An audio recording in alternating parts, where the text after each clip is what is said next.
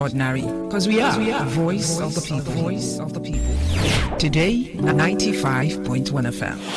Today, 95.1 FM. Whether it's happening in Port Harcourt, South South, Nigeria, or around the world, we've got you covered on air. Day 95.1 FM. Today, 95.1 FM, Port Harcourt.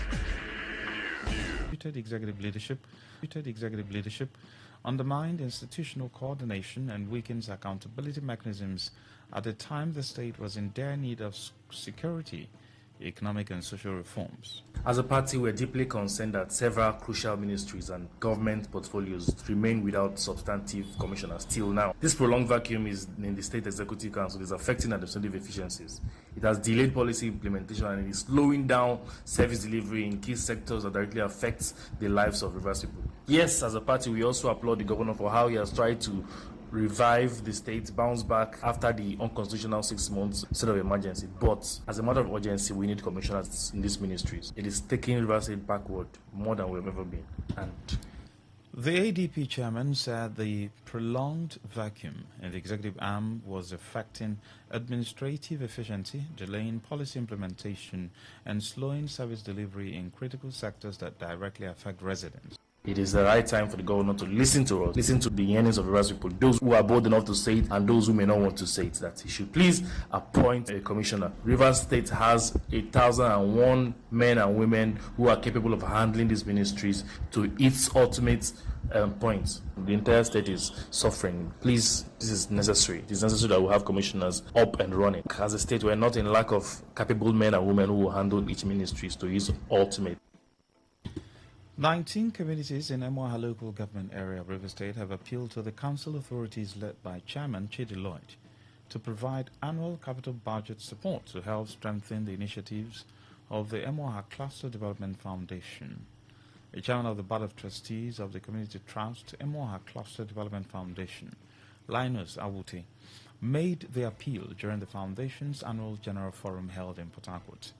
I would explain that while the communities appreciate the annual allocation of 85 million naira from the Nigerian LNG, the amount remains insufficient to address the diverse and urgent needs across the 19 communities, adding that the communities have also received the 25% peace incentive, an additional 21.25 million naira for 2 consecutive years, earned through sustained peace and stability.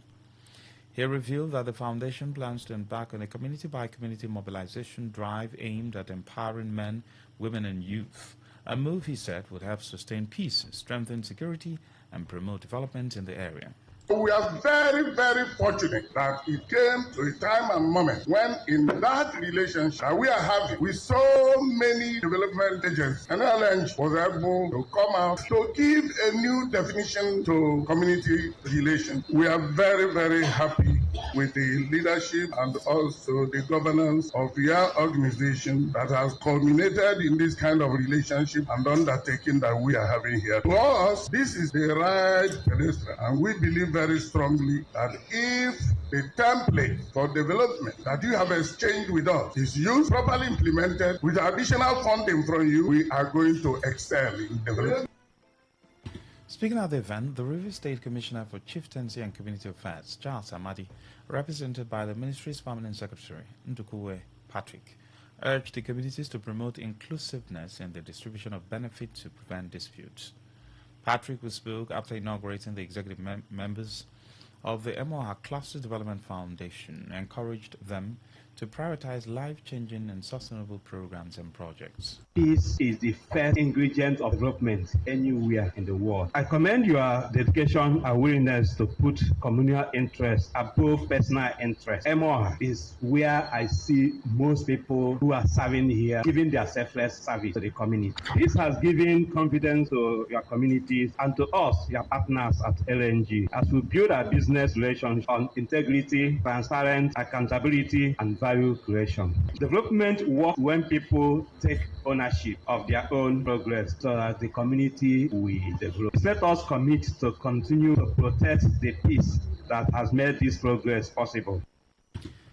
LNNG's head of community engagement, Ifeanyi Ume, praised the cluster for its cooperation and commitment to equitable management of resources, saying the collaborative effort is already producing positive results. But I'm here today to encourage you to take the position you have to help your people. You identify the project you need, and then you choose a project and you work towards actualizing it. I want to encourage you to be transparent and to be accountable. I listened to some of your achievements, and I think you focus more on education, water, and some other projects. In the future, I want to encourage you to go into livelihood and health, something that skills what people will benefit from. And even if you are no longer there, they can eat from there. I want to encourage you to unite. The DOT members, management, all of you need to unite so that you can forge ahead.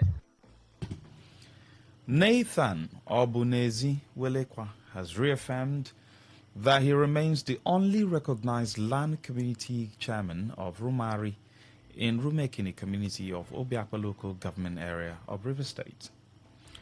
Obunezi Welekwa, popularly known as Doctor, dismissed as laughable and shameful a claim by Ndidi Walu, who has been parading himself as the land committee chairman of Rumari.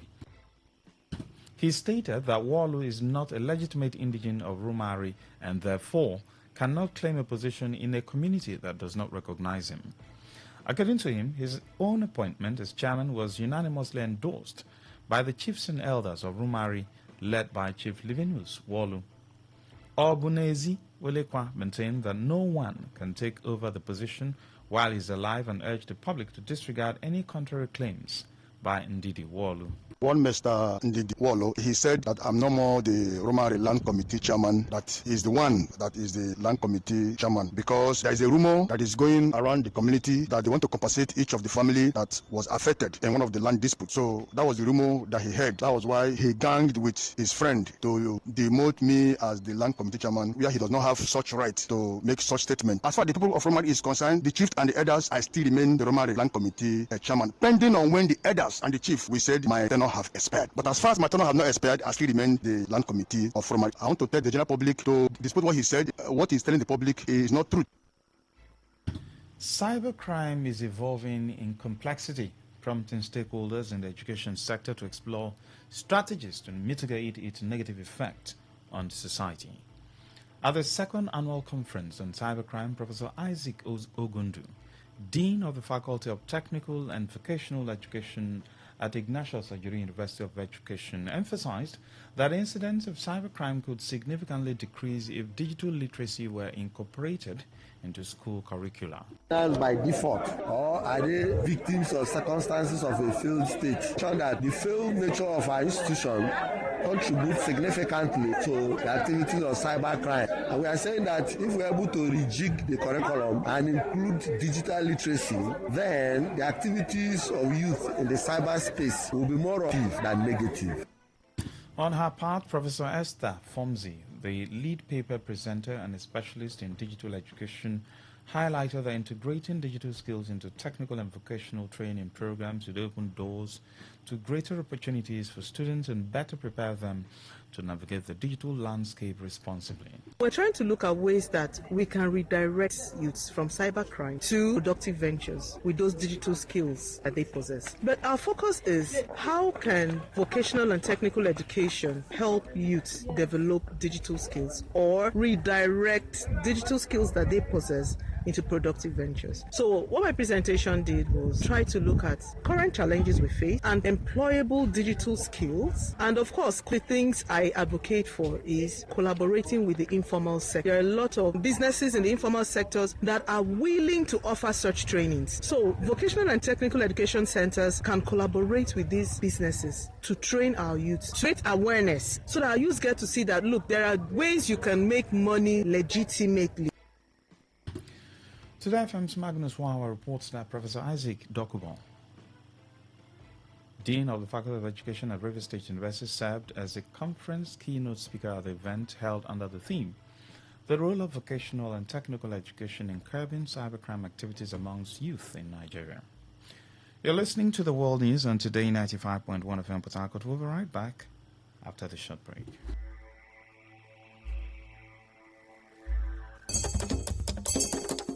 the Rumogologo family in Rumorkani community of Rumigbo clan, Obiakbo, and the Okene family in Rumunduru community, Oresara clan, announces the passing onto glory of our son, father, brother, uncle, grandfather, great-grandfather, great-great-grandfather, late Chief Timothy Maezue Makele, Eze Egiga II and Eze Abrunotu I of Ekinibo clan, aka Nana, whose death occurred after a brief illness on 28 July 2025 at the age of 117 years. Burial arrangements Sunday 23rd November 1 p.m. Bazaar display to be conducted by Holy Trinity Anglican Church, Rumapara. Monday 24th November to Thursday 27th November traditional wrestling display by Ekinibo clan. Thursday 27th November 2025 8 p.m. Oboni Ikwere Cultural Society display. Friday 28th November body leaves Military Hospital Mortuary, Port Harcourt by motorcade to his maternal home in Okene family, Rumunduru community in Oro Esana clan. 12 p.m. body is received by the chiefs, elders and the people of Okene family in Rumunduru community. 2 p.m. body leaves Rumunduru community to his hometown. 4 p.m. body is received by His Royal Majesty Eze Gift Eziho Johnson, Eze Onhapana IV and his council of chiefs, elders, opinion leaders, youth and the people of Ekinibo clan at the ancient palace of Apara Kingdom. 6 p.m. body lies in state at his residence number 591 Ikwere Road, Chakricha, Rumigbo Town for a traditional wake-keep. Saturday 29th November 2025, 8 a.m. traditional burial rite, 11 a.m. interment. This is signed by Elder Wenenda Makele, chief mourner for the family.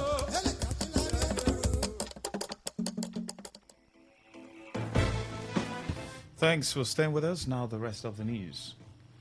The presidency says the United States has reaffirmed its readiness to deepen security cooperation with Nigeria, offering increased intelligence support, defense equipment, and other assistance to bolster ongoing operations against terrorist and violent extremist groups. The commitment follows a series of high-level engagements in Washington, D.C. last week, where a Nigerian delegation led by the National Security Advisor Nuhu Ribadu met with senior officials from the U.S. Congress, the White House Faith Office, the State Department, the National Security Council, and the Department of War, among others. According to a statement by President Bola Tinubu's Special Advisor on Information Strategy, Bayo Onanuga, the delegation used the engagement to counter allegations of genocide in Nigeria. They stressed that violent attacks cut across religious and ethnic groups, warning that mischaracterizing the crisis would worsen national divisions. He added that the United States also indicated willingness to expand complementary support, including humanitarian aid to affected populations and technical assistance to strengthen early warning mechanisms in conflict-prone areas.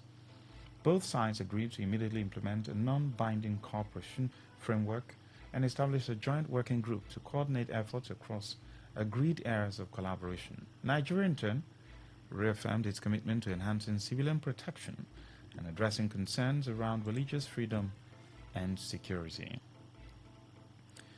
The Federal High Court in Abuja has ordered President Bola Tinubu to compel the Attorney General of the Federation to publish the names of individuals indicted in the alleged misappropriation of over 6 trillion naira allocated to the Niger Delta Development Commission, NDDC, between 2000 and 2019.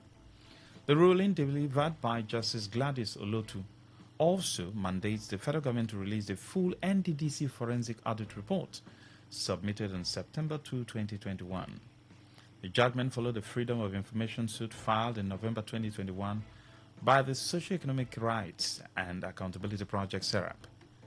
Justice Olotu held that the audit report and the list of indicted persons are public records under Section 31 of the Freedom of Information Act and are not exempt from disclosure under Sections 11 to 19 as it relates to the management of public funds.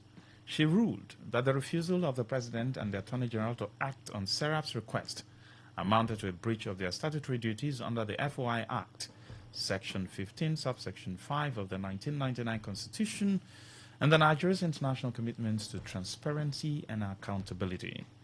SERAP's Deputy Director, Kolawole Oluwadare, hailed the decision as a groundbreaking victory for transparency and accountability and called for immediate compliance.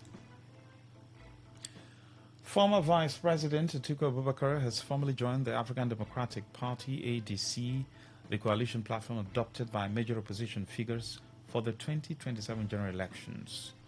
The announcement came 17 months before the polls, marking a significant shift in Nigeria's political landscape. Atiku confirmed his membership today in a brief post on X, where he shared photos of himself holding the party's membership card with the caption, "It's official." The move followed his resignation from the People's Democratic Party, PDP, on July 16, after citing irreconcilable differences and a deviation from the party's founding ideals. Although he played a key role in the coalition's adoption of the ADC in July, Atiku, along with other prominent figures such as Peter Obi and Babachir Lawal, had delayed formal registration with the party. The coalition officially launched on July 2, 2025, as pledged to rescue and rebuild Nigeria, positioning the ADC as a united front for opposition groups. Atiku's official entry into the ADC is expected to further galvanize the coalition as it prepares to take on the APC in what is set to be a freshly contested 2027 election. On the foreign scene, Saudi Arabia has discreetly relaxed restrictions on alcohol purchases for certain foreign residents, allowing non-Muslim holders of the kingdom's premium residence visa to buy liquor at the Riyadh's only licensed store.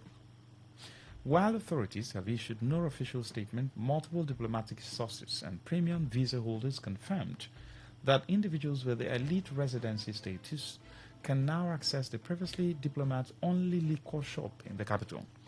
The premium residency scheme introduced in 2019 allows select foreigners who must pay a one-time fee of 800,000 riyals to live, work and invest in the kingdom without a local sponsor.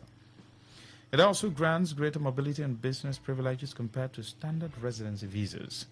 The apparent easing of restrictions comes nearly 2 years after Saudi Arabia opened its first official liquor store in January 2024, located in Riyadh's diplomatic quarter and exclusively serving non-Muslim envoys. That development also occurred without formal public announcement. Under Crown Prince Mohammed bin Salman, Saudi Arabia has undergone sweeping social and economic reforms aimed at modernizing the kingdom, attracting foreign investment, and reducing dependence on oil revenue.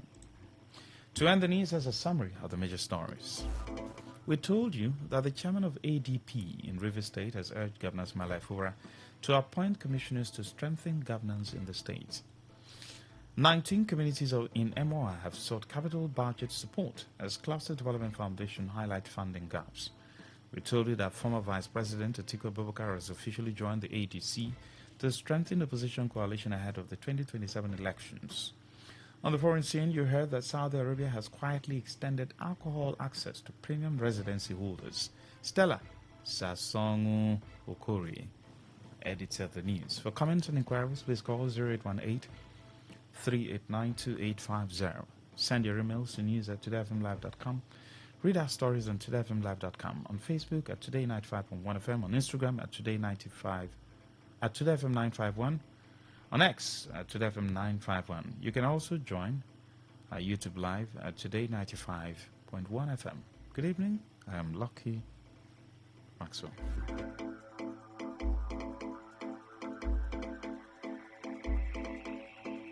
Today's news, today's entertainment, today's sports, today's issues. Today on Today 95.1 FM, Port Harcourt.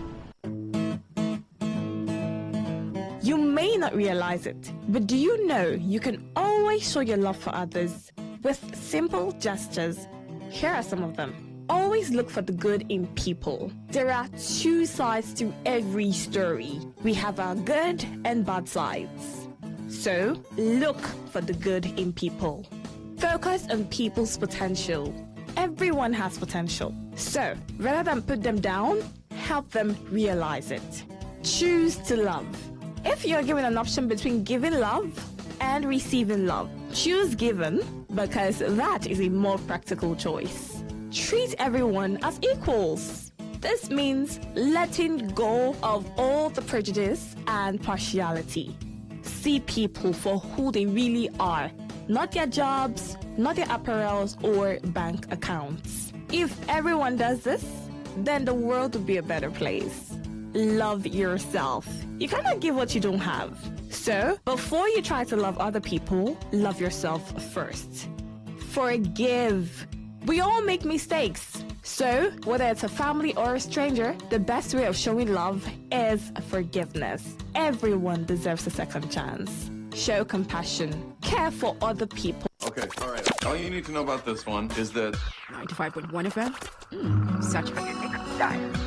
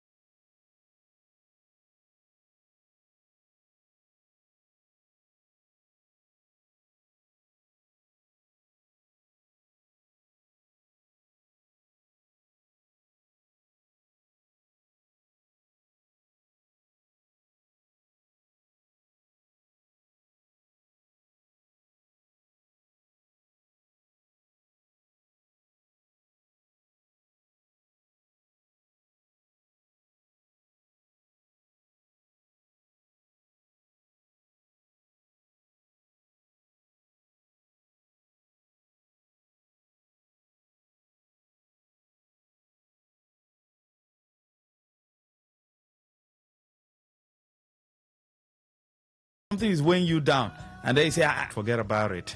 You know what I'm saying? All right. Feel free to join the conversation. Let's talk about what's on your mind.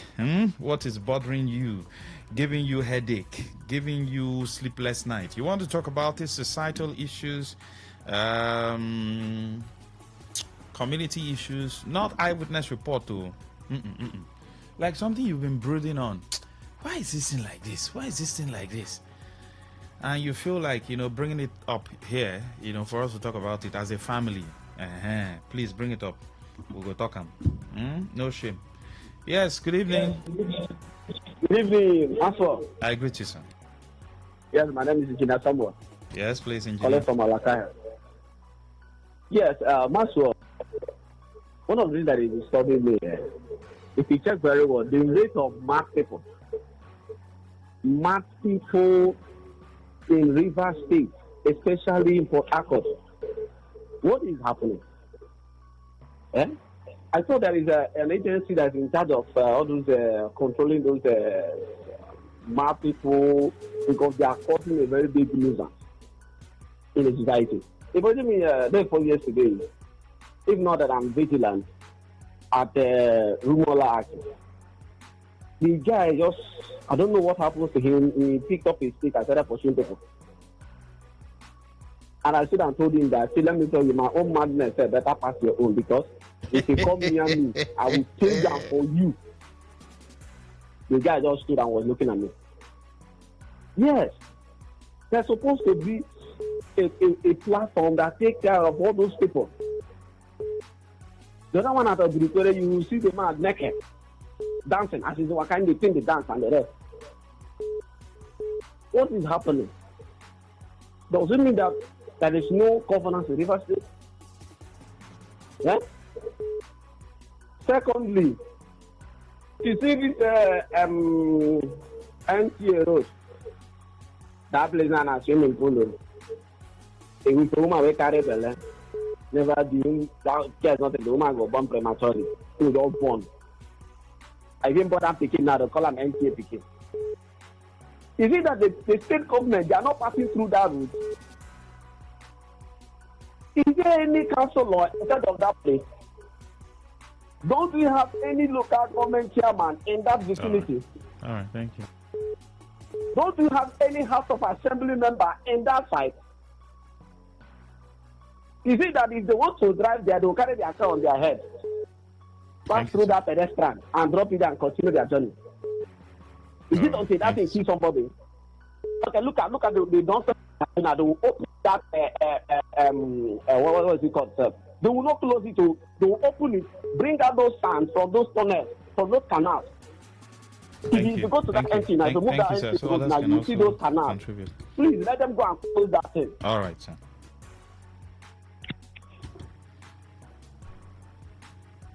Yes, good evening. Hello, good evening. Yes, sir, welcome. Go ahead. Happy New Week to you. I wish you same. Matthias calling from Noah. Yes, please. Yeah.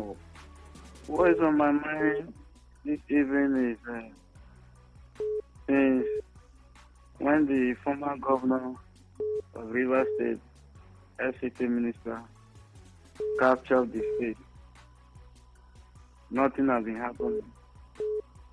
Everybody is keeping quiet that there is peace. Can a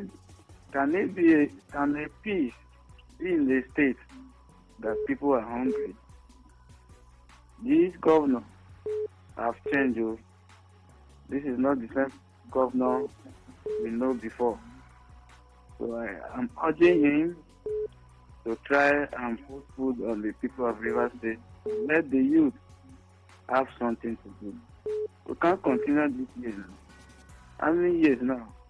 Nothing. No job employment, nothing is happening. The local government, that one is even worse. Zero. I traveled to my village during the weekend. I was hearing the project that the chairman was doing. It looked so very annoying. But that is not what I will bring it up on radio. So please, these are politicians to help let them help the poor masses. Things is hard. Thank you, sir. Thank you. Hello, good evening. Hello, Master. Good evening. Yes, please, go ahead. And Happy New Week. Master, I'm General Africa from Mokobo, where the governor is coming from. What is in my mind this evening is this. Since this our brother come back for power, getting to 2 to 3 months back, no commissioners have been appointed or bring in to do the work of this river state. Even this 6 months of emergency rule, it gives me like the state been leaving the hall. Personal when they say governor don't come back. Even though they purported or elected or selected local government chairman, what do they here now? Want to bring light for here. We want to bring the road for here. We don't bring the 2 payloader, 2 grader to grade all the roads. Is that what to be hearing in this century, this modern time? Is that what to be hearing in this state, in this modern time? That is what is in my mind. But never if you know that you will not do the work, so they don't capture you. You come out there and leave the state, the man could see how the state go take move. That says you don't get the answer governor, nothing with the see where they go on. Eh? Thank you. Good evening. Hello, Max. Yes, I heard. Good evening. What is in my mind and about them is since when our governor, I'm like, okay, my name is George from Oyibo. Since our governor come back, it seems that just everything is just standstill. Since the structure has taken place, nothing is moving again. Governor now is not the governor before. Structure has overtaken him. And I'm seeing that why he's sitting there now, for now, after this, no more. That's what I'm seeing now, and it's bothering me. Thank you. Thank you. Good evening. Hello, good evening. Yes, please, go ahead. Yeah, my name is Innocent. I'm calling from Port Harcourt. Yes, please. Mr. Max, what's on my mind is I don't really understand. It's like Trump is not ready to come to Nigeria again.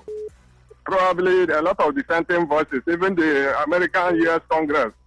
It's like they are trying to dissuade him from coming. And we are in this country, we are saying that there are a lot of killings.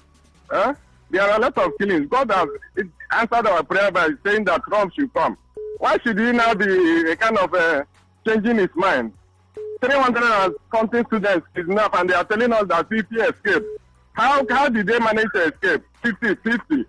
And Trump doesn't want to come. The Nigerian delegate that went to America, I don't know what they discussed. Now they are saying that whether collaboration or this, they will send this, they will send this. Please, they should come and rescue Nigeria. Nigeria, insecurity is too much in Nigeria. Trump, please, don't hesitate to come. Whatever the Nigerian government has said, please, come and rescue Nigerians from this kidnapping and the assassination that are taking place. Thank you very much. Innocent is my name. Thank you, sir. Good evening. Hello, Mr. Master. Good evening. Yes, please go ahead. Yeah, my name is Kingsley calling from Obogoro. What's on my mind? The Seraph, their lawsuit when Federal High Court mandating President Buhari to make the NDDC forensic audit report public. Yes. I laugh when I just heard the reason because I know nothing is going to come out of it because a high-profile individuals are involved in that report. So, and some are still in his government, and some are in are no longer serving now. And I know nothing is going to come out of it because it will still be like normal academic exercise that is not yielding any result. So the court has said it on, but will they obey it? The answer is no. So Seraph should not just waste their time or even their energy because they will not obey it. Thank you for having me. Thank you very much. Good evening. Good evening. Yes, please. I'm Chinedu Yes, please. from NTA Road. What is my mind about this Gumi statement that the IPOP are killing and destroying? They only kidnap and take ransom. So such statement doesn't mean that the federal government has much to say about that man's statement. Okay? Because the statement sounds somehow. The thing I see is encouraging terrorism here in Nigeria. And they went and sentenced someone that is fight for freedom, life imprisonment. This is injustice now. It's not good. Thank you. Good evening. Hello, Master. Yes, please. My name is Nebu Pepe from Bugma Saitoro. All right. What's my mind? I'm very happy that Honorable Jika Faramaki, the energy man, due inauguration about a mother there against December on the 19th. But that will start from 28. So. Yes, good evening. Waiting concern us concerned. Hello, good evening. Ogamaswe. Yes, please go ahead. You know, in those days, I always say someone is breathing through the anus or someone have sickness, brain sickness. You know that I'm an IPOB, and the meaning of IPOB is indigenous people of Biafra. I'm not carrying gun. I've not killed someone before. I've not hit someone down or broke someone's head before.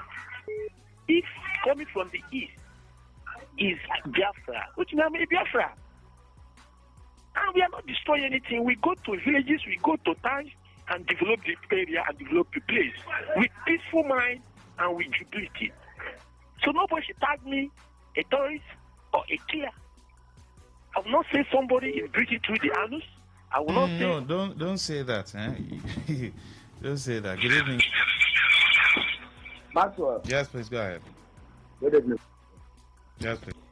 What's on my mind, Maxwell? Maxwell, I was saying the other time that whatever agreement that the governor of River State had with his boss, the SCT minister, as mediated by the president, Bola Tinubu, whatever that agreement is or was, is actually affecting governors in River State negatively. Now the question becomes, why blame? You know, we were among the people that was calling for it, asking that he resigns, so as to keep his integrity, so that he's coming back, we won't be ridiculed, you know. But at the end of the day, along the line, I changed my mind, because understanding that we are understanding that you are fighting for people who never loved you. And if he had eventually resigned, do you know that there would have been rejoicing in the camp of the enemy who he thought were his friends?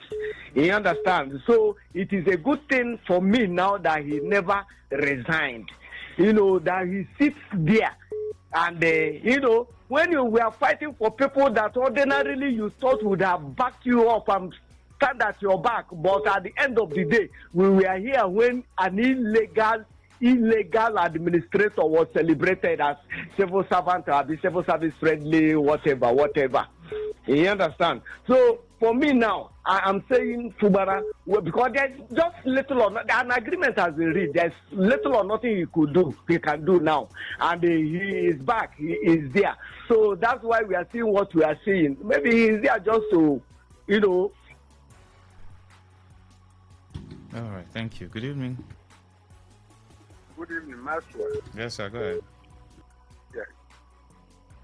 This one in River State or Niger Delta, whether they call him Jonah or Joseph, discovering bunkering, doing this, doing that. Why can they carry him to this area where there is problem? The way he's fighting here, let him go there and fight the henchmen and whatever, the Boko Haram.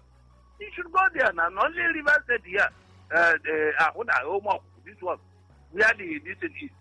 They should go there now. He has the intelligence that can help in handling the criminal activities in that area.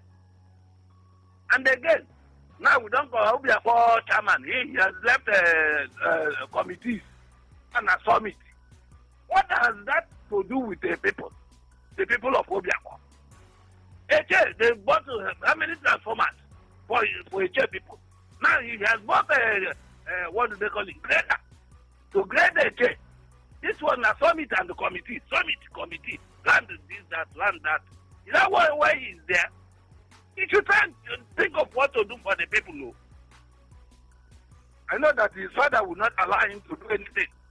When the allocation comes, if they know how to do it, then you put the set committee. Thank you. All right, feel free to join the conversation. What's on your mind? Let's talk about it. Send in your messages to 0701 9339 962.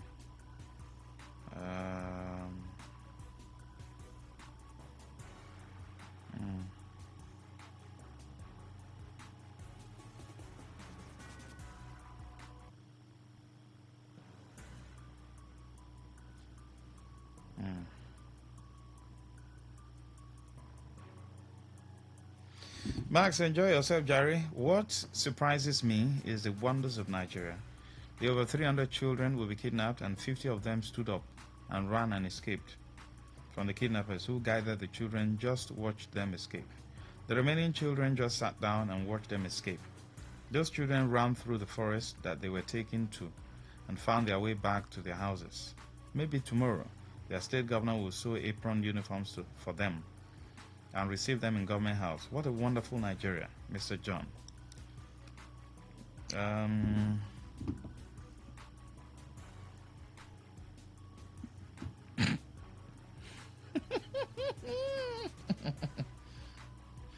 What's this person's name?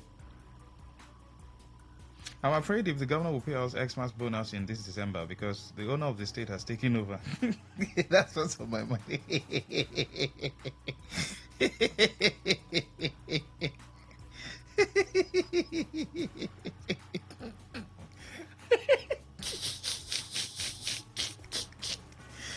Who is the owner of the state?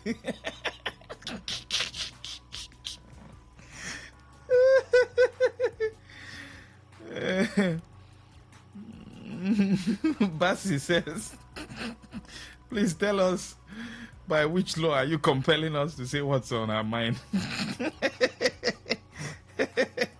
I'm not compelling you. I'm just begging you to talk, eh? 0810 9510 951. Hey, I'm not compelling you, please. It's not by force. Hello, good evening. Marshall. Sir? Oh, yeah. The owner of the action of the owner of the state.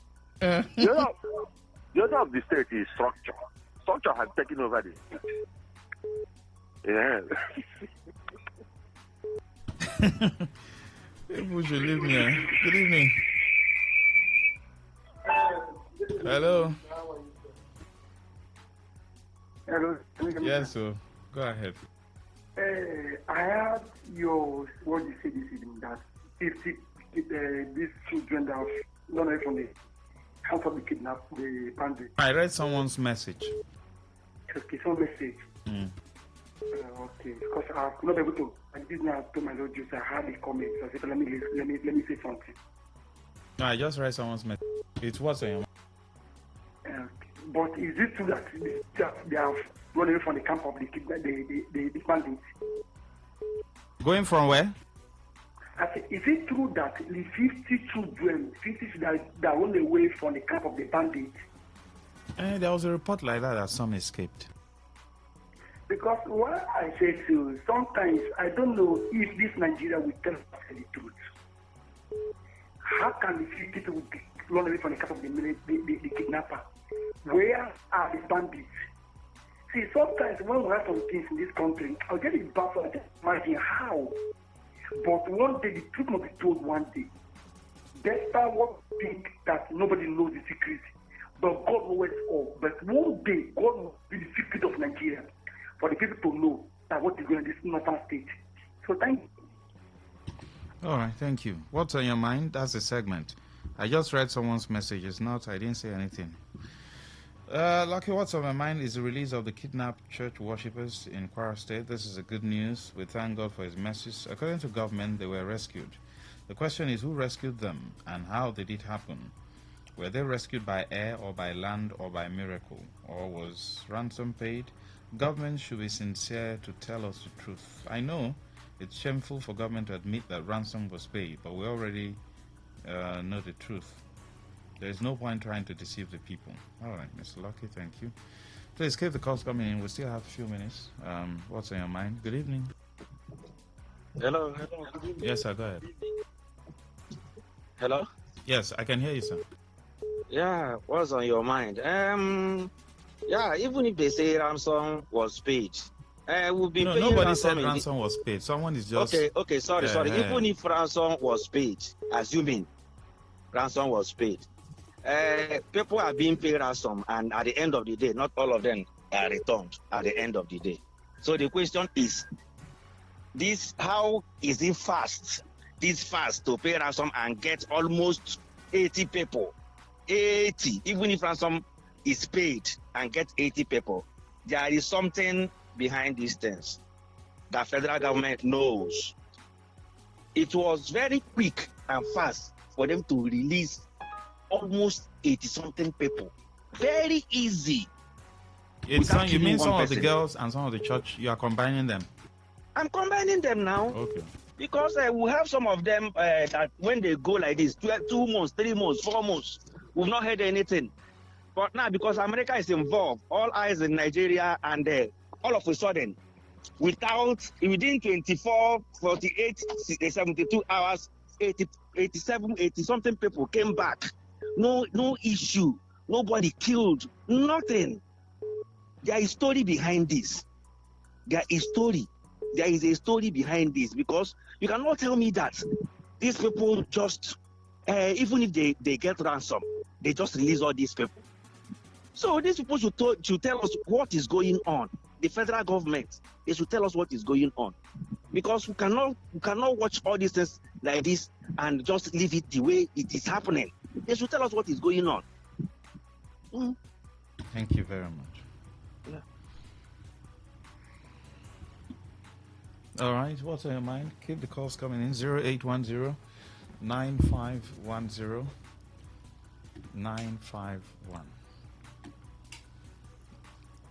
Messages 0701 9339 962. Good evening. Hello.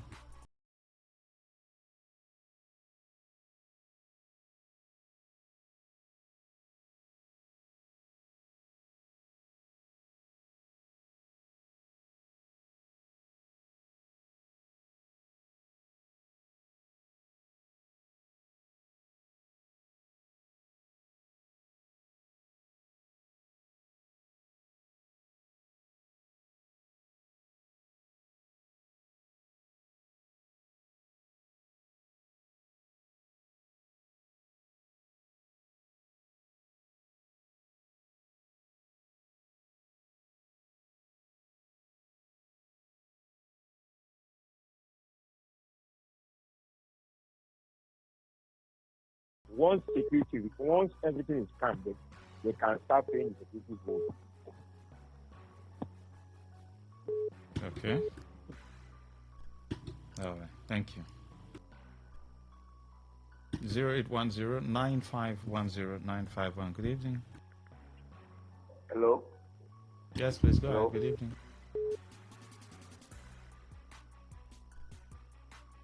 Hello. Good evening. Yes, please go ahead. Good evening.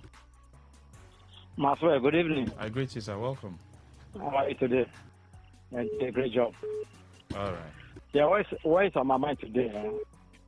They said the federal government withdraw some number of police from VIPs. Why can't they withdraw police from? Why can't they stop police from taking money from motorists on the road. Can they stop that? As you see for Aya at Rubokoye, they collect 200 for all motor commercial drivers. If you give the 100 naira, you look for that. Oh, so sorry. Good evening. Can I give you a comment, friend? Yes, go ahead. Yeah. According to your for the moment. All right. You know that America are the four people that started acting movie film. And their film is a film that we cannot trace how it comes about. The Nigerian movie, it can illustrate, it can explain, and it can also tell how it will end. And sometimes how it started, it can also explain how it will end. I hope all this drama Nigeria is acting, that it shouldn't be to stop Trump from coming on. They should stop acting drama and let's see if this man will come and assist them and help them. Let them reason something else now. Akonuche, what are you eating? What are you eating? You're eating an you think I would know? I catch you. My brother, eat and enjoy your life. Life is one. You allow anything bother you. 0810-951-0951. That's the number to call to be a part of the conversation. You can as well send in your messages to 0701.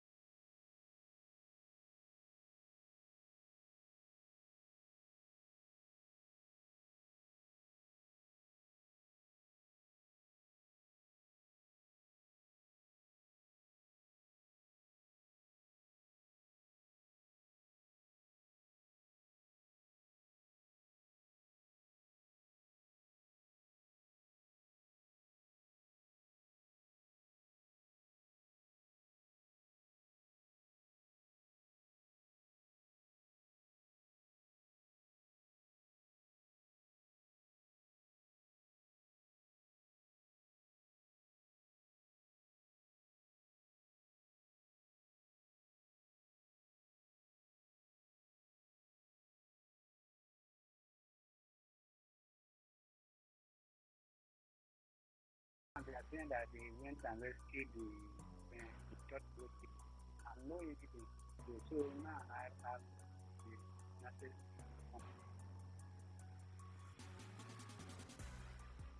All right, thank you. If that's what you can take, we'll take a short break and then come back for Area Talk. Stay with us. On Area Talk, we'll be talking about the issue of governance, how it should be. All right, stay with us.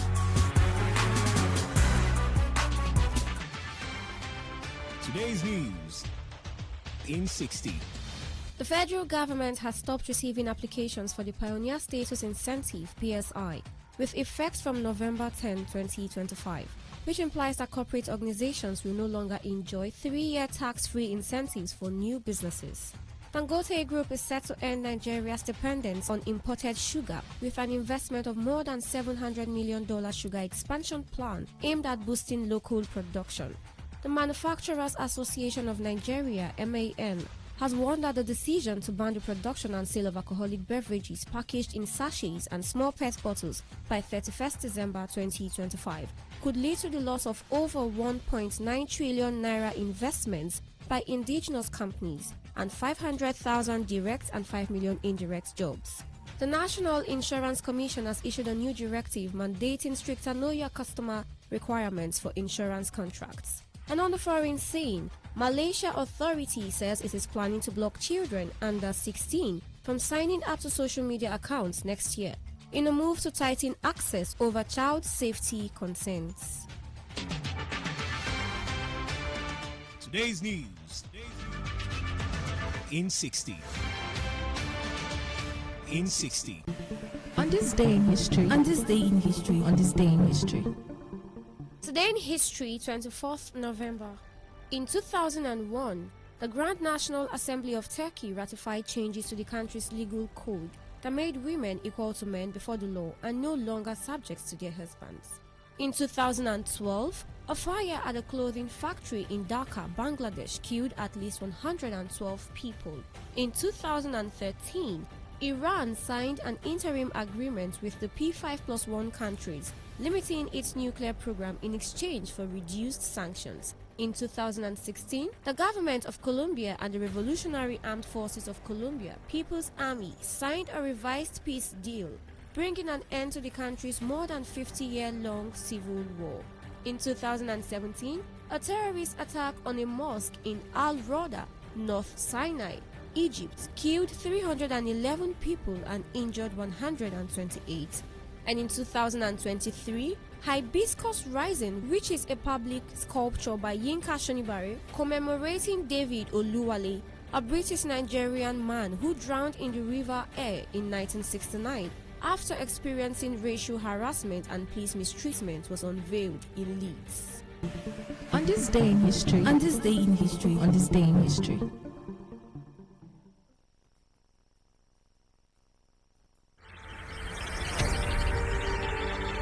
Want to know what's happening? Get latest information in sports, politics, lifestyle, you name it. The frequency of choice. Today, 95.1 FM. Today, 95.1 FM. We serve you the latest update on everything. Today, 95.1 FM. We are the voice of the people. The voice of the people.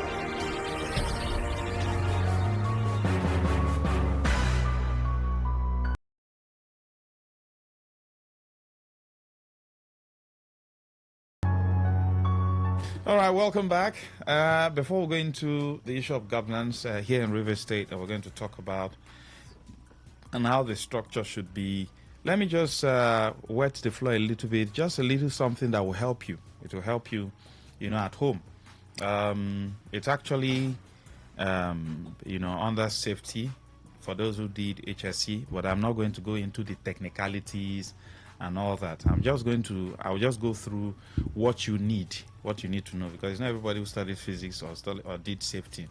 Now, I'll just share with you what I call, it's there. You can still go and read about it. The fire triangle, how fire starts, the components, what makes up fire, and how, if you have little issues like that at home, probably you're cooking, your frying pan or your pot is on fire, and then sometimes, you pour groundnut oil, right? And before you know it, this fire just comes up. How you can stop it, using your own local means. So there's the fire triangle is there. You have the three components: oxygen, you have heat, and you have the fuel. All right, so I'll just explain them in brief, and then we'll go into what we have for you today. The first element, okay, is heat. It ignites the fire. It can come from a variety of sources. It can come from open flames, electrical sources. It can come from friction. You understand? What if you're sharpening a particular knife on the floor, probably on the sharp floor, you discover some pellets of fire coming out. That can ignite a fire. Okay, so friction can also be electrical sources. Okay, so going forward, once it is ignited, a fire will continue to produce heat, causing it to spread round. So that's one of the elements. Heat is there that causes fire. All right. So if we go further, you talk about oxygen. Oxygen, of course, we're all breathing oxygen and we send out carbon dioxide. That's basic science knowledge. If you ignite a fire in an open environment, you discover that fire can continue in as much as heat is there and the fuel is there, that fire will continue. You know what makes it continue? Is the oxygen. The moment you're able to cut off the oxygen from it, it goes off. For instance, you're cooking, and then fire got your pot, usually coming from inside the pot. What do you do at that point? Firstly, put out the heat. Probably if you're using gas or you're using do people still use kerosene, DPK? So if you're using gas, for instance, put up the gas. Of course, the fire is still inside the pot, right? Use a cloth, cover it. What you're trying to do is to cut off the oxygen supply so that fire can come down. If you carry that pot outside where you have enough oxygen without covering it, my brother and my sister, the fire will increase because you have exposed it to more oxygen supply. So it will increase. That's why it's called the fire triangle. Heat is there, oxygen is there, then you have the fuel itself. So once that kind of thing happens, if fire gets into the pot or starts from the pot, just use a cloth, cover it. That's why if you check, even in movies, if someone maybe mistakenly catch fire, what the person will do is to just fall on the floor and roll. Is to look for a way to cut off the oxygen supply. Because once oxygen is being supplied constantly, oh boy, more fire. You get what I'm saying? I'll probably tomorrow or next, I will look at different fire extinguishers and how, when to use it. Okay? I'm asking, are you a professional? Where I read physics. I also did HSC in school. All right? Health, safety, and environment. Even though, in our country now, some of the things they're supposed to teach you practically, you have to now go out of your way. Pay money here, pay money there to learn more. So oxygen is there. Fire needs 3 elements to ignite and sustain. You have heat, I've talked about it, you have fuel, then oxygen. The role of the oxygen in a fire is to help oxidize or break down fuel molecules into smaller combustible compounds, releasing energy and heat. So you see how important oxygen is. In fact, once you're able to cut off oxygen, you have solved the problem somehow to a very large extent. So the oxygen contained in the surrounding air diffuses in, reacts with the fuel, making the fire hotter and brighter. So oxygen acts as an oxidizer. And without it, fires wouldn't exist. Without oxygen. So when fire happens probably in an open environment, the firefighters know what to do. To cut off the oxygen, cut off the heat, and then the fire will naturally go down. Do you understand? So that's it. So if something of that nature happens, put off your gas, just use a cloth to cover it. Even some of our mothers, they know this technique. They didn't go to school.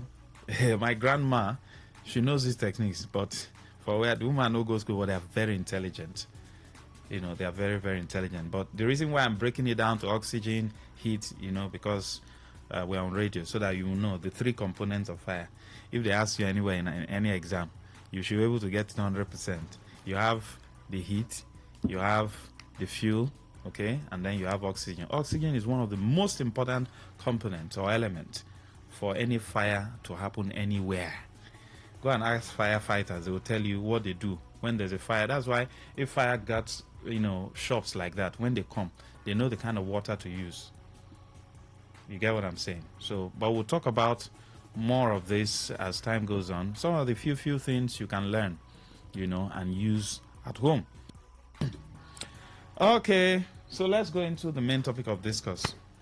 So the 3 components are what? Oxygen. You have what? Heat. And you have the fuel. The heat is probably the gas you were using.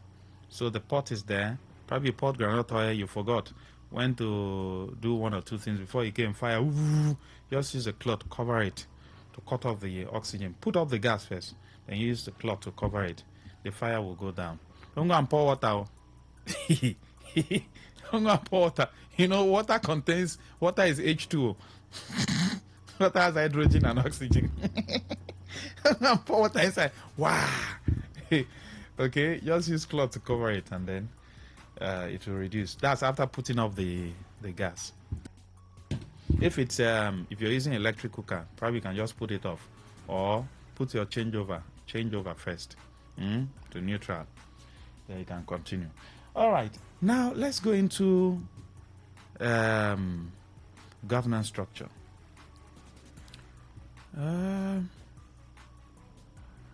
Now, in River State, if you open the phone lines and you ask people what is going on within your area in terms of governance since Simfubra came on board, people, they have diverse opinion.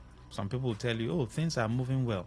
Some people will tell you, no, this our governor is not the governor we used to know. So who is he now? Has he changed? Has his name changed? His name is still, even though he does not put the Dr. Simfubra, Governor Simfubra, Simnalai Fubara.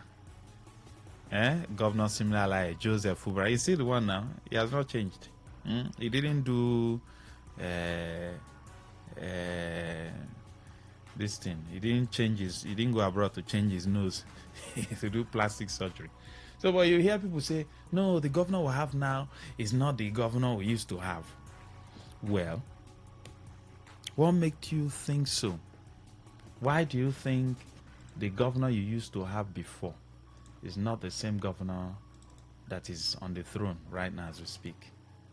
Is it in terms of project delivery, this, that? Just like someone sent a message earlier, say, I hope they will receive their Christmas bonus, because of course he has done that before. Now that according to the person, the owner of the state, I don't know what the person meant by the owner of the state, because I know that God owns the world, so God owns the state. So I don't know if there's a second owner, because even me and you now, God get us now, right? So, but here, a political party, the chairman in River State, is saying that that the governor should appoint commissioners. I don't want to go into what happened before and all that. It will take our time, so we can have the conversation within this circle. You have a governor, you have the legislative arm of the government, you have the judiciary. They all have their functions. For those of us who did elementary government, they all have their functions. In the ministry, that's the civil service, is the engine room of government. They are the ones who carry out the vision of the governor, even at the federal level, but here we are talking about the state level. And this is not different from what happens in the spiritual realm for those who believe in the holy books and all that. Even Jesus himself, when he was on earth, he had disciples. You can call them commissioners, right? 12 to, I think, 120, and then they increased just like that. Even at that, he still had women who ministered to him, physical gift, food, clothing, and all that, because he said he was going about doing his father's business. Recall, Peter lent his boat to him to preach. So for you to fulfill a vision, you need materials. But in this case now, in our present day governance style, we have enough human resource. We also have enough material resource. There's allocation coming from Abuja. There's IGRO. There's ecological fund. There's 13% derivation and other funds. Even though some governors still go ahead to borrow. I don't know why they borrow. So, in the ministry, the civil service is the engine room of government. You have directors and you have permanent secretaries. These are professionals within their field.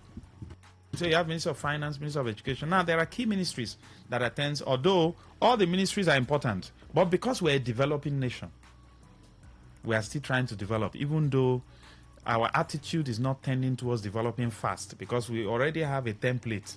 If we borrow democracy, and there are people who have gone ahead, for instance, your father made some mistakes, but he is now telling you that, see, my son, if you want to grow fast, this is what you... So your father should be a template. You should go farther than him. He didn't have someone to look up to, but you now have someone to look up to, so you should grow fast. We're having one argument in my class, somewhere, and some of them were saying, someone said, how old are we? Because we're talking about China, their development growth and all that. Say, how old are we? So the whole class descended on him and said, what do you mean? Shouldn't we even grow faster? Because we now have templates all over. France is there, Japan is there, Rwanda, even the black nations are there. You should grow faster, right? Because you now have templates here and there. So if the civil service is the engine room of government, you have professionals, you have Ministry of Finance, Education, Health, Social Welfare, Community Affairs. You have a lot of ministries, okay? Special duties. If you have Ministry of Agriculture, now these ministries are tailored to taking care of issues, to taking care of things, food, agriculture. The man needs food in his belly to function daily. That's the fuel, you know, so that chemical reaction can take place. Carbohydrate can be broken down into energy, and then the man will be able to walk and also think. You have protein, you have... So agriculture is very important. There must be food. Even Jesus ate. You have health, right? Physicians take care of us. Medical doctors, nurses, pharmacists. So health is very, very important. Finance. There's need for money to be in the hands of people. So they are the ones who take care of the finances. Oh, this should go to this should go to this. Audit, this, that. Very important. Minister of Economic Planning and Job Creation.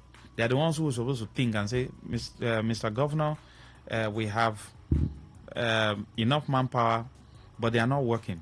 How do we create jobs? This is the template. This is what we've been able to. So you have all these ministries to cater for social welfare, right? People complain of mentally deranged people and social issues around us. They are supposed to take care. Minister of Works, okay? They are supposed to take care of road, everything that has to do with physical structure. So all these ministries are meant to. But you have professionals. Recall, I said earlier, you have professionals, directors. You also have permanent secretaries who are professionals in this field.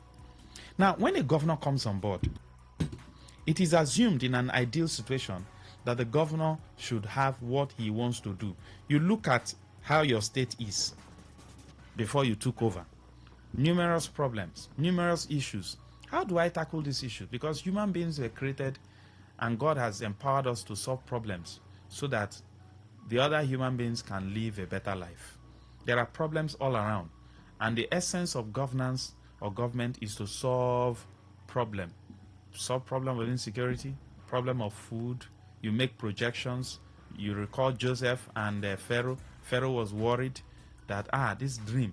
Then Joseph, told him that this is it, this is it. Say, you get sense, so, oh yeah. Because the man, the leader, was scared that there will be 7 years of bountiful harvest, then there will be 7 years of famine. So you see projections. A government will now think, how do we cope within these 7 years of famine? Yes, we've had seven years of bountiful harvest, food storage. Is that so? The 7 years of bountiful harvest, we have to plant enough. We have to plant times 7 times 7. You get what I'm saying? We'll be storing, because this other 7 years of bountiful harvest, people will be eating too. You won't stop them from eating. But you'll be storing food that should even carry you for 49 years. That is the common sense. So you grade everywhere, you plant, you bring all the farmers together. I'm telling you how a government is supposed to work. Government makes projection. Oh, our population, because these other 7 years of famine, people will also be giving birth. So would you say because people are giving birth, they should not eat? Or you now say, no, more can I not born again? People should not give birth. For where la pata must take place, like one of my former bosses would say.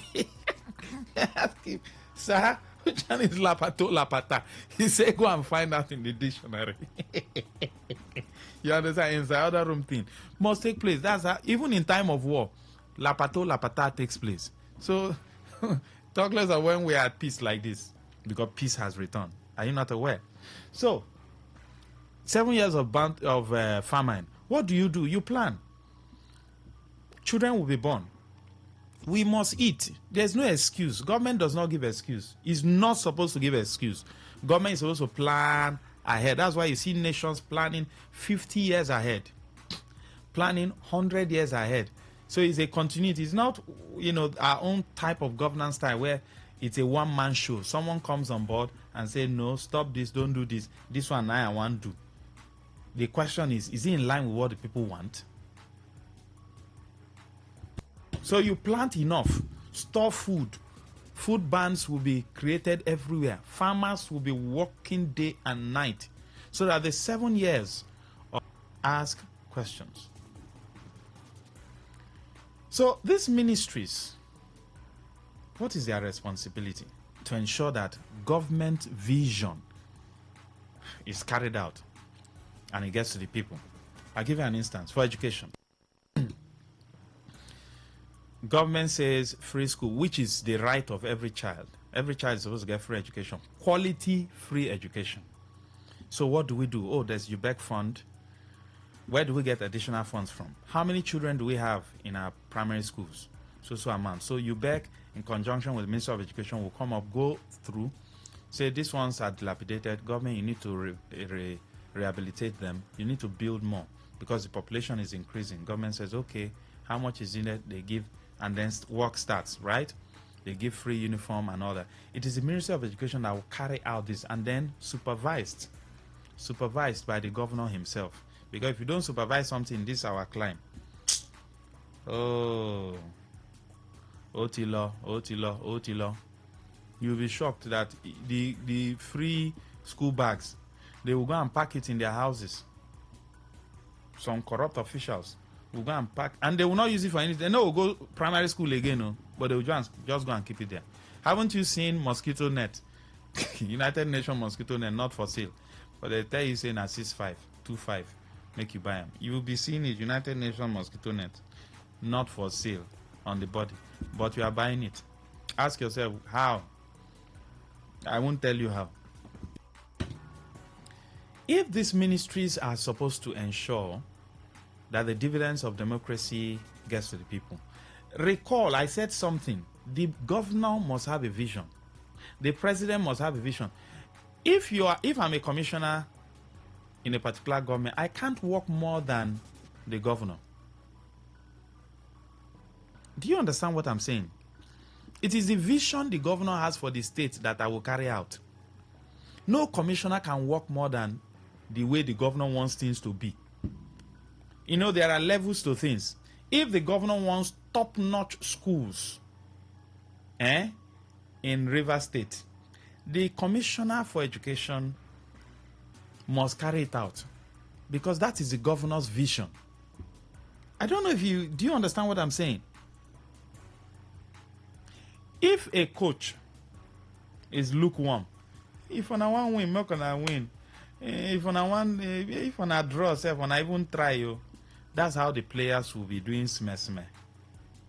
But if it's a coach that has a mandate that, in fact, if we draw self, we should be angry with ourselves. You will also see the players play that way. So leadership is very important. The point one, what he carries is what spreads down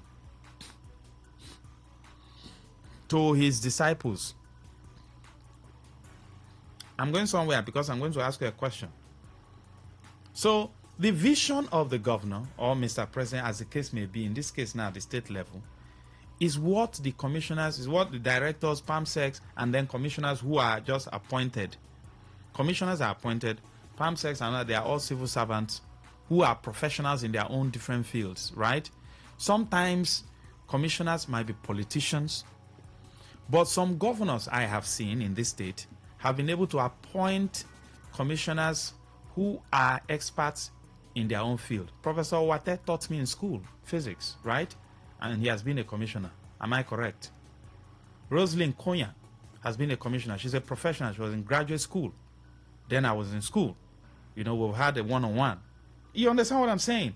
These are professionals. Oh, if Professor Wate teaches you, oh boy, he taught me. So we have seen governors who have appointed commissioners into, you know, they say square peg in square hole, round peg in round hole, right?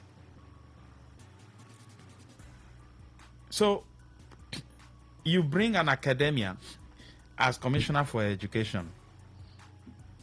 You know that the person, so, and then the person will carry out the vision of the governor. So the governor wants top-notch schools, wants our children to compete globally, not even in Nigeria. Now we'll go spelling program for Abuja, we win, we'll come celebrate everywhere. No, one global competition. How do we achieve that? Commissioner, give me a template. Money no be problem. We'll go spend the money. Let our children have top-notch education. That is the governor's vision. You must carry it out. If you are not fitting in, you will say, oh, God, step aside, bring in another professional to give me what I want. You know, there are people who have high taste. Let me use that. High taste. You want to cook soup, you cook and well. Money no be problem. Take the money, but give me what I want. You go to health. You say, I want my people to have quality health. No excuse. Don't give me excuse. It is, you can only give me excuse when monies are not released. Because money answers all things. Let us leave English. There's nothing you cannot achieve with money. Probably with the exception of someone who has died. You can't use money to wake the person.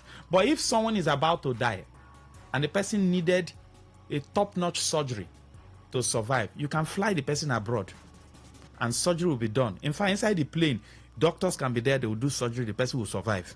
You put the person on life support, now money do them. That's why the Holy Book says money answereth all things. Money is very important. Let's leave this English. When money is spent on something, you will get the taste, you will get the level you want. And River State, money boku. Right? Now, having given all this instance, it means that the governance style will reflect the vision of the governor, the point one. You have a husband that likes good food, and he gives you good money to give him that good food. Auntie, you have to learn how to cook. Don't give excuse. So the governor's vision of the taste, the standard of education, of health, of the fact that I want gari sarasara everywhere, yam everywhere, plantain. Commissioner of Agriculture, what do we need to do? Bring all the farmers. We want food, nyafu in this state. Pump in the money, you will see food. But pump in the money to the right people and supervise it. So we want to see food prices crash.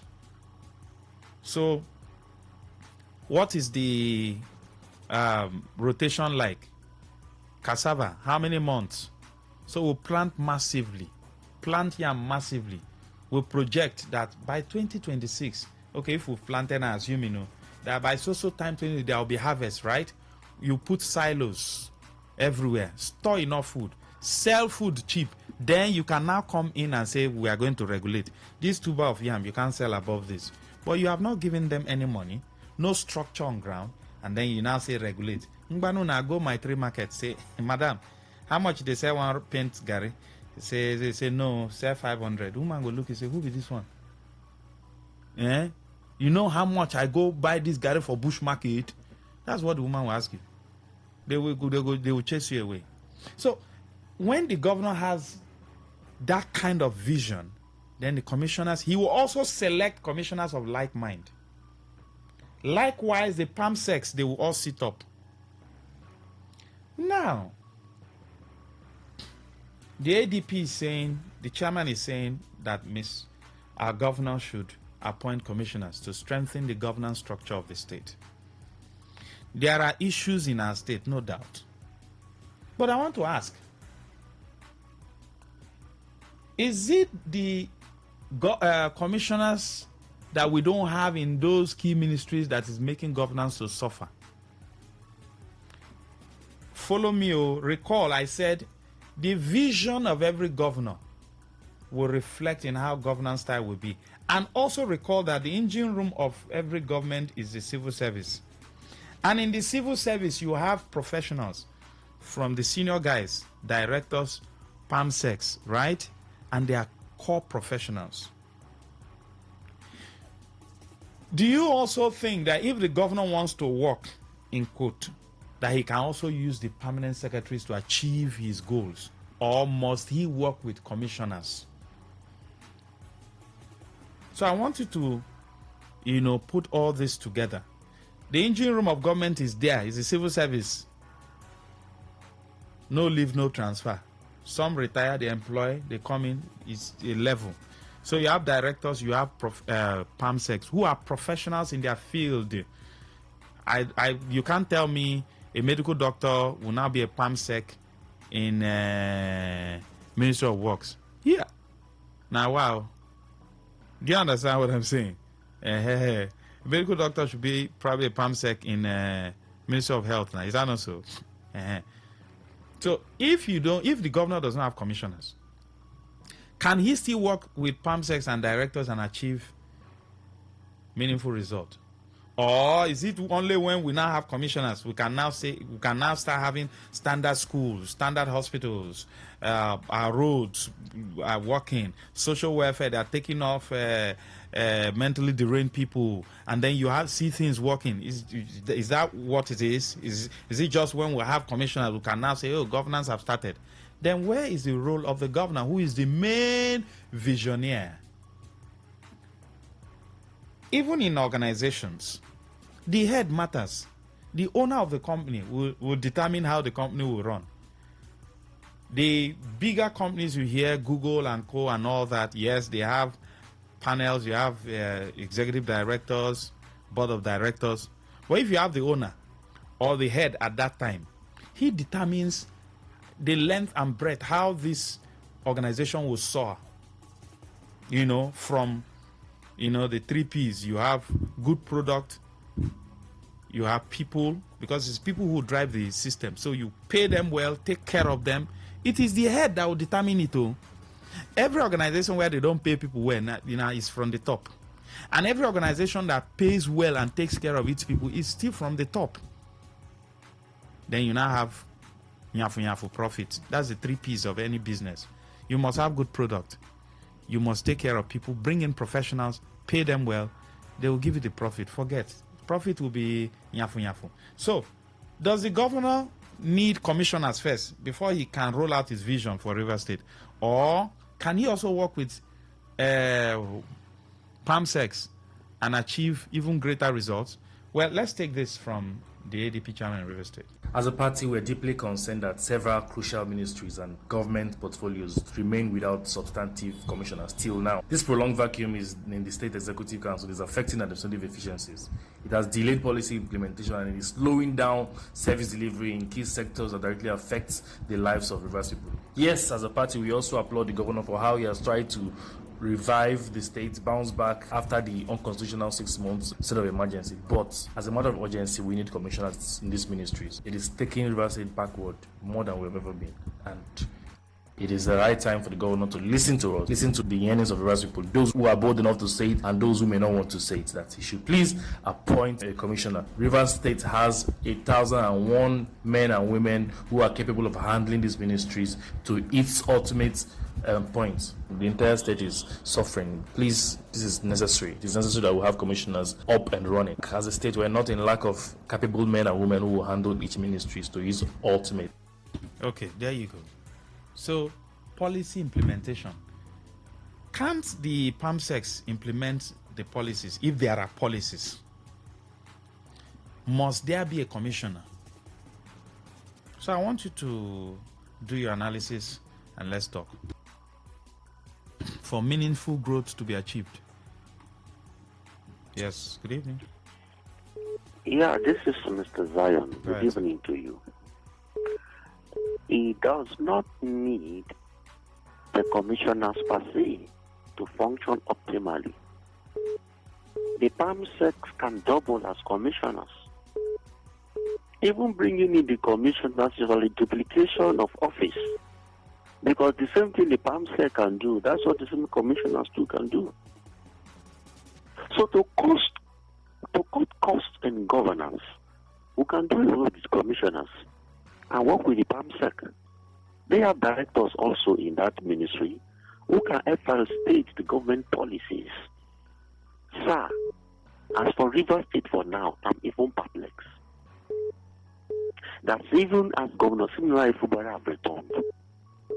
It's not, it's just like, I know day, I won't rest. at the sleep. Later on, I come back. That kind of a syndrome. Look at doubts everywhere. Now, so I talk, there's a leakage in revenues. Monies are just going, no direction. Nobody's in control. Nobody's in charge. I beg Governor Siminala Ifubara, I, Mr. Zion, have paid so much dues for River State. I've paid so much dues for your government to succeed. Please, sir. You may be tired, you may be weak. I don't know. But the fire you brought in your first 2 years, we are not seeing it here now. And Thank you. That's what we need now. Thank you. From the rate of the agriculture, entertainment, sports, you can do something for us. Mr. Zion. Good evening. Hello, good evening, Master. Yes, please. The thing is, I'm Sam, calling from Port Harcourt. All right, sir. The governor can do with or without the commissioners. But the thing is you can only see such scenarios here in this part of the world. We have commissioners and governors are supposed to do more of the administrative work. I don't think it's the role of the governor to be inspecting projects.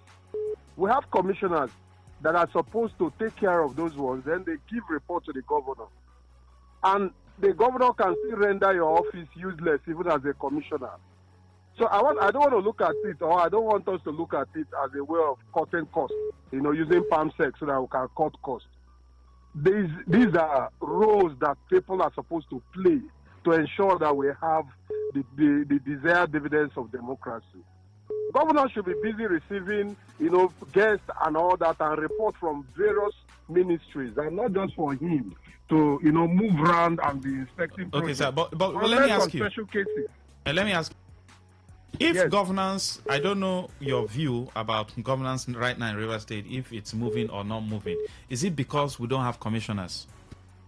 Even when we have the commissioners, do the governor use them the way they are supposed to use them?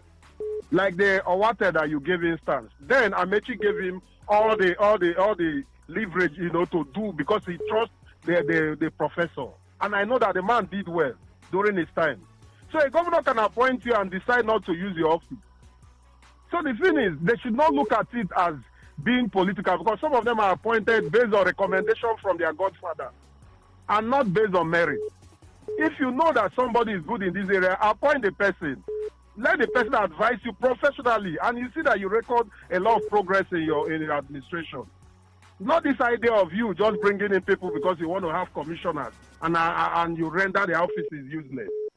How can somebody be commissioner for agriculture and nothing is happening in the agri sector, and you allow the person to just be taking allowances? Is it the person's fault or the fact that It's there's no not. vision It's the governor. for I'm agriculture? saying it's the governor because the governor is supposed to make sure that they live up to expectation.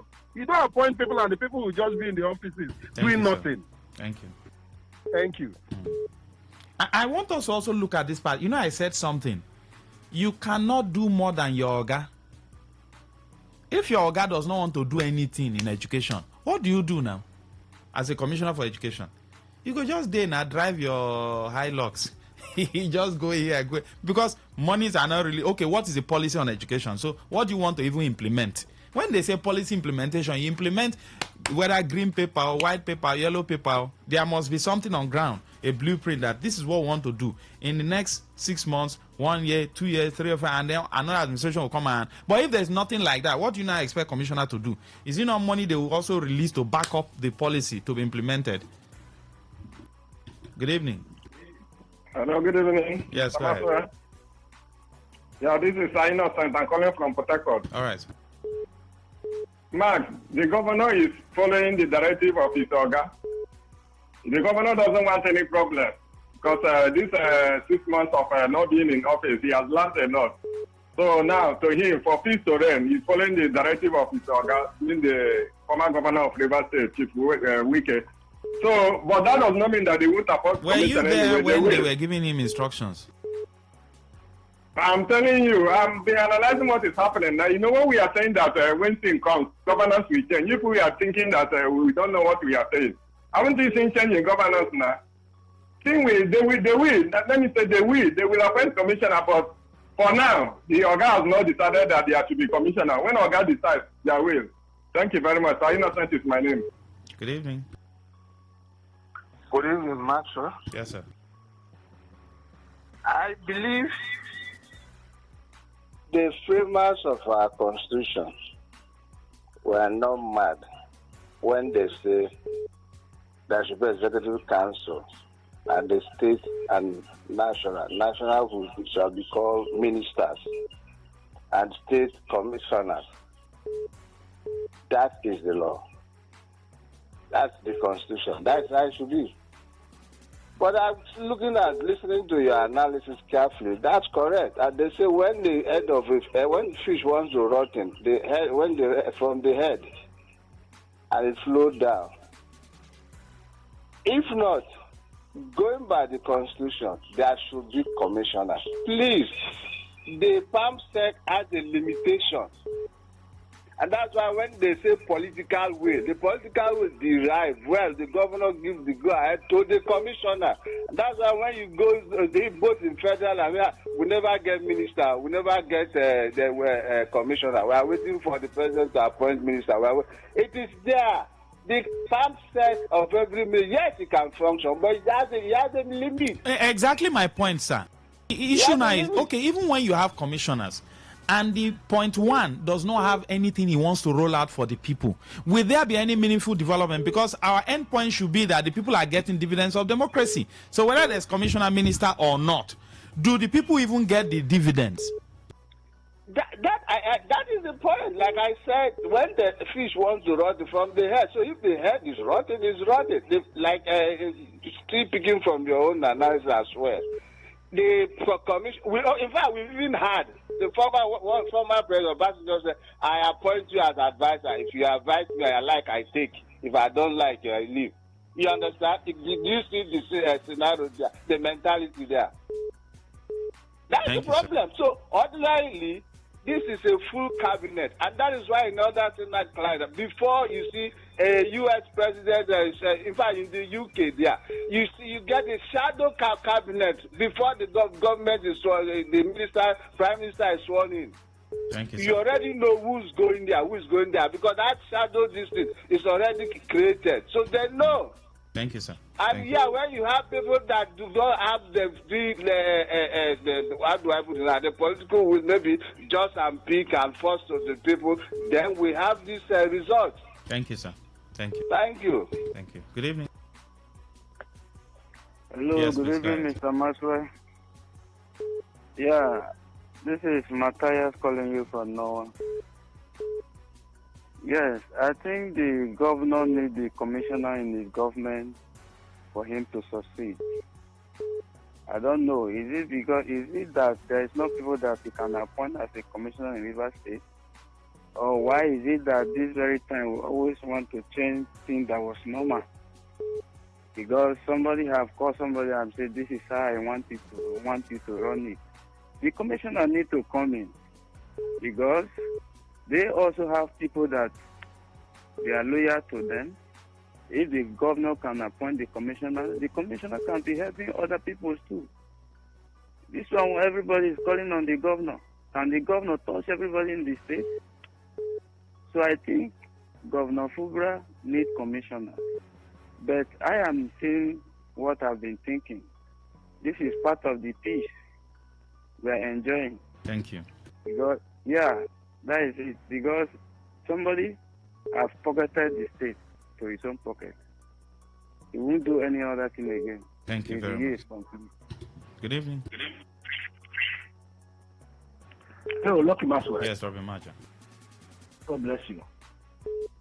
Well, for me, this topic, we are discussing it because we just have to discuss. Thank you for bringing it up.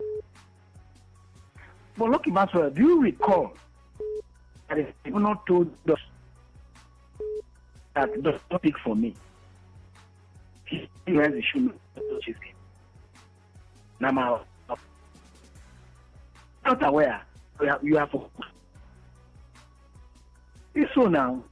But even before the abrupt stoppage of governance in River State by that purported state of emergency. I have said it so many times that Governor Sim Fubara was being loved and liked by those who didn't hate his surname, who hate his grand name. He was loved because of the scenario that played out. But probably he has forgotten. But accepting the conditions and his back, and this silence, this graveyard silence, is not going to do him good. But I believe that this is the pact he entered with his Oga, that they told us that we are not important. They don't need to explain anything to us. So don't be surprised.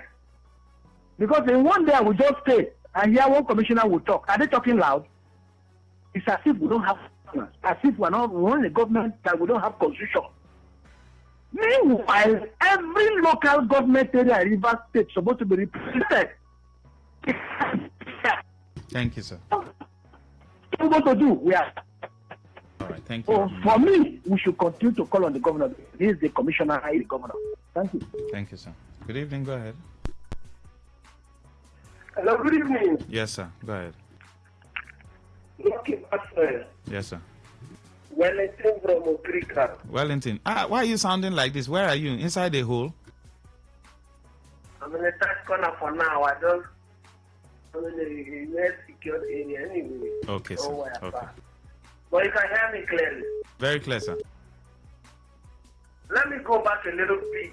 When the governor took office in the whole scenario, you were seeing that there was some level of direction.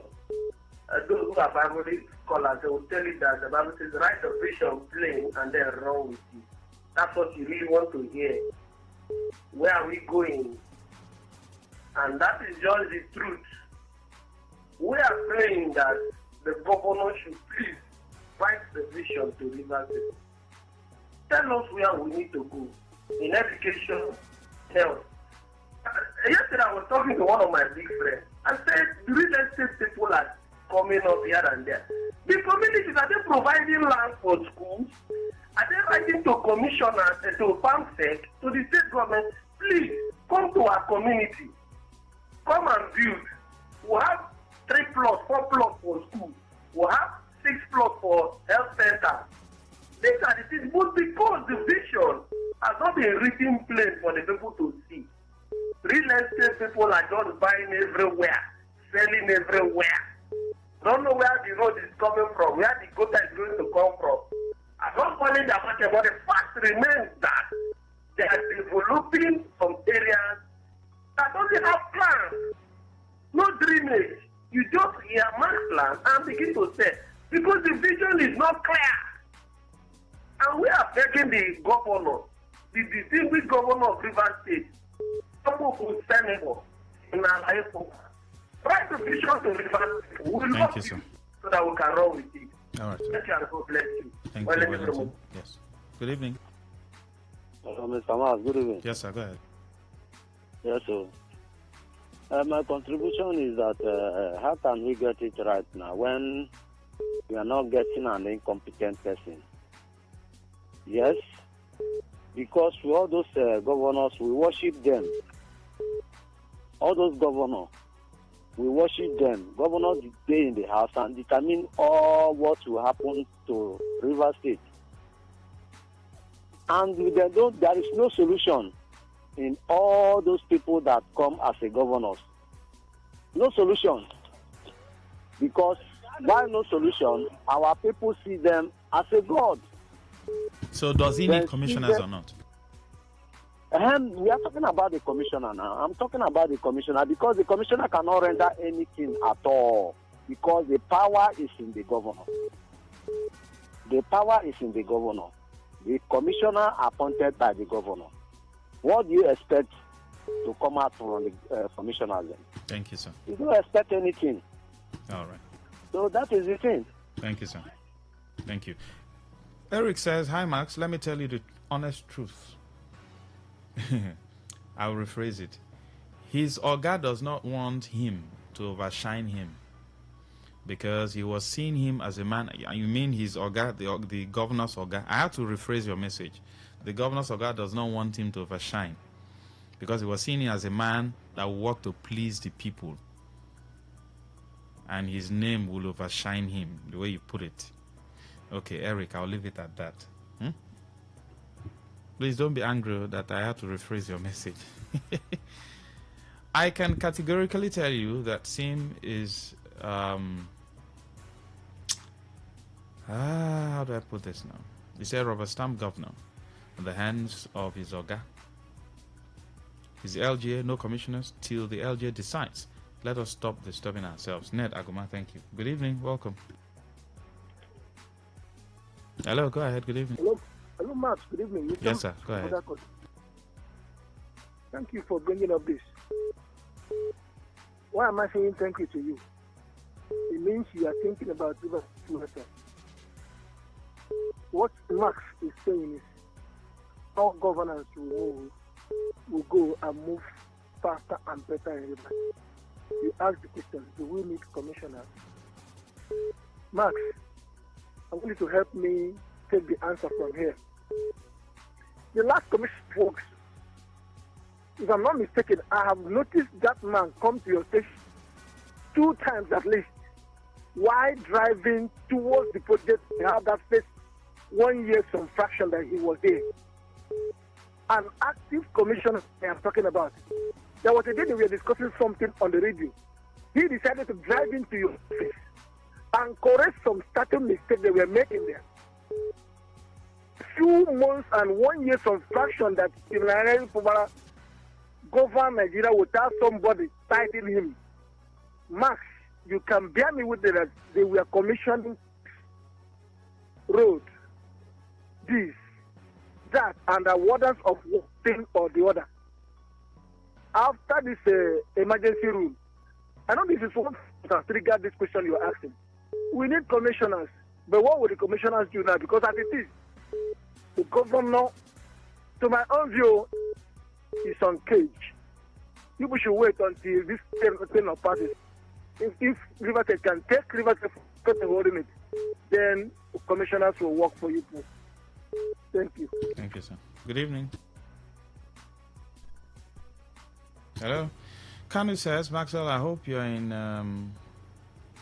Obiakwa's LJ's Economic Committee, even though you're from MYLJ. Okay, let's leave that.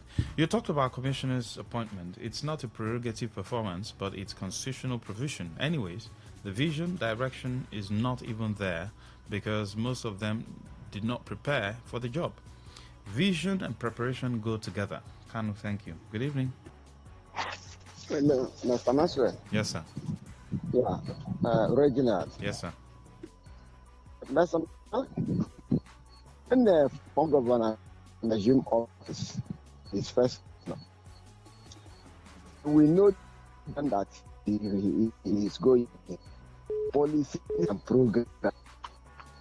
You look at the education sector, you know where he was going.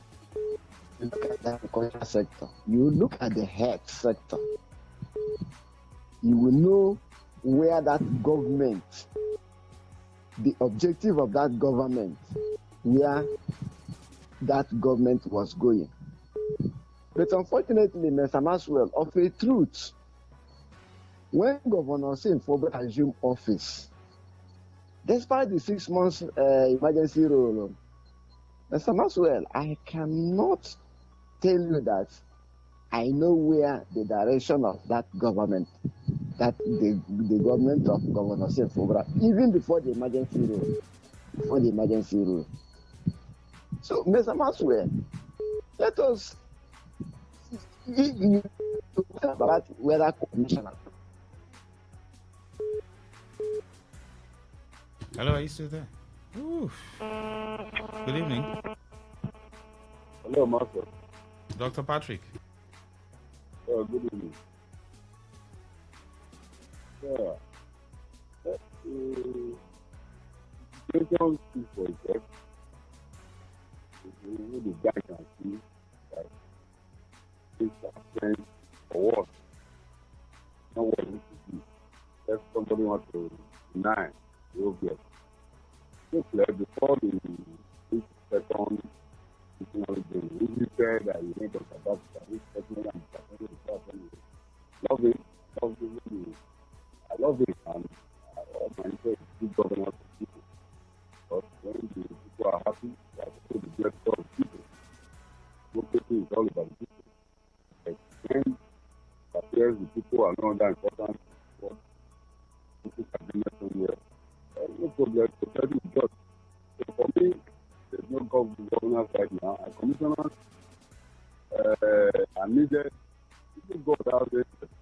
The market came down, the market will be down, God Almighty has a pair of agents that sign people.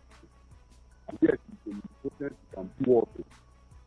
The omnipotent is everywhere. Sometimes he knows everything. But yet, this is the need to appoint people to assign. Thank you, Doctor. People. So, this should be the need. And like what I said, maybe subject to solutions, set of reference that brought it back.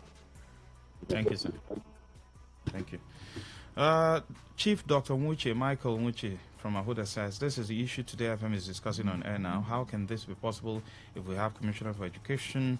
The withdrawal of these campuses, you mean the ones in Iche, okay, will create another problem in the state. All right.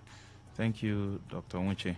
Good evening, Brother Max. Presently, the state is in confused state. I feel for the governor. His challenges is beyond the appointment of commissioners. Who appoints the commissioners? If he does, can the State House of Assembly do the needful on the appointed candidates? Dan Onyeche, thank you. I'll take one more and then we're done.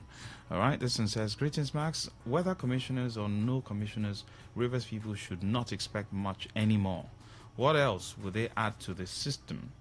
When the cage is set for all of them to be a stooge, Honorable Malon, thank you. That's much you can take on this segment. We need to take this short break. Come back for Eyewitness Report. Are you ready? I'm very much ready. Stay with us. Stay informed, stay ahead. Tune in to Today 95.1 FM for the latest news, insightful talk, and exciting sports updates. Your trusted source for everything you need to know.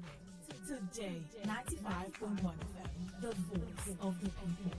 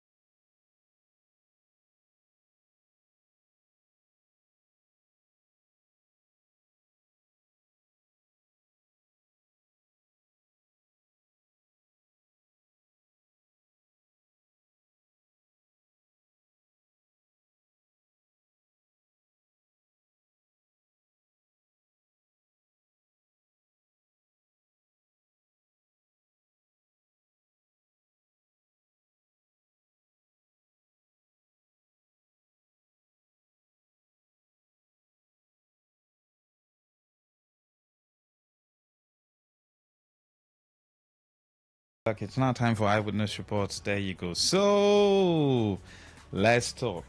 Call in, send in messages, the things you can see you don't like in your community, social issues, health issues, structural issues, infrastructure issue.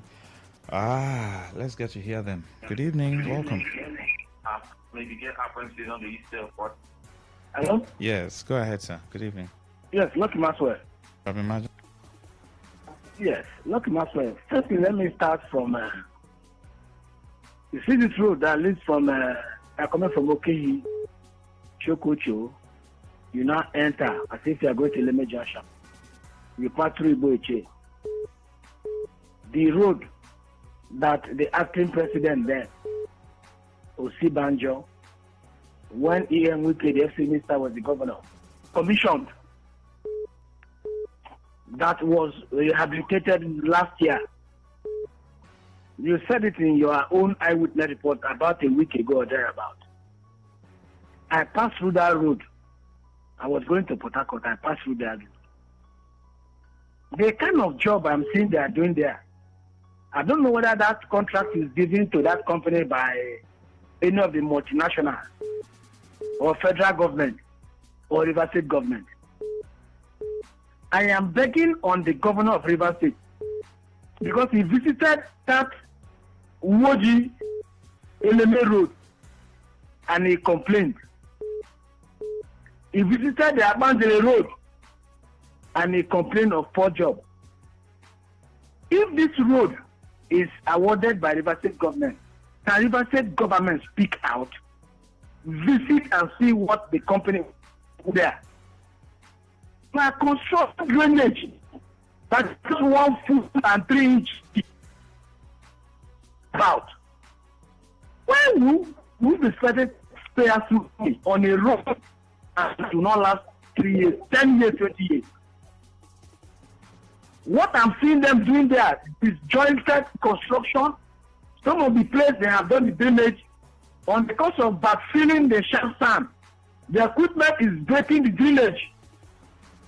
The job is given by River State governor, River State government. Please, can they go there and supervise before the governor will better go there when the road is completed and say choy. Having said so, I want to remind him the one he said is going to do 2026 budget next year from Abua Odua to Abua. That will be a good one. It will make my dream come true because I've been shouting that road needs to be dualized because of economic activities there. The only modular refinery in River State is domiciled in my community as a host, Oshuboko, Obele, Obmeze. And their communities need concern, need attention, which is Okoma 1, Okoma 2, Ojabin and Oporowo. This area needs a ring road. Government should think about it. Put back the 13% the state is receiving from federal government. Thank you. This is my eyewitness report. God bless you. Thank you very much. Keep the calls coming in. Let's take this. Here we go. Max. Yes. Good evening to you. I greet you. You see, yes. Thank God, Robin have also noticed what I saw last time I went to that road. I told you that you can't put your 2 legs in this particular gutter they are constructing. There is no space for you. If you want to use shovel to clean up that drainage, there is no space for you. You can't put your 2 legs in that gutter to use shovel to clean it up. 1 leg will be inside, 1 leg will be outside. You can imagine the stress.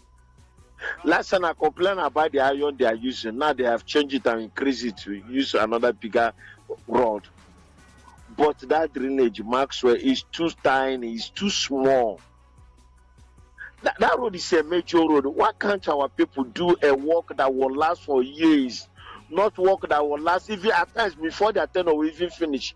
You can imagine the airport road now from Obrikule to airport. That road will last reach 8 years. Just go there and see what is happening. It's not good. If you want to do work, if you call those huge amount of money, make sure the road will last. Not we are supposed to pass this era of any governor that will enter. I want to flag off road. I want to flag off. I want to flag. We suppose don't pass all this level. Begin to do pit factory and other things. Please, I'm still begging my governor. Chokota Ikurengo Ume Blue Road is still like that. Please, he should help us. Next year, he should try and put it in budget. Put these people, put their road in order. We have suffered a lot. Thank you. You can imagine where Chokota is and where Port Harcourt is. He can throw a stone. All right, thank you, But sir. no road for more than 30-something years. Thank you, Yusuf. Please. All right. God bless you, Maxwell, for your good work. Thank you. Thank you.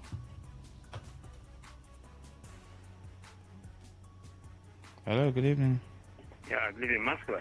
Yes, sir, go ahead. Yeah, that one young power from Akabeke. Yes, sir. Hello? Yes, sir. Yeah. So here, that's a place they call Akukabi. Akukabi. I don't know whether we belong to a here or River State. Nothing is happening now. Okay, Zona Hospital.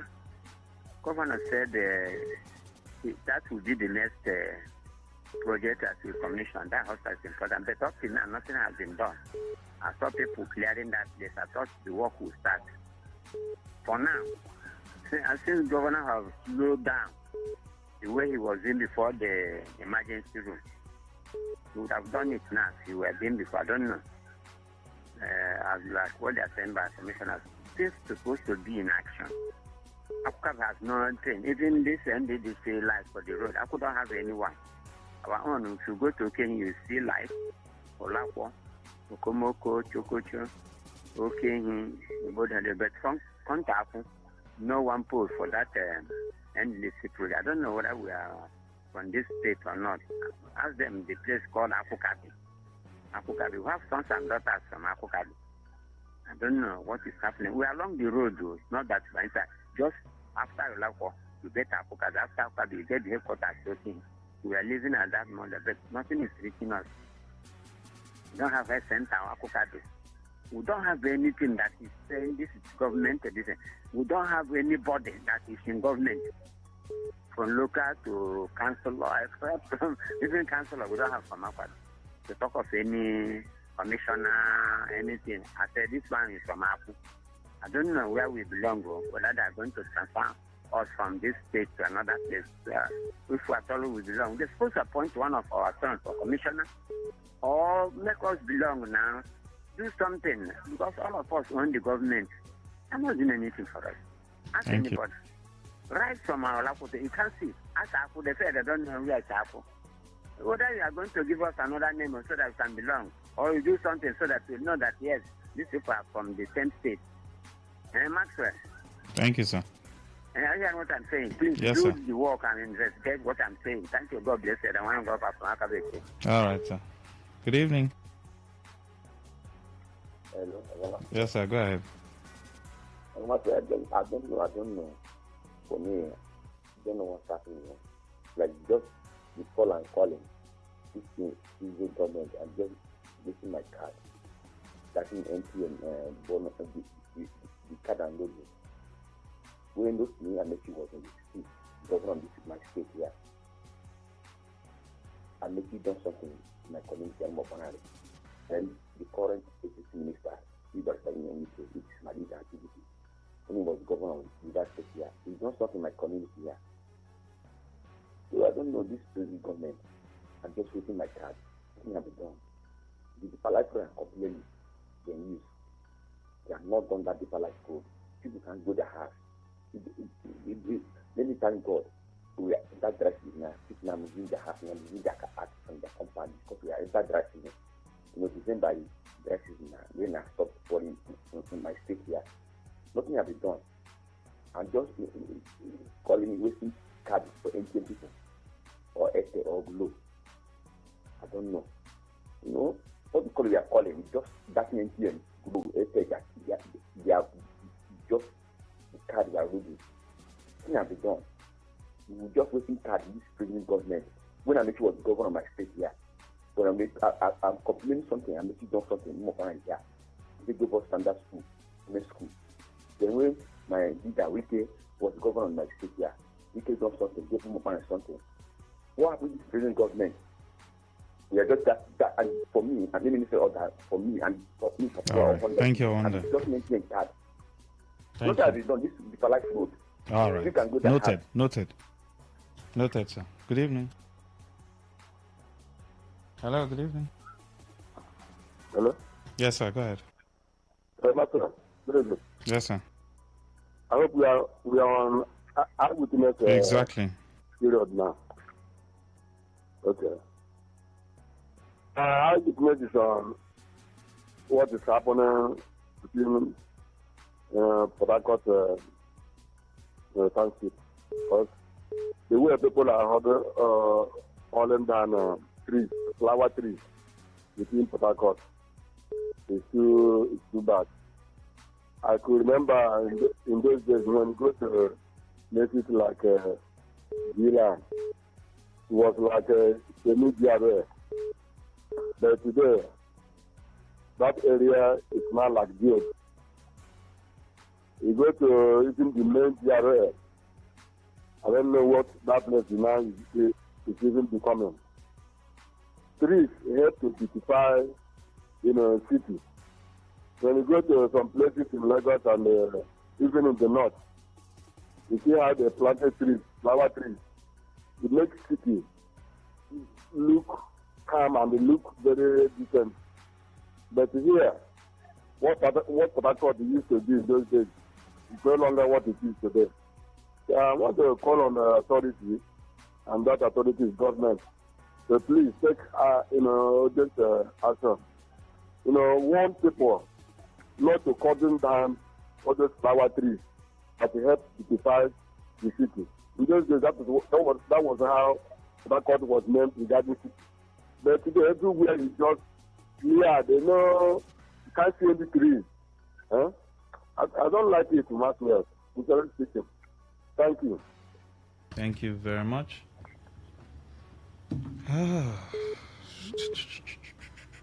Good evening. Good evening, Mas. Yes, sir. Mas, I'm calling you from Umagwa. Go ahead, sir. Yeah. Mas, the road that leads to the former governor, Rotimi Amechi, from Umagwa Station in Udima. That road is very bad. That road is very, very bad. Government needs to come and see that road. Hello, Mas. Are you hearing me? Very clear, sir. So that road is very bad. I'm just calling on you people to come and the government is come and help us in that road. From Omagwa to the former governor to Niamiti village. That road is very bad.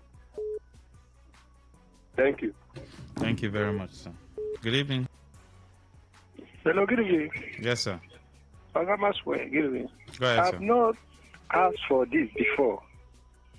This road that leads to Momo, where we are saying, Burikam, they should come and arrange their first now, carry it up, so that people will not be jumping in and out anymore. The way the fence is wild is not good. I don't know who is responsible to put such in order. If it's government or the army force, they should do something concerning this so that we know where we belong. If we belong to civilian side or belong to military side, please, they should do this for us so that we'll be so secure. Thank you very much. Thank you. Good evening. Hello? Yes, please, go ahead. My weakness is that today, in where I'm staying at Elumalog, my brother compound that is in plot where would they farm. They don't fence some good gate. Fulani, where they carry Nama Waka, he break the gate. I mean the headsman. That is the headsman. They carry Nama put inside that place. He break that gate, break the pin, carry Nama put inside that place. At this River State here, they don't put law for open grazing. Because one day, something will happen. Because today, if not because of God, today something for happen, therefore hear another story today.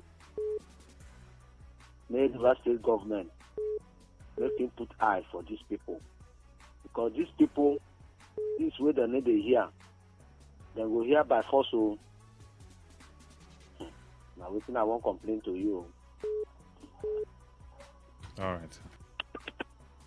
Just take it easy, eh? Good evening. Good evening, brother Maswell. Yes, sir. Go ahead. My name is Rasas Chedi from Igwechi. All right, sir. My eyewitness now is Abaru Group.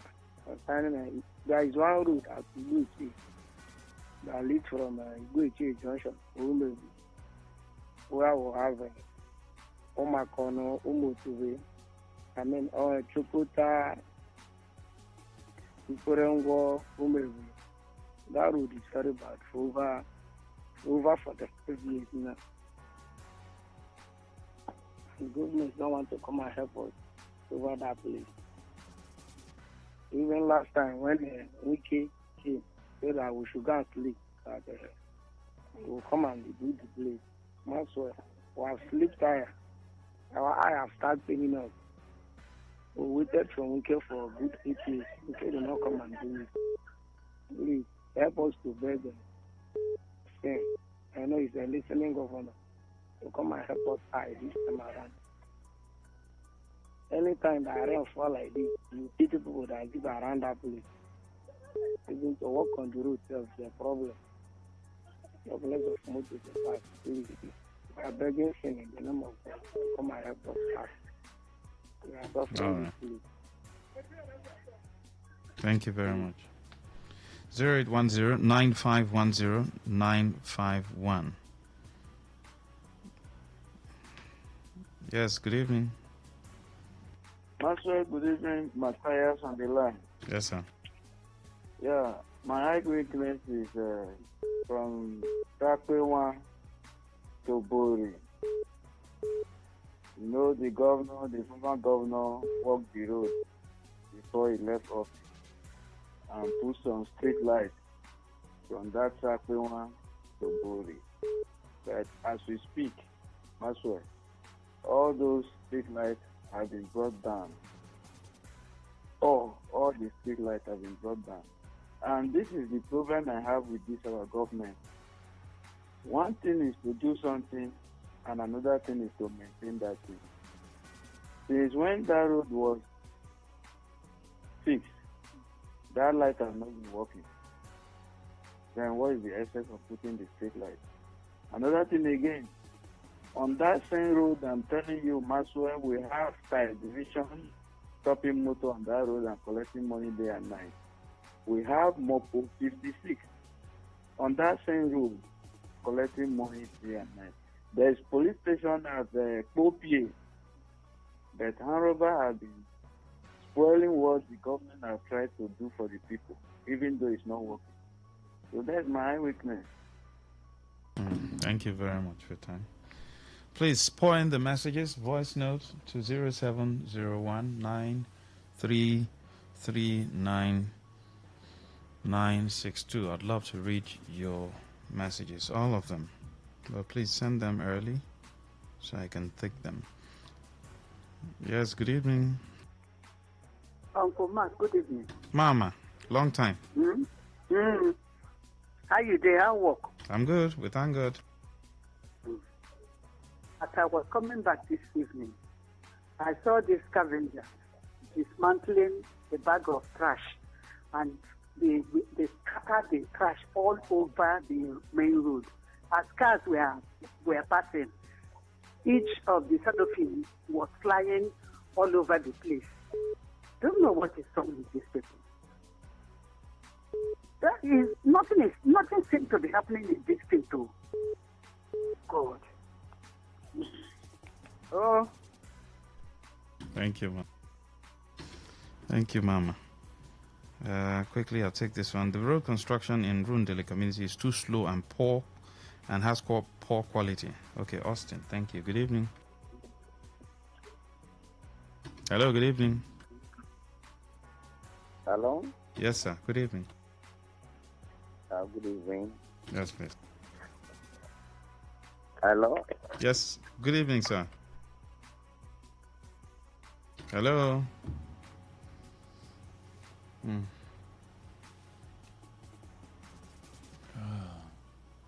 0810 9510 951.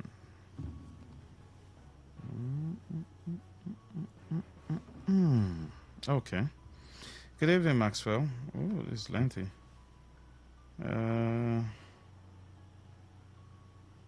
The way and manner cows are destroying our crops in Mwogidi community in Omagwa, Ikure local government area, and some communities in Ikure LGA is so painful and unbearable. Please, we are really begging the government to intervene. Even today, as we had it from the Ikure local government chairman, please, they came uncountably parading on our farmland. Wadu Godwin, a.k.a. Bawa from Bogiri. Thank you. Max, my concern is the way and manner River State is currently governed. For me, the activities are diminishing by the day, but I think the only people who can make the leaders to sit up is the citizenry, the citizens of the state, because they should know it is their taxpayers' money and must not be directed to by a microscopic few in the state, has been alleged. Like they say, no man sits at his comfort and expect freedom. Therefore, be prepared to work for it, to better the future of your children. Thanks. A word is enough for the wise. Honorable Malon. 0810 9510 951. That's the number to call to be a part of the conversation. Ooh, here we go.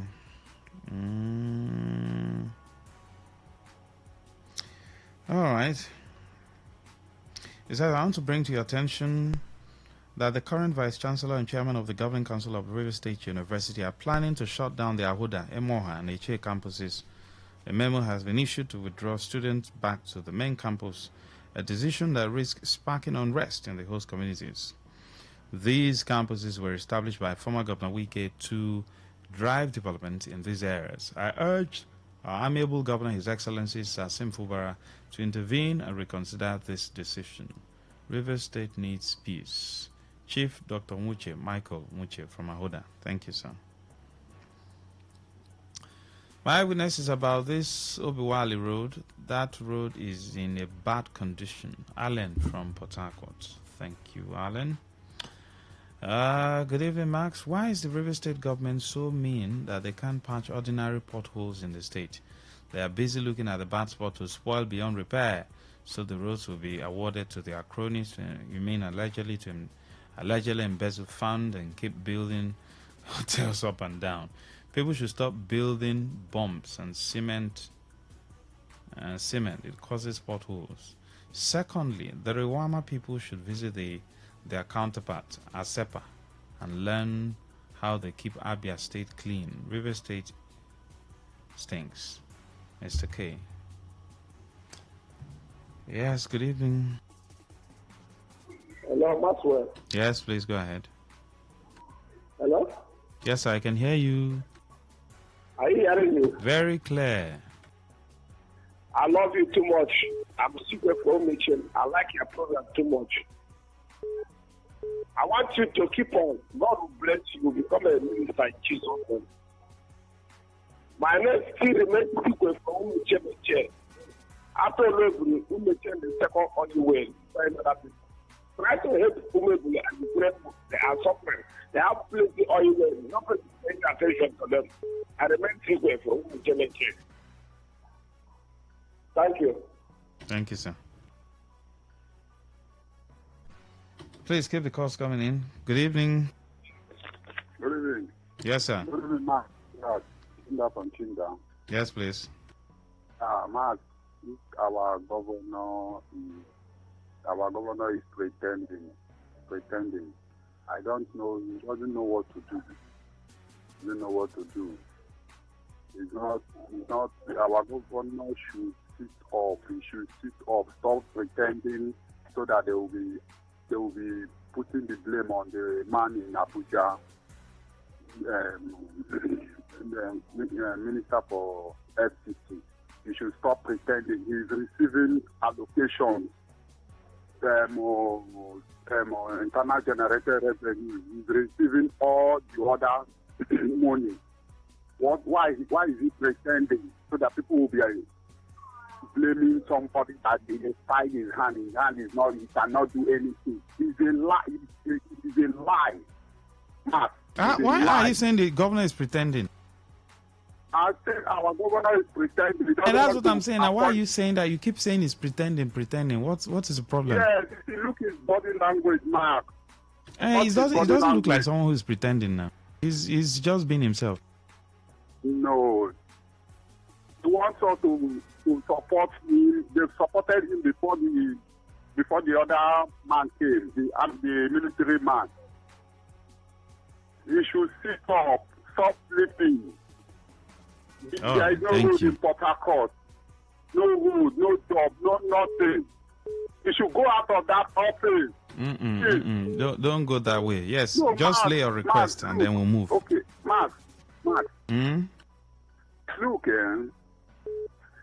look at our governor very well. Look at everything going on now. You will see he is pretending, serious pretension. All right, thank you. You've made your point, sir. Thank you. Thank you, sir. Thank you so much. We appreciate you. We appreciate your concern also. Okay? Good evening. Yeah, good evening. Yes, please.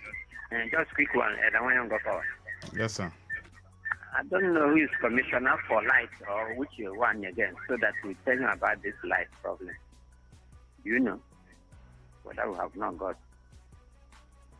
Commissioner for light? Yes.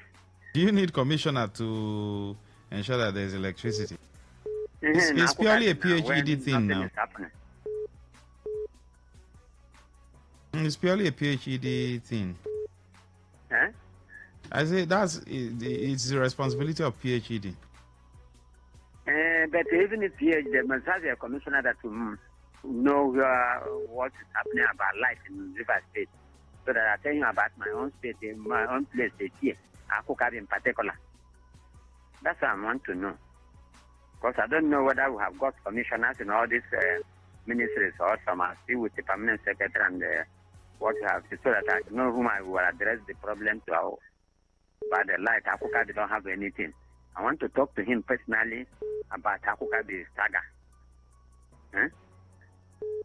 You don't know him too? Go ahead, sir. Master, they laugh. Go ahead. He said, go ahead. I said, I want to know who is the commissioner for electricity or what do you call it? You mean commissioner for power? I don't know of anyone for now. Oh, you don't know him? I don't know him too. Okay. And then tomorrow I will know him. By next area report, I will come to, I will address the issue. Thank you. God bless you. Thank you, Elder. Good evening. Yes, please. Go ahead. Yes, sir. Hi, your line is breaking. Hello, Mr. Hello? Yes, go ahead. I send the council for our two grading machines, two machines that will be used in grading internal roads within the chain. And I want you to on the factory. Your line is breaking, sir. Good evening. Good evening, Mr. Mark. Yes, please. I like your program you are doing. Thank you, sir. My eyewitness report, as from Canada local government, was 11. I've been talking about the roads that go to the home of the late King. And Governor Singh from that senatorial district, plus our leaders who from Ogoni from that senatorial district, they should help us, and we are begging, look into that road, because that road is finished. We are the authority, the NDDC and the works, people who are in charge of works, to look into that road.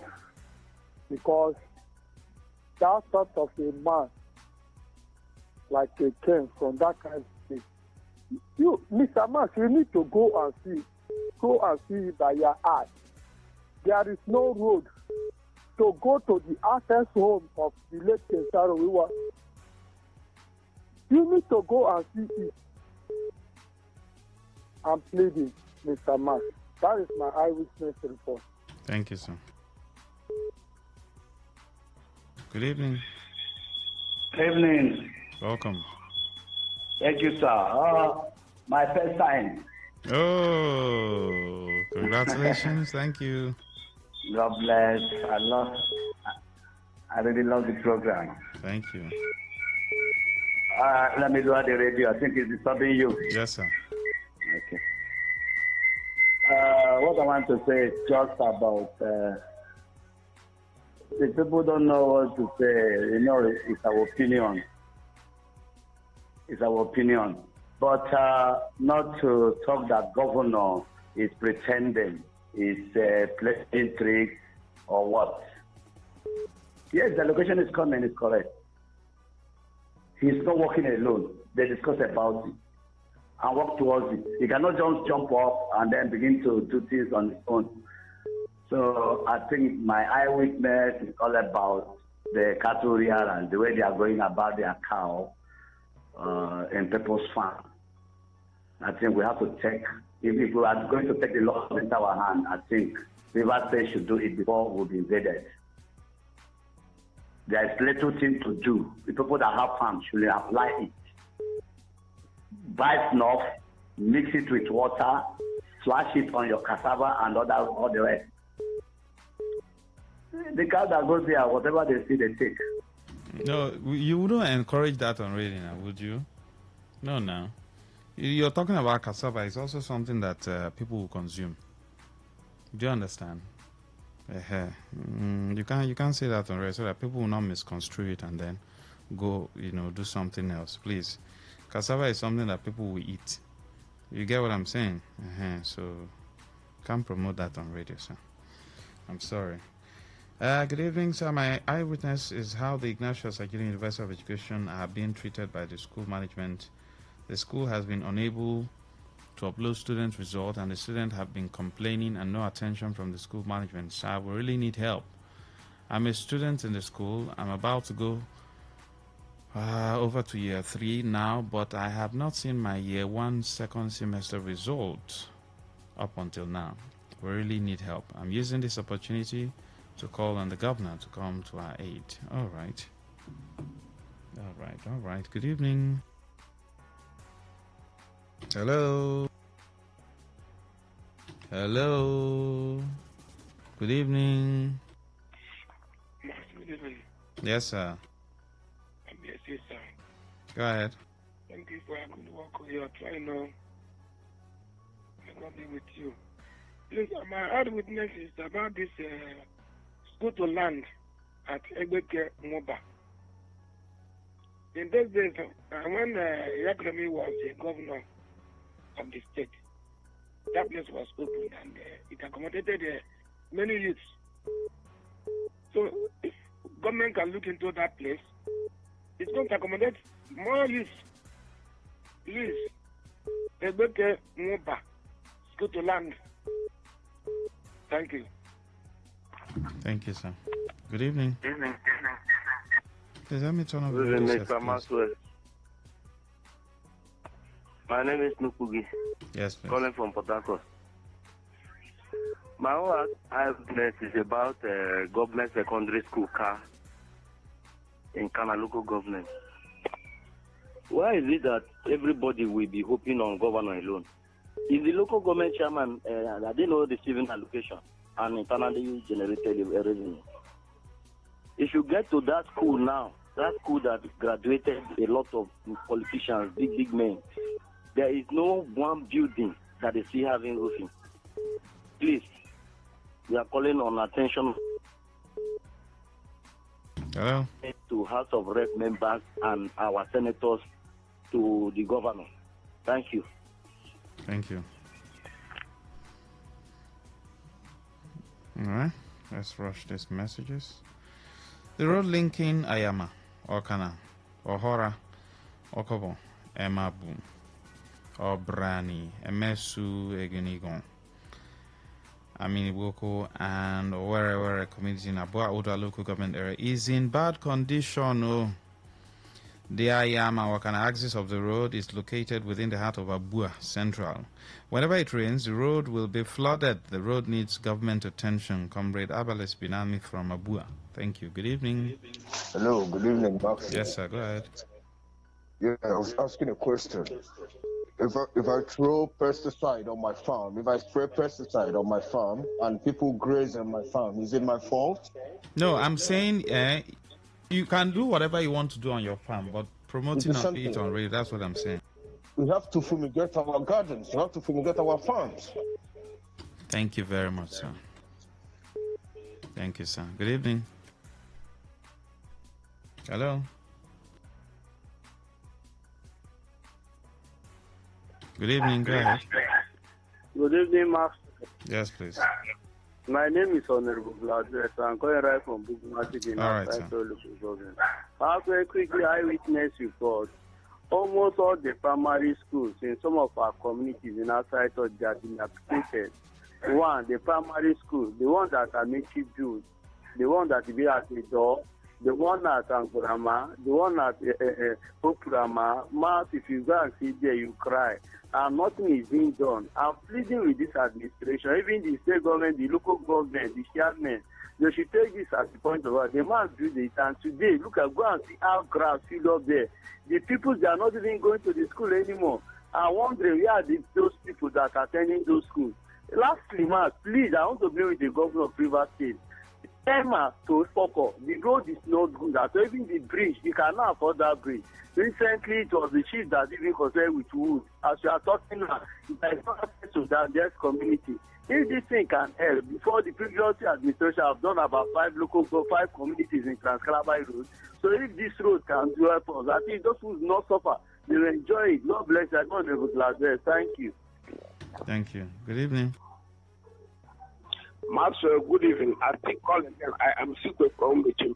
I want to remember since Umechim crisis 1990, when we quarrel with government, they kill our Royal Highness. Nothing has been done, and Umechim was not given any compensation as regards to bonus. Government kill us, and at the same time, they give us white paper that they are going to pay. They never pay since that time. Government does not regard Umechim. But after Nobru and in first oil well for River State, nothing has been done for Umechim. And still saying it as secret for Umechim Eche. Thank you, sir. Thank you, Master. God bless you. I love you too much. Thank you, sir. All right. So I won't forget this. Good evening, Mr. Maxwell. For me, my eyewitness is that I thought the government should have given special attention to the vulnerable group, especially the pensioners. I don't know when the issue of payment of arrears of pensions and gratuity will come to an end. In other states, some governors have dealt with it once and for all, but I don't know what is really happening in the oil-rich River State. The worst situation is that of the local government pensioners who are always left out of the scheme of things. Could you imagine that local government pensioners are yet to be paid the 35,000 naira increment in monthly pension allowance, whereas their counterparts at the state level have been collecting? Are the local government pensioners second-class citizens in this state? Please, the state government should do something about it. Comrade Tamnemi. Thank you, comrade. Maxwell, we're seriously raising alarm on the herdsmen and no good response from government. Tomorrow, if we resort to self-defense, then them go say na terrorism. Good evening. All right. Hello, Maxwell. The road linking Alessa Eleme from Woji has been on near completion since the governor's first and second missionary journey. The government should help us and link us to Port Harcourt through the road. Dan Onyechi, thank you. Max, a very good evening to you. I want to commend you for the good work you're doing. However, the issue of persons with disabilities, you are not advocating for them at all. He says they are dying. Pastor Gotti, voice of the voiceless. Thank you, sir. We'll take this. Good evening. Good evening, Max. Yes, please. My eyewitness report, I'm asking from calling from Port Harcourt. All right, sir. My eyewitness report is the duration of government projects, primary and secondary school to various community. At the CDCs and the Royal Highnesses, I cannot tell what are the things to play security. The roofing of government projects in communities are becoming alarming. That is my eyewitness report. Thank you. Thank you very much. That's what you can take. Please follow me on Facebook. LUCKY. Lucky. MAXWELL. Maxwell. On X, formerly Twitter, at LuckyMax234. Just one word. On Instagram, at LuckyMaximum1. Thank you so much for being a part of the broadcast for today. I'll see you tomorrow again. Stay with us. Don't go anywhere.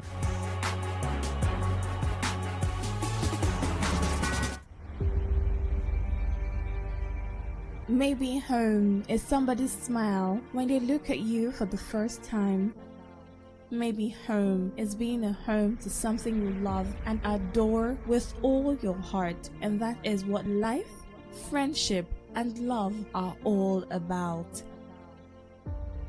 Maybe home is listening to all of your favorite shows on Today95.1 FM. We create memories. We inspire comfort.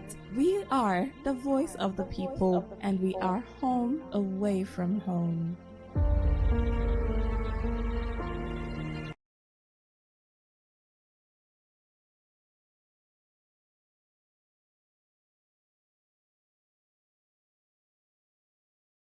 Unleash the power of the airwaves with the ultimate radio experience.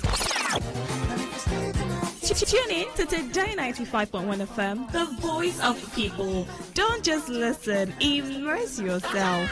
That is 100% true. Stay informed, stay ahead.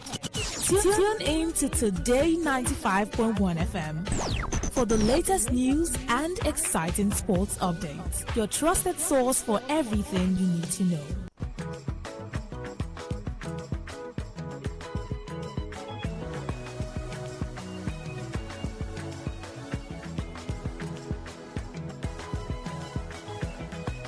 I know a man whose passion for basketball knows no bounds. Well, he sleeps, eats, and of course drinks basketball. Everywhere this game is played, there you will find Philly's bread.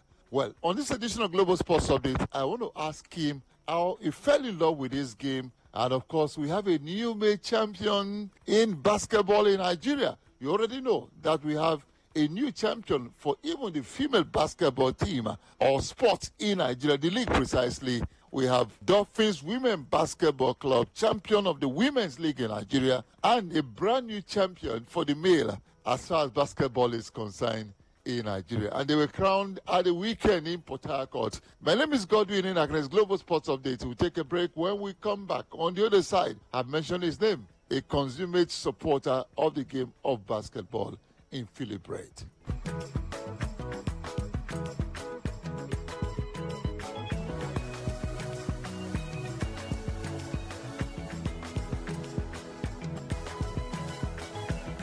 Welcome back. Philly Bread is waiting to talk to us. Thank you so much, my brother. How are you doing? Thank you for everything that you do for basketball in Nigeria. Yeah, thank you. It's a new era in Nigerian basketball. Lagos legend owned by Manasseh. I mean, he just got that team very recently, and he's invested so much, in that team. They are the current champions of the Nigerian Basketball League. Of course, they are rookies to bow, so I'm sure they would have to start working very hard to acquaint themselves with all the dynamics, like I was telling the former owner of the club who handed over to Manasseh, the current owner. I said he needs to get the playbook of the BAL system, because the BAL is a different piece of cake. So looking at the way the league had gone on, of course, everybody is dissatisfied with the level and structure of the Nigerian Basketball League, but it is what it is. So basketball in Nigeria, we're hoping that things will get better in terms of structure and all that bits. So beyond the league that has just finished, we also try to advocate for a strong grassroots programs whereby we can get very good players who go on to represent and stand their own in global basketball. So for the league that has just ended, it's been very, very interesting. The teams have been very well matched up. And Custom put up a good show. Likewise, Rivers Hoopers, being defeated on home soil, quite a lot of people were of the opinion that yes, they are hosting to win. There are a lot of things to their advantage. So in a way, it was good it played out the way it did, because if they had won, everybody will have still laid claim to the fact that the league was skewed in such a way that they will keep on being perpetual winners. But for Lagos Legends to have won the league, it shows, is a testament to their will and perseverance too, because we're expecting Boko Chiefs also a very strong contenders. If you look at these two teams, talking about Lagos Legends and Boko Chiefs, they had some kind of, in quotes, diaspora backing, because some of the guys who were really oiling the wheel of their engine were people who had slush funds from the diaspora, so they were able to do what they did. So I think for basketball growth and in terms of managerial support, we'll also be looking forward to more people with enough funds to grow our game. But then, it's all about packaging. We've not done so well, so many people are keeping away, because I would say for a fact those are one of the reasons why the original owner of Lagos Legend, sold his franchise to Manasseh, the current owner who is running that. But down the line, another thing is going to play up. They are going for Bar.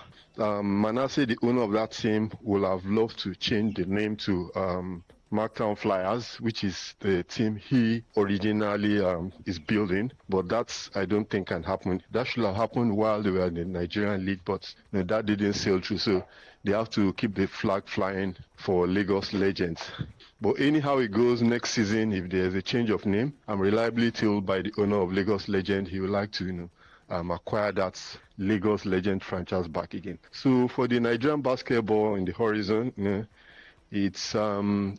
we're looking forward to better days in the coming months. Also, we're hoping we will have our elections that will transition into a new management, and then we'll see where it takes us from there. Braid, Lagos Legends winning the Premier League for men in Nigeria, dethroning a team that has been, you can call them perennial champions in recent times, Rivers Hoopers of Port Harcourt. They've got quality players all around. Did this victory come to you, or you call it success, did it come to you as one big surprise? And how many teams will be representing Nigeria on the continent? 2 or just 1? Yeah, so Godwin, this didn't come to me as a surprise. Although Rivers Hoopers had also done their own bit, getting Isaiah Williams. They also had Amayo, and they had this other fellow too, about 3 pros on their own beats. So the Rivers State Hoopers team, they had invested. Likewise, other team had stepped up, talking about Lagos Legend, they had stepped up. City Chiefs also had stepped up. Those 3 teams, I knew something was going to give, with the level of beefing up of the teams. So I was not so surprised they gave Rivers Hoopers a good run for their money. So going to the bar, it's just one representative from Nigeria and not 2, just one representative. So going into bar, every team are now realizing how very critical it is and important to fund and beef the team. So that was essentially what Lagos Legend, the new champions, did. It will be instructive to note that most of the very best crop of Nigerian players were on that team. Of course, some of them were also with City Chiefs, but I'll tell you, it was an all-star team. Lagos Legend put out there. And of course, it's not easy getting all the best kids on the block from the Nigerian league, to kit up. Of course, they had some other one or two pros too. But the essential thing to note is that every team beefed up. Particularly these three teams I talked about: Lagos Legend, Rivers Hoopers, and City Chiefs. They beefed up their team because they knew what it was. They were not coming to act as second fiddle or just mere contenders. They came out for the chip, but it went the way it is. So Bar will be expecting just one representative from Nigeria, and that representative is going to be Lagos Legends. Philip Braid, when is Bar starting? And beyond all of that, what did Lagos Legends get for winning the male basketball league in Nigeria? So yeah, Godwin, it's a very tricky question. What did they get? So beyond the trophies and the medals that we are giving, I think the main value from this competition is just that the champions, Lagos Legend, they got a ticket to Bar. That's a very critical one. I know the list every participating team going to Bar gets from the FIBA NBA collaboration is $75,000. Then subject to how they improve in the course of the league. Well, Philip Braid, tell us the level of competition. What was it like during the final 8 and, of course, the final 4 that happened in Port Harcourt? So for the final 8, like you asked earlier on, it's comprised of our league format. Is comprised of is segmented into the Atlantic and Savannah Conference. So for the final 8, which held in Port Harcourt back then, we had 4 teams from the Atlantic. That's Hoop and Reeds, Rivers Hoopers, Lagos Legend, of course, owned by Marktown Flyers. And then we had Kwara Falcons. For the Savannah Conference, we had Nile University, Boko Chiefs, Niger Porters, and Kano Pillars. So in the course of the game, they all sparred, and we had only 2 teams from the conferences who proceeded to the final 4. And that was Rivers Hoopers and Lagos Legend. Then for the Savannah Conference, we had Boko Chiefs and these other teams representing. So, but all that is history now. We know Lagos Legends won, and then they are going on to Bar. So I knew from the past we've had issues with teams not getting any financial benefits for winning the championship in Nigeria beyond trophies and medal. So I don't have those information with respect to what, but from past antecedents, I knew teams who complained, particularly Kwara Falcons, that they didn't receive any financial prize for winning the championship. So I don't know if this will be the same. We'll be monitoring in a situation. We're close to all club owners, so we'll get those informations if really any financial prize is given out. But I can tell you one of the most important things to all the teams is the ticket to go and play in the Basketball Africa League, which is a money spinner for them. So that's for them is the major motivation. Philip Braid, thank you so very much. I'm very delighted. I'm sure that the basketball family is happy. Like you said, we have a new champion that is ready to do the business of basketball in our country, Nigeria. And of course, going to Bal is no child's play when you go to Bal. Thank you so much once again, Philip. And thank you for all you do for basketball. All right, thank you, Godwin. Have a great day. For the basketball ecosystem, I say congratulations to everyone out there, and we look forward to a better basketball management and business going forward. We can always and we strive to be better in all we do. Thanks, Godwin. Have a great day. Congratulations to Lagos Legend, the new champions of the league for men in our country, Nigeria. This feat they achieved at the weekend in Port Harcourt, dethroning a team that has won it back-to-back in recent years. River Supers, who were also the host of the competition. They are going to Val, and that's a big game. They need the best hands to take them to that level. Do they have the money to prosecute this? Well, time definitely will tell. My name is Godwin Enakna. Thank you so much, Philip Bread, a consummate lover of the game in our country. Let's keep praying for Nigeria. Thank you for joining us. Keep praying for Nigeria. God bless Nigeria.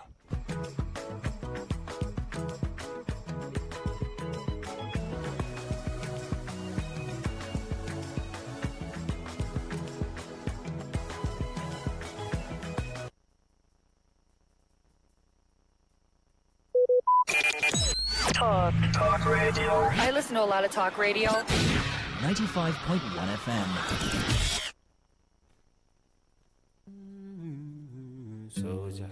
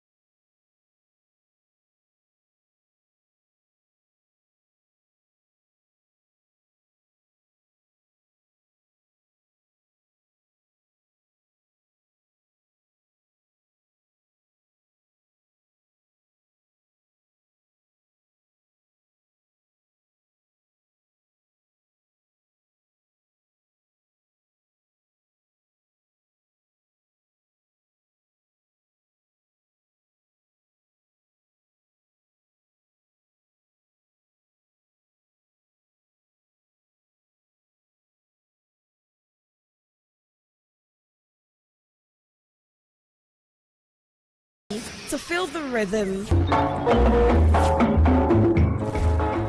the groove, and the true vibes of Africa.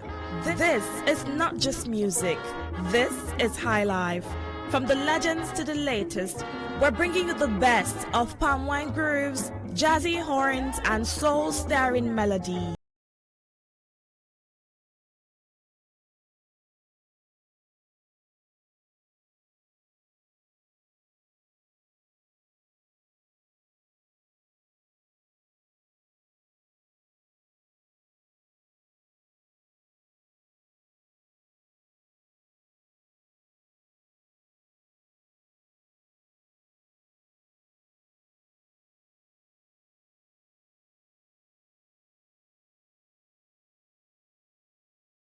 Here. African style.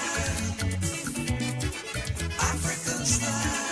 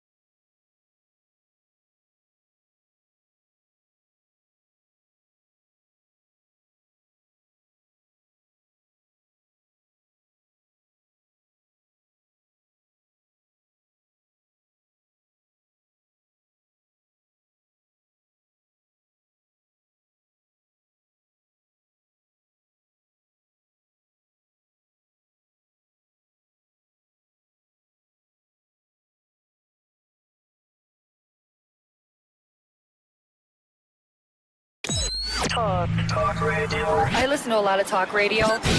95.1 FM.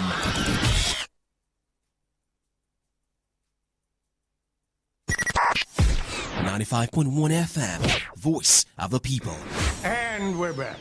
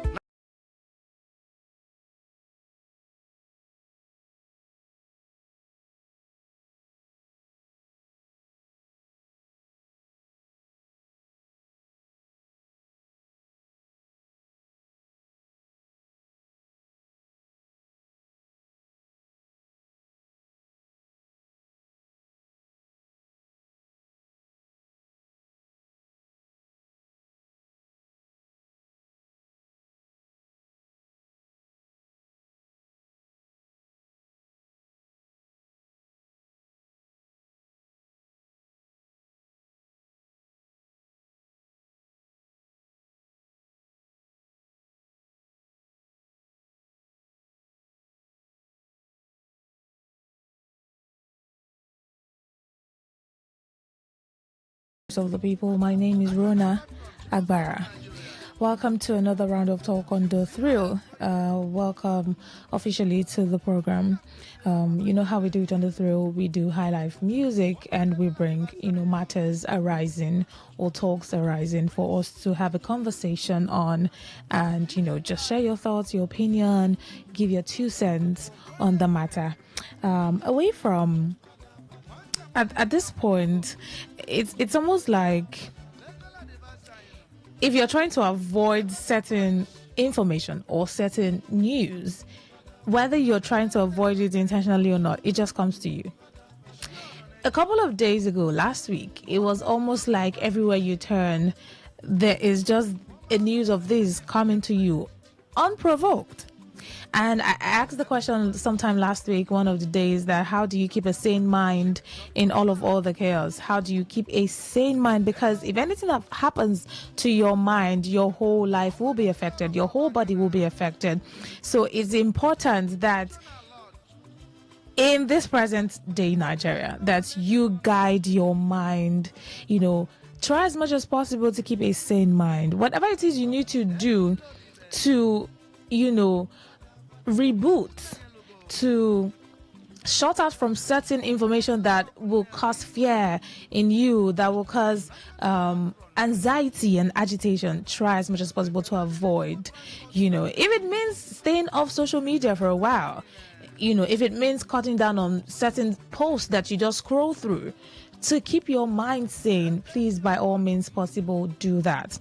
If it means, avoiding certain gatherings where the only thing they talk about are things that will cause, depressing thoughts and feelings, just try to stay away, because at this point, your mind, you cannot afford to lose your mind. Your mind needs to be intact. That's just my piece of advice to you, as well as to myself. I mean, I'm telling you that, and I'm also speaking to myself that I need to keep a sane mind as well. It's very important. All right, let's get into what we have on the Thrill tonight.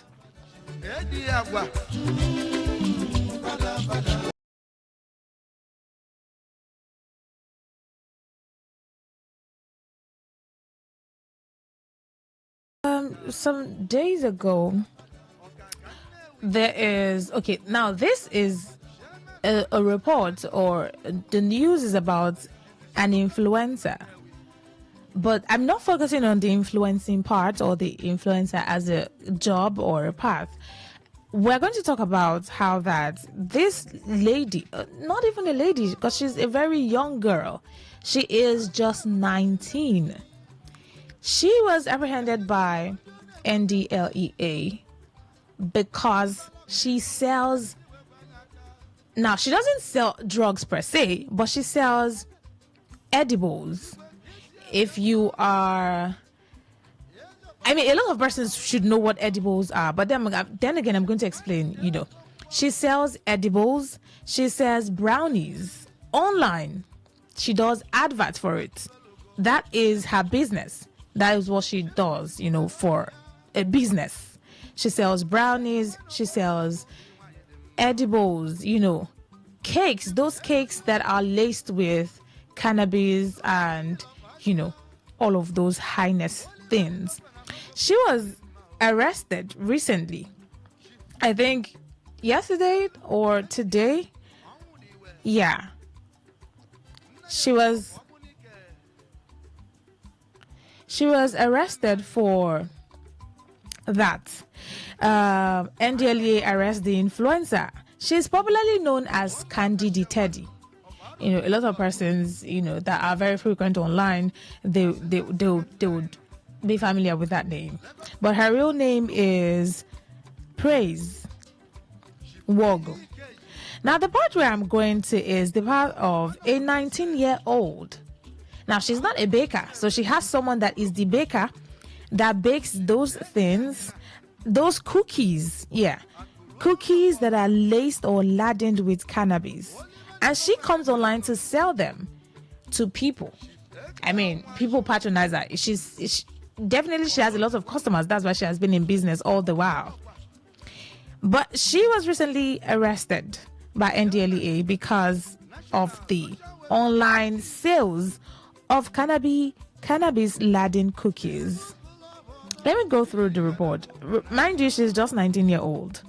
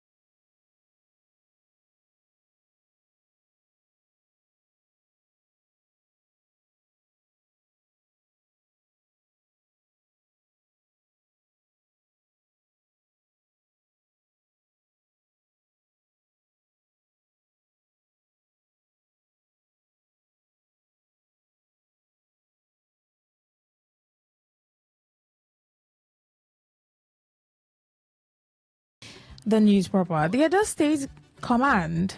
Now, this happened in Edo State, Benin City.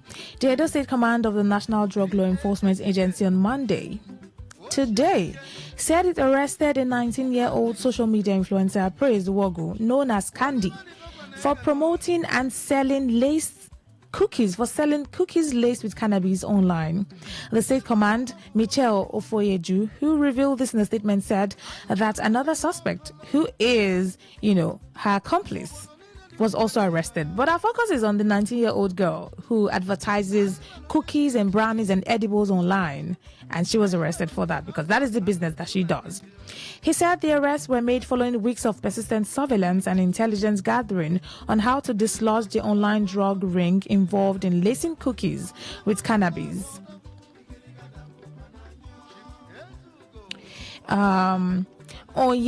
Ofoyeju said both suspects were apprehended with various confectionaries, that means the cookies, and it tested positive for cannabis.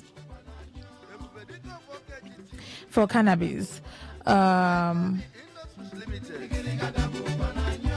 noted that Wagu, who resides in Benin but hails from Imo State, was found in possession of 12 plates and 1 cup of brownies infused with cannabis indica, noting that Praise is the brain behind the online promotion with numerous videos on different social media channels. So that is her business, her line of business. She sells brownies and cookies laced with cannabis, and she advertises it online on different social media platforms, all of her platforms, TikTok and every other platform that she's on, advertising that business, and she gets patronages. He said Augusta, who hails from Akwa Ibom, that's her accomplice, is the production expert. That means the person that bakes it or makes them. Now, during the arrest, she was found with 76 grams of cannabis sativa and 1.5 gram of Colorado, a potent form of cannabis. In addition to the illicit drugs, she was found with 1 big pan and a plate of brownies. He said the Edo State Command of the National Drug Law Enforcement Agency has arrested a 19-year-old social media influencer known as Candy for promoting and selling cookies laced with cannabis online. The 2 suspects were apprehended with various confectionaries that tested positive to this. He noted that swift actions by the officers emphasized the agency's readiness to respond to evolving tactics of online drug traffickers, the commitment to combating drug-related offenses, and ensures that the law is upheld firmly against those who choose to engage in the production and distribution of illegal substances. He warned individuals hiding under the canopy of online drug trafficking to prepare for the agency's arrest. He noted that the investigation into the case is ongoing and suspects would face charges soon. He urged the public to report any suspicious activities of related drug issues in their communities, adding that society can be a healthier place where people collaborate with law enforcement agencies. He said that to promote sustainable agricultural practices, this should be encouraged. Now, there are many angles to this arrest, or to this report, or the news rather.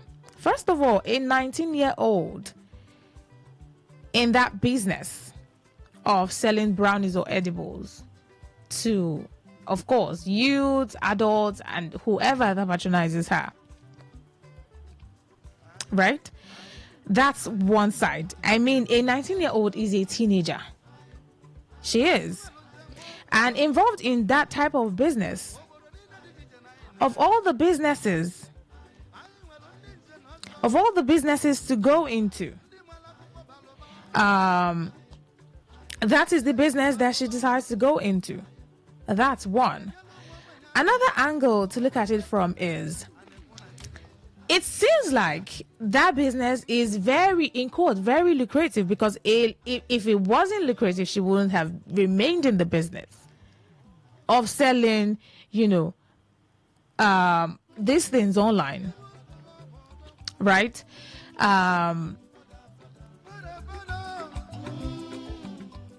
If it wasn't lucrative, she wouldn't be in this business selling it. If people were not patronizing her, she would not be in the business. Even before she was caught, she had been in the business for a while. That's another aspect. Now, we know that the effects of these things, these brownies, these cannabis-laced cookies, they call it, but they're not really cookies, right? A lot of persons, they consume it, they take it, and knowing fully well that it is harmful. I mean, it's a harmful substance. Right? It's a harmful substance. It is. We all know that this thing has so much effect on the health of the people that consume it. As harmful as it is, because the effects from people that take it, the after effect, the aftermath of consuming those cookies, it's not even a good thing, first of all, regardless of however they say it makes them feel. For some persons, maybe they used to take things like this and have stopped or decide to change or, abstain from it because of the effect. Some of them say because of the feeling they get from it. But as harmful and as illegal as these substances are, especially, putting them into cookies, why do people still patronize it? Now, when I say people, Nigerians and youths, adults, a lot of persons, they take these things. You just will not know. And then that's two. The third thing is advertising it online as your business. Now, if you want to be a business person, a business owner, an entrepreneur, is that the only business you would think of to go into? Yes, you're going into business to make money, but is that the only way you can make money as a young person in Nigeria? As a young person, she's just 19. Now, I'm never talking about, you should be older before you can go to a business like that. Such a business is definitely the way to go. But is that the only business that you can go into to make a lot of money? That's three. Why is a 19-year-old into that line of business? Why is a 19-year-old selling things like that? Of course, before you sell things like that, you definitely be, you consume them as well. As harmful and as illegal as these substances are, these cookies, these brownies, why do people still patronize it? Now, this is a little away from the whole security issues, because we can't just keep, beating on that. So, this is a little away from it. But yes, this is also important. Right. You go to a party, or you go to an event, or you go to a gathering, maybe in-house gathering, and they're sharing cookies. You have no idea what kind of cookies they are. A lot of persons have been victims of things like this. So you go to a party or a house gathering, they're sharing cookies, or something that looks like chocolates, and you take 1, 2, 3, not knowing that it's not cake or it's not a cookie. These are laced with cannabis. A lot of persons have had experiences of that, and they tell you how deadly and bad it was on them, that it took a lot for them to recover. Some of them, they start acting and behaving very weird and funny and strange. Now, the question I'm asking on this matter is, why is a 19-year-old into that line of business? Is that the only kind of business that you can do to make money? You can do to survive? You can do to earn a living? Let's say you don't have a job at the moment, and you probably don't have support from people. Now, that's an instance. If you want to go into a business and that will help you, make money and earn a living and take care of yourself, should that be the kind of business that you should go into? Let alone a 19-year-old person, a very young girl. If she was not arrested, she'd probably still be in that business for the longest time. Also, why do people still patronize these brownies? Why do they still buy these brownies? Because a lot of this person has been arrested, as well as the other person that produces or that bakes it. There are still a lot of persons out there that this is their kind of business. Some people come online to advertise and say, buy brownies, feel good. Some of them might not come online to advertise. She was caught because, she posted on different platforms. And so, intelligence and information got to NDLEA and they were able to arrest her. Some persons will not come online to post. They do it low-key, offline. But if you want to patronize, if you want to buy brownies or you want to buy cookies that are laced with cannabis, I have a plug. I have someone that can, that bakes it or that makes it or sells it. And just, put a call through or give me the contact and you get them delivered to you. Why do people still buy and patronize these things, knowing how illegal and how harmful it is?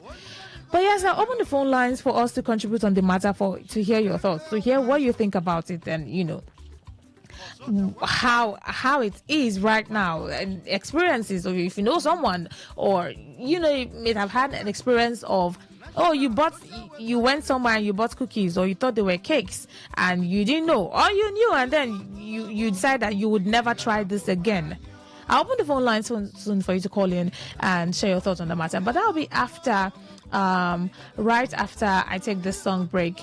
And when I get back from the song break, I'll open the phone lines for you to contribute on the matter. Please stay with me.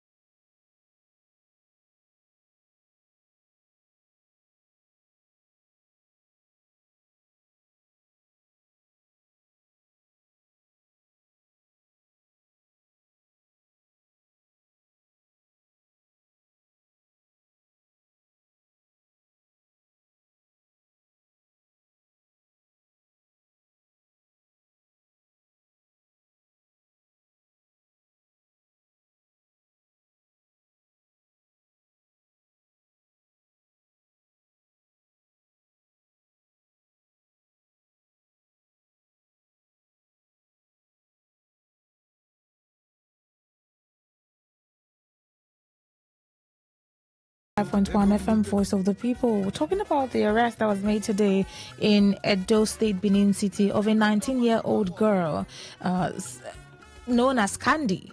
Her real name is Praise Nwogo. She was arrested for the sales of cookies laced with cannabis. Those brownies that people take because of certain feelings or effects that it gives to them. The question I'm asking is, why is a 19-year-old into that line of business? And as a business person, is that the only kind of business you can go into, to make money?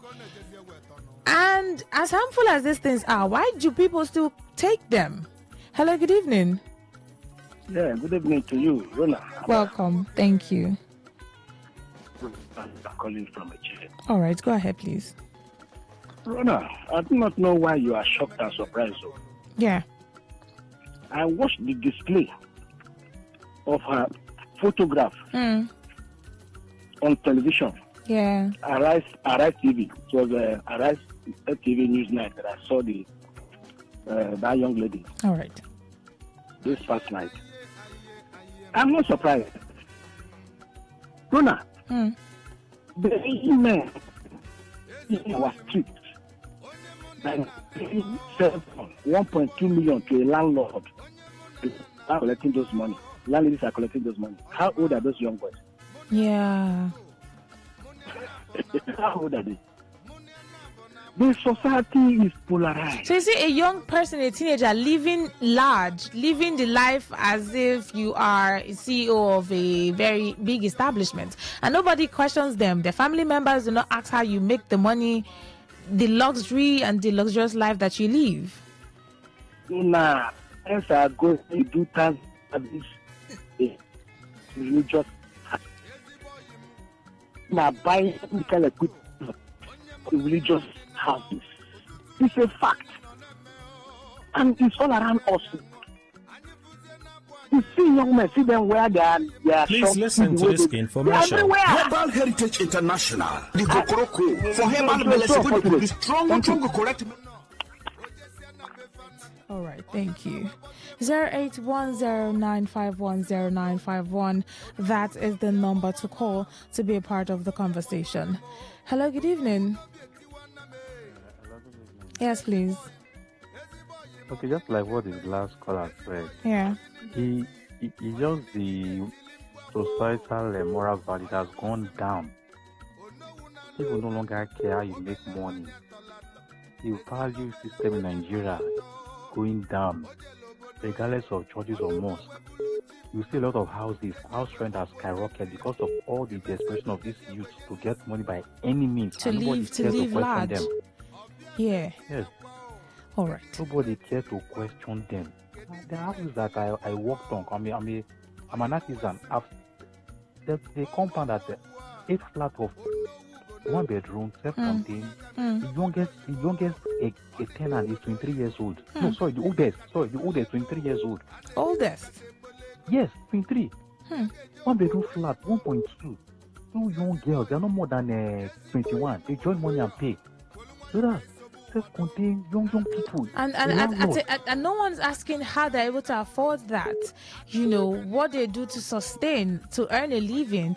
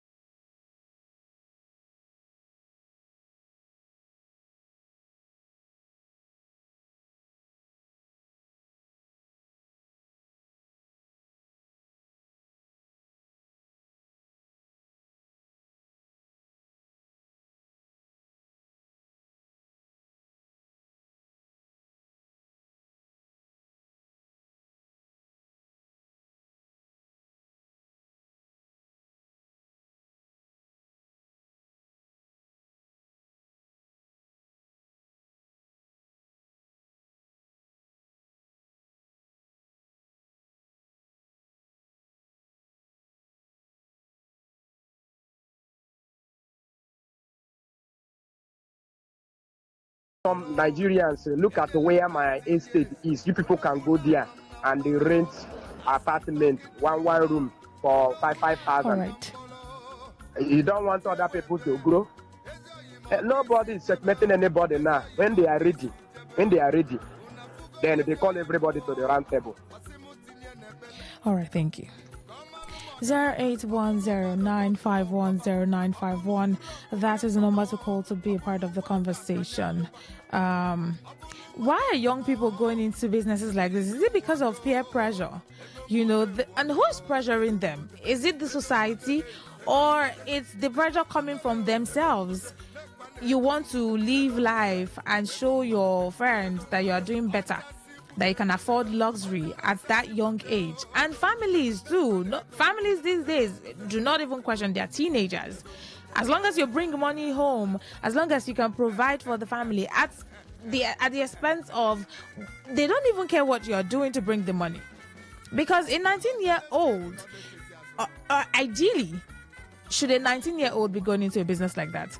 And then you're making so much money from it and you can afford the lifestyle and provide for your family and your parents, and no one is questioning you how you are doing it. What business do you do? Or some family or parents might even know the business their children do and they do not mind. Hello, good evening. Yes, madam, good evening. How are you Please. today? I'm fine, thank you. Welcome. Yes, my name is James, calling from Nekaro. Okay.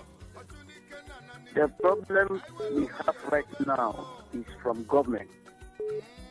Number one, let's build and making people and pursue all the back to better.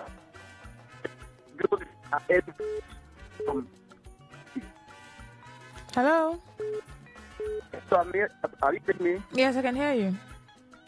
I said those buildings is as empty up to today. I've been calling some other so that why government refuse to rent up those places at least 10,000, 5,000. People move from one place to for all these big apartment and high rent of apartment and go and live there with the common money. They switch up that place and get that place without anybody living. And also, government cannot create a place to build any building to individuals to go and live. So now everybody wants to live the way they want, as government wants them to live. So the problem from our government, government has no attention to individuals, to the youth. All right, thank you. 0810951091. Well, let me quickly take some messages and, take more calls. All right, this one says, good evening to you, Lady Rona. I'm Ebere of Jesus from Port Harcourt. Let the truth be told, it's not a new thing for what our youth are doing to make money, like selling drugs, hook up, and the rest, etc. No zeal for hard work. What matters to them most is to make money anyhow, either hook or crook. God help us all. This one says, good evening, Lady Rona, Reverend Oyedikachi Amadi Nomuma. Kudos to the NDLEA on the dogged and astute way they're fighting drugs in Nigeria, in spite whose ox is the gods. If corruption is fought in this way in Nigeria, corruption will be absolutely eradicated. In all ramifications, Nigeria also implore the NDLEA to also catch the small and the mighty in the fight against drugs. If they only catch the small, it will seem loop-sided. All right. Hello, good evening. Yes, good evening. Yes, go ahead, please. My name is Akbo, and my take on this issue is simple. All right. I know this is there's an objective for this. There's too much drug use in this country right now, and all this has to stop. For next year, even though we know you can't necessarily stop everything, but it has to be checked. All right. Young people, I don't know, it's the crave for a good life. The crave for the good life, especially here in Nigeria, having a good life is almost like social media and all of that too. Everybody wants to look good, Everybody wants to be celebrated. So you find out young people go to put their hands where they are not supposed to put their hands, because at the end of the day, when you do it and you come and nobody knows where you are coming from, when you're on Instagram, all right, you are wearing Gucci and you're looking good, you're looking fly. Even some places where public places, the kind of respect that they give you just because of the way you live. and all of that. But what is the basis? The day it does not last. At the end of the day, look at this. This is a debate, the girl's face is going to be All right. open and going to be shown to everybody as a bad example. Imagine if you have a family that you are trying to impress before. How would they look at you now? So at the end of the day, I think young people should take these lessons and look at the reality. Use this to learn and see that in the end, it's really not worth it. Of course. All right. Thank you so much. Hello, good evening. Hello. Yes, good evening. Welcome. Thank you. All right. Go ahead. I've seen at the federal government of this country discussing all the things that is happening. Because take example from me. I have as I was not done now, we enter house. So I'm listening to you now. Yeah. See, after I listen to you. Most now we enter house and sleep. Oh yeah, I remember that here. I myself wake in the morning and go to my backyard and collect something that's in my backyard that they call it federal government call it illegal. But Hausa and Yoruba come from far that place and come to my backyard here and collect it. That one is the new. It's not illegal. All right. Then tell me now, if that is happening, any other business, anything that I see that will make me to sustain my life, tell me how I will put my head inside and do it. So I think that everything that's happening to in this country is coming from federal government because our federal government of this country, they are not pure. All right, thank you. Hello, good evening. Hello? Yeah, hello, please. Good evening. Welcome. Good evening. My name is Desmond. I'm calling from Port Harcourt. All right, go ahead, Desmond. Yeah, I've been listening to you about the 19-year-old girl that was arrested in Yeah. You see, now, if you ask me, I think some of these are Gen Z youth there. I don't know, like, some of them, I don't know who they are competing against. Like, they are just pressuring themselves unnecessarily. Look at the rate of Yahoo, look at the rate of hookup. Some of them, they are, and some of these people have parents. I don't know. You cannot just tell me that some of them is their parents that is pressuring them to be doing all of this. Some of them, their parents have no time. If you verify, take your findings very well.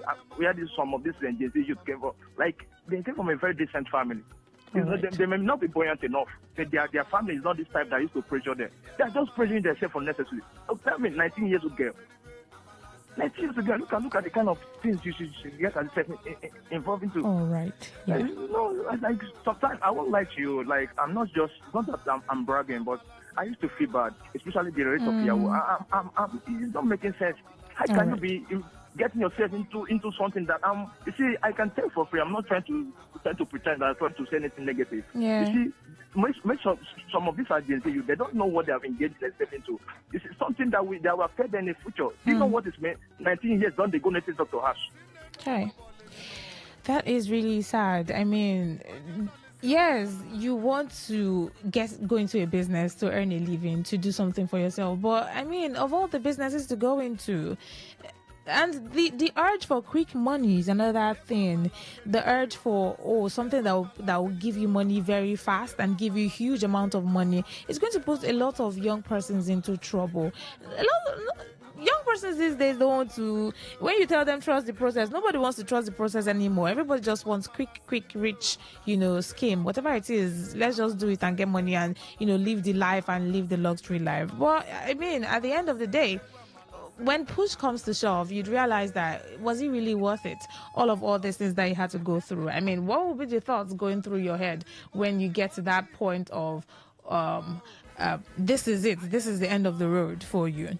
Anyway, we have a commercial coming on very soon. This is where I'm going to wrap up the thrill. Thank you all so much for your contributions and your comments on the matter, your text messages and your calls on the matter. Keep updated with me tomorrow. Let's do this again 9 p.m. on Today 95.1 FM. The world news comes up at 10 p.m. My name is Rona Agbara. Have a very good evening.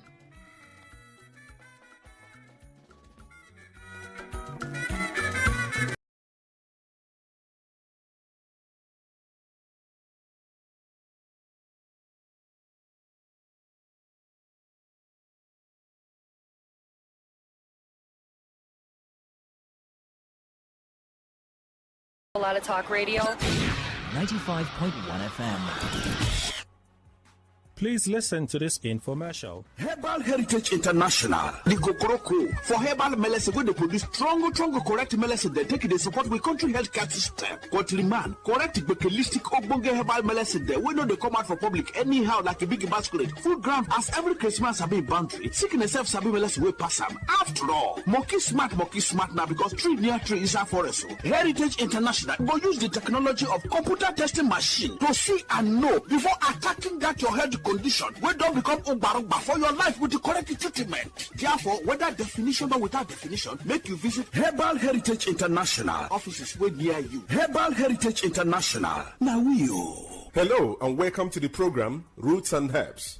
Roots and Herbs is a program that discusses health-related challenges and suggests possible ways out from the herbal medicine perspective. Roots and Herbs is put together and sponsored by Herbal Heritage International, also known as Baba Yoruba. Baba Yoruba is currently having a special end-of-the-year promo package. This end-of-the-year promo package will give you the opportunity to enjoy 50% discount on all their products and services. This offer runs while the stock lasts at number 24 Ikwere Road, Mile 1 by Education Bus Stop, Port Harcourt. Number 24 Ikwere Road, Mile 1 by Education Bus Stop, Port Harcourt. This end-of-the-year promo package will give you the opportunity to enjoy 50% discount on all their products and services. And at the same time, it will give you the privilege of meeting Baba Yoruba himself at the venue. For details and inquiries, the telephone number to call is 080 33 111 946. I repeat, 080 33 111 946. 080 33 111 946. On today's edition of the program, our topic for discussion is staphylococcal infection. And I have with me in the studio Dr. Otumba Abiodun. Sir, you're welcome to the program. Thank you, Mr. Moderator. Staphylococcal infections do occur in the body system when Staphylococcus bacteria enters into the body system and spread within the body system, destroying body cells. Staphylococcus bacteria are majorly of three types that can afflict men. But of these three, the most pathogenic in nature, that is the one that is capable of causing diseases easily in men, is the Staphylococcus aureus, because it is capable of invading body cells, destroying them, causing different pathological changes in the body. When Staphylococcus bacteria spread in the body system, there are a number of changes that one can experience. This can result to burning sensation within the individual, and this can be seen as fever from time to time, or a situation where there is certain hotness coming from within. There can be skin manifestations in staphylococcal infection that can be given one periodic boils or rashes all over the body. In some people, such rashes can come around the pubic region, or even leading to boils that can lead to blisters or even ulcers on the skin. It is possible for one to experience persistent headache in staphylococcal infection because the body fluid is already contaminated. Staphylococcus, as we know, is a form of bacteria. Any bacteria that is capable of spreading in the body system can lead to reactions in the body that can further damage body tissues. And when this occurs, it is possible for one to experience joint pains in form of infective arthritis. Part of this bacteria can spread deep into the tissues of the heart, affecting the valves of the heart. And when this occurs, you discover that there can be palpitation that some will start witnessing as if they have panic attack. When this is allowed to continue in the body system, it is possible for one to start getting tired easily. There are many people, by walking from one pole to another, they get tired, or by doing just something that is not supposed to be that tasking in terms of energy consumption, they discover that it's as if they don't have enough hair where they are located. All this can be as a result of weakness of the heart resulting from infection or spread of this bacteria we're talking about. When this bacteria is able to pollute the body fluid, it is possible for one to witness mouth odor. Mouth odor is a form of changes that is called halitosis, where people will start coming up with breath coming from within that is already polluted. There is no amount of time such people wash their mouth, you discover that the breath coming out is very offensive. All this can be as a result of pollution of the body system. system. It is possible if any bacteria is able to dwell so long in the body system to contaminate the whole body fluid and even damage nerves. When nerves are damaged, there can be tiredness. Not only this, it is possible for men to suffer a lot because this can degenerate to a situation where a man is unable to stand like a real man. When a man is unable to stand like a real man, it is seen as a serious challenge because the whole family can be affected. Part of the joy of the relationship can be stolen, and this can cause different rancors in the family. A man that is unable to stand as he should can find it difficult to get arousal. The desire for opposite sex can disappear, and once that arousal is not there, that is the ignition point. It means such a man will not be able to stand like a real man. In some people, the arousal can be there, but you discover that because nerves have been damaged, the transmission from the upper center down to the power point of man, that is in between his two thighs, can be weakened. When such occurs, you discover that such a man can even get arousal or is able to stand, but the type of standing that he has is not strong enough to help him to even get into the act. In some people, they make efforts to get into the act, but you discover that they are unable to spend more than a minute or more before they are exhausted. Mind you, before a man can be called a real man, such a man must be able to have the arousal as desired and also be able to sustain the energy he has been able to gather for a considerable length of time. That is when such a man can be able to make his partner happy when it comes to man-to-woman interaction. So such men do suffer from this from time to time. It's after knowing the root cause of the challenge that one will be able to know the right step to take for one to be totally free. Whenever you experience anything that we have been able to mention or other things, it's very important for one to visit a competent healthcare giver who will be able to run tests on one and pinpoint where the problem lies and provide solution. For more enlightenment and advice, the number to call is 080 33 111 946. 080 33 111 946. I repeat, 080 33 111 946. Thank you all. All right. You've been listening to the program Roots and Herbs. Roots and Herbs is a program that discusses health-related challenges and suggests possible ways out from the herbal medicine perspective. Roots and Herbs is put together and sponsored by Herbal Heritage International, also known as Baba Yoruba. Baba Yoruba is currently having a special end-of-the-year promo package. This end-of-the-year promo package will give you the opportunity to enjoy 50% discount on all their products and services. This offer runs while the stock lasts at number 24 Ikwere Road, Mile 1 by Education Bus Stop, Port Harcourt. For details and inquiries, the telephone number to call is 080 33 111 946. I repeat, 080 33 111 946. 080 33 111 946. Let's take our sponsor's message. Don't go away. We shall be right back. Herbal Heritage International, the Kokoroko for herbal medicine when they produce strong, correct medicine. They take it, they support with country healthcare system. Quantliman, correct bakelistic ogbonge herbal medicine. They we know they come out for public anyhow like a big basket. Full ground as every Christmas have been boundary. Sickness self sabi medicine will pass them. After all, monkey smart now because tree near tree is our forest. Heritage International go use the technology of computer testing machine to see and know before attacking that your health condition. We don't become ubarugba for your life with the correct treatment. Therefore, whether definition or without definition, make you visit Herbal Heritage International. Offices way near you. Herbal Heritage International. Now You're welcome back to Roots and Herbs. Roots and Herbs is a program that discusses health-related challenges and suggests possible ways out from the herbal medicine perspective. Baba Yoruba is currently having a special end-of-the-year promo package. This end-of-the-year promo package will give you the opportunity to enjoy 50% discount on all their products and services. This offer runs while the stock lasts. Number 24 Ikwere Road, Mile 1 by Education Bus Stop, Port Harcourt. For details and inquiries, the telephone number to call is 080 33 111 946. I repeat, 080 33 111 946.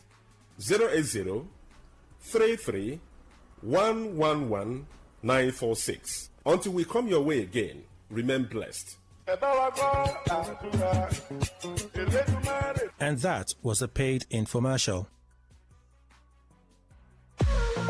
What's a successful business without sales? And what is sales without an audience? Well, do you know that you can reach 8 million listeners across 6 states in 2 geopolitical zones all at once? How? With Today 95.1 FM, you can get millions of people to know about your business. And what does that mean to you? More sales. Call 081 389 2850 now for more information.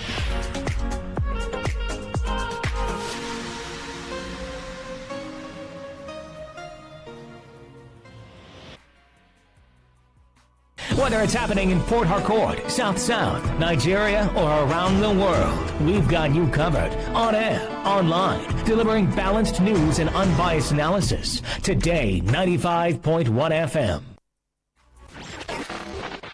This is Today, 95.1 FM, Port Harcourt. News.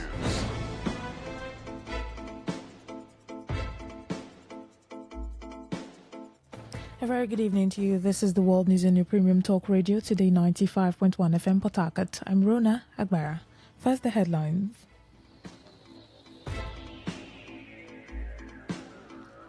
Senate unveils National Counter-Terrorism Center strategic plan to bolster Nigeria's security. UK denies Nigeria's request to repatriate former Deputy Senate President Ike Ekweremadu. Rivers State Governor Siminalayi Fubara promises 2026 budget presentation in new State Assembly complex. On the foreign scene, Brazil's Supreme Court upholds former President Jair Bolsonaro's imprisonment over tampered ankle monitor. Details shortly.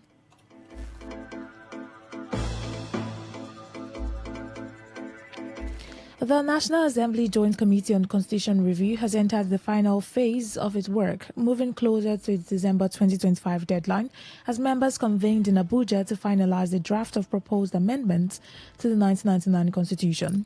Lawmakers are set to vote the coming weeks on key issues identified during nationwide consultations, including power devolution, fiscal federalism, electoral reforms, state police, and reserved seats for women.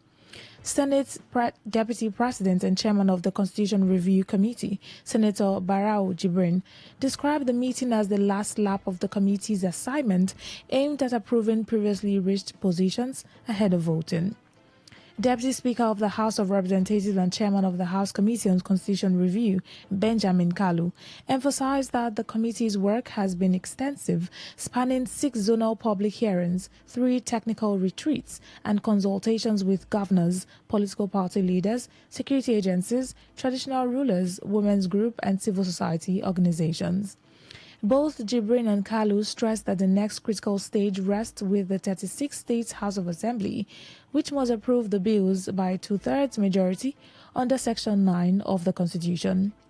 With deliberations concluded, the committee will harmonize sub-reports and present the bills for voting in both chambers of the National Assembly, and if approved by 2/3 of the Senate assemblies, the bills will then proceed to the President for assent. Senate President Godswill Akpabio has unveiled the National Counter-Terrorism Center's NCTC Strategic Plan 2025 to 2030, describing it as a defining moment in Nigeria's efforts to strengthen national security. The event in Abuja attracted top government officials, security chiefs, diplomats, private sector leaders, and development partners. Akpabio said the 5-year plan aligns with the government's resolve to defeat terrorism and build a resilient, peaceful nation. He highlighted that insecurity has slowed national development, disrupted education, driven investors away, and weakened communities. The Senate President also stressed the importance of private sector partnerships in financing security initiatives and supporting victims of terrorism, assuring that the National Assembly would ensure transparency, accountability, and close monitoring of implementation. A High Court of the Federal Capital Territory, FCT Maitama, has scheduled February 19, 2026 for the adoption of the final written address in a 5 billion naira defamation suit filed against the Socio-Economic Rights and Accountability Project, SERAP, by two Department of State Services, DSS officials. Justice Yusuf Halilu granted the date after the second defendant, Kolawole Oluwadare, Deputy Director of SERAP, concluded his defense. Oluwadare, testifying under oath, recounted the alleged invasion of SERAP's Abuja office by DSS operatives, noting that while no staff members were assaulted and no property was damaged, the manner of the entry and the use of unmarked vehicles prompted SERAP to alert the public. Following the conclusion of his testimony, counsel for the claimant, Oluwagbemileke Kende, informed the court that the trial had closed and requested a date for the adoption of final written addresses.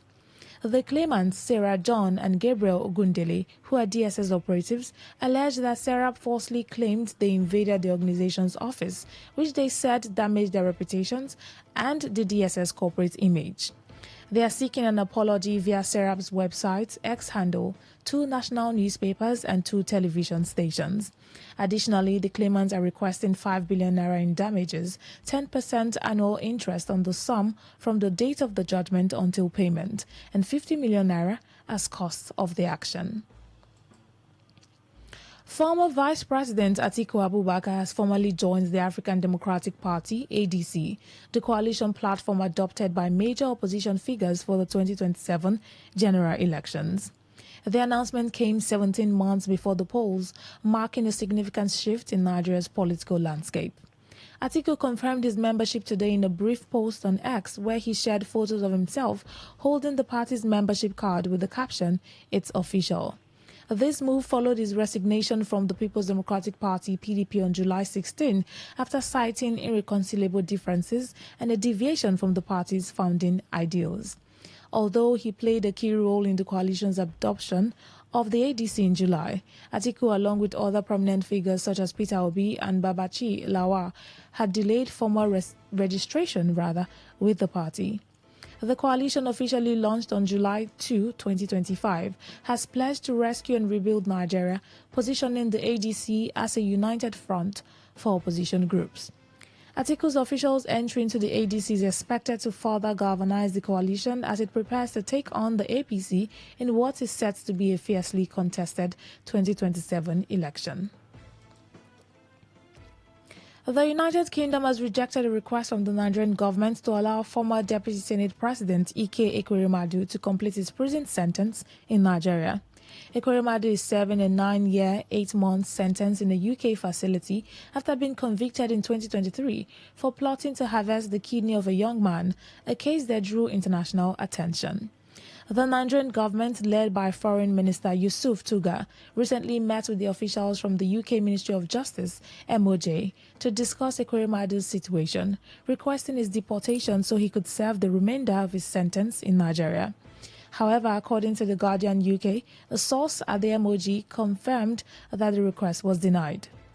Reports indicate that the UK government expressed concern over Nigeria's inability to provide guarantees that Ekweremadu would continue serving his sentence after deportation.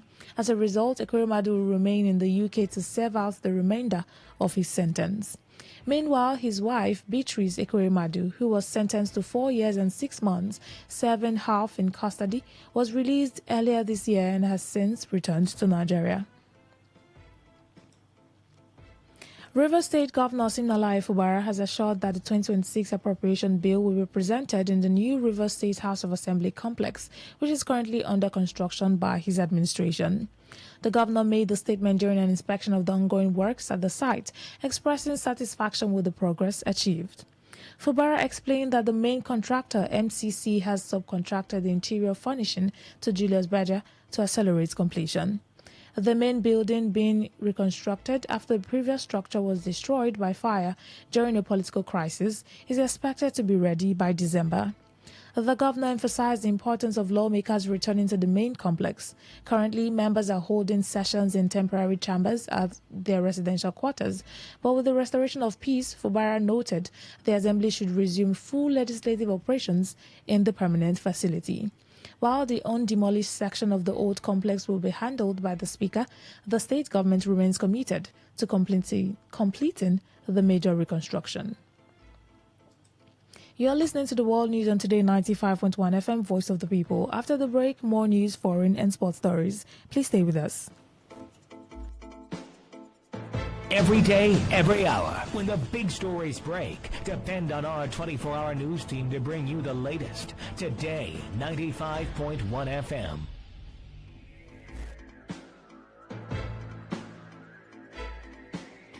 Thanks for staying with us. Now the rest of our stories. The chairman of the Action Democratic Party, ADP in Rivers State, Kendrick Christian, has urged Governor Siminalayi Fubara to immediately appoint commissioners to strengthen the governance structure of the state. Christian, who spoke in an interview with Today FM's Sandra Kenneth, acknowledged the difficult phase the state is navigating and the weight of responsibility on the governor, noting that several key ministries and government portfolios had remained without substantive commissioners, a situation he said was creating uncertainty within the administration. Describing Rivers State as a dynamic and strategic one, he warned that the absence of a fully constituted executive leadership undermined institutional coordination and weakens accountability. At the time, the state was in a dire need of security, economic and social reforms. Deeply concerned that several crucial ministries and government portfolios remain without substantive commissioners till now. This prolonged vacuum in the State Executive Council is affecting administrative efficiencies. It has delayed policy implementation and it is slowing down service delivery in key sectors that directly affect the lives of Rivers people. Yes, as a party, we also applaud the governor for how he has tried to revive the state, bounce back after the unconstitutional 6 months state of emergency. But as a matter of urgency, we need commissioners in these ministries. It is taking Rivers State backward more than we've ever been. And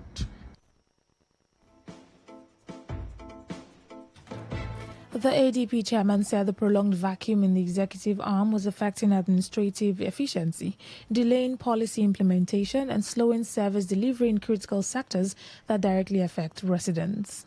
it is the right time for the governor to listen to us, listen to the yearnings of the Rivers people, those who are bold enough to say it and those who may not want to say it, that he should please appoint a commissioner. Rivers State has 1,001 men and women who are capable of handling these ministries to its ultimate point. The entire state is suffering. Please, this is necessary. It is necessary that we have commissioners up and running. As a state, we are not in lack of capable men and women who will handle each ministry to its ultimate.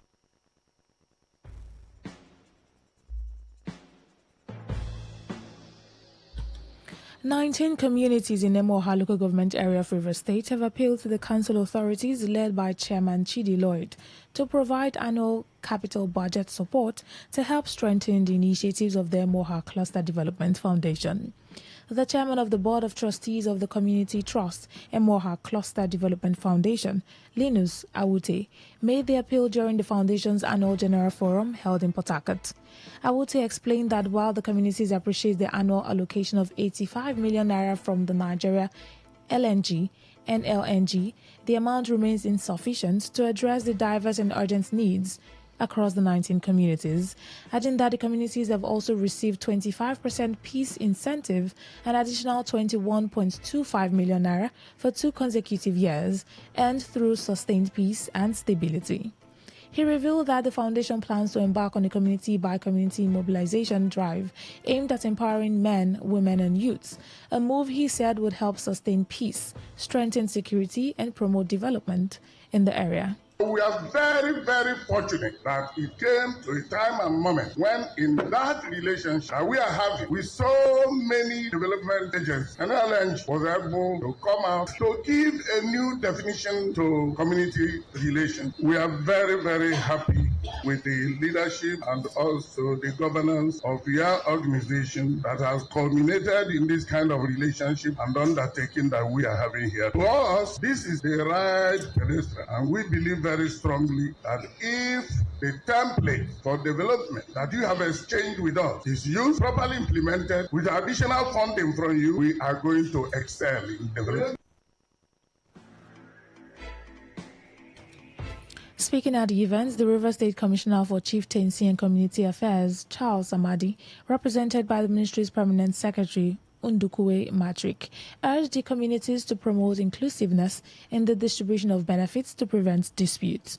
Patrick, who spoke after inaugurating the executive members of the Moha Cluster Development Foundation, encouraged them to prioritize life-changing and sustainable programs and projects. But I'm here today to encourage you to take the position you have to help your people. You identify the project you need, and then you choose a project and you work towards actualizing it. I want to encourage you to be transparent and to be accountable. I listened to some of your achievements, and I think you focus more on education, water, and some other projects. In the future, I want to encourage you to go into livelihood and health, something that skills what people will benefit from. And even if you are no longer there, they can eat from there. I want to encourage you to unite. The BOT members, management, all of you need to unite so that you can forge ahead.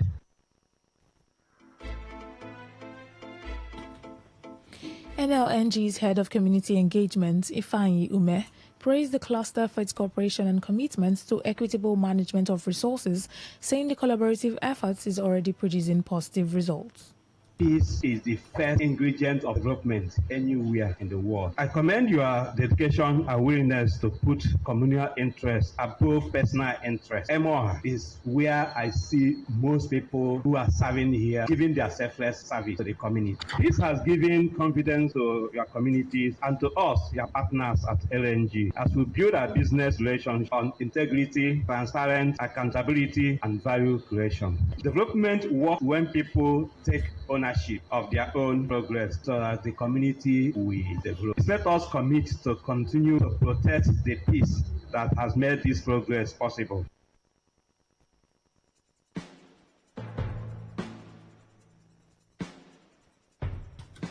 Nathan Obuneze has reaffirmed that he remains the only recognized land committee chairman of Rumwari in Rumekini community of Obiakwa local government area of River State. Obuneze, popularly known as Doctor, dismissed as laughable and shameful a claim by Ndidi Wolu, who has been parading himself as the land committee chairman of Rumwari. He stated that Wolu is not a legitimate indigene of Rumwari and therefore cannot claim a position in a community that does not recognize him. According to him, his own appointment as chairman was unanimously endorsed by the chiefs and elders of Rumwari, led by Chief Livinus Wolu. Obuneze maintains that no one can take over the position while he is alive and urged the public to disregard any contrary claims by Ndidi Wolu. One Mr. Ndidi Wolo, he said that I'm no more the Romari Land Committee chairman, that is the one that is the Land Committee chairman, because there is a rumor that is going around the community that they want to compensate each of the family that was affected in one of the land disputes. So that was the rumor that he heard. That was why he ganged with his friend to demote me as the Land Committee chairman, where he does not have such right to make such statement. As far as the people of Romari is concerned, the chief and the elders, I still remain the Romari Land Committee chairman, pending on when the elders and the chief, we said my tenure have expired. But as far as my tenure have not expired, I still remain the Land Committee of Romari. I want to tell the general public to dispute what he said. What he's telling the public is not true.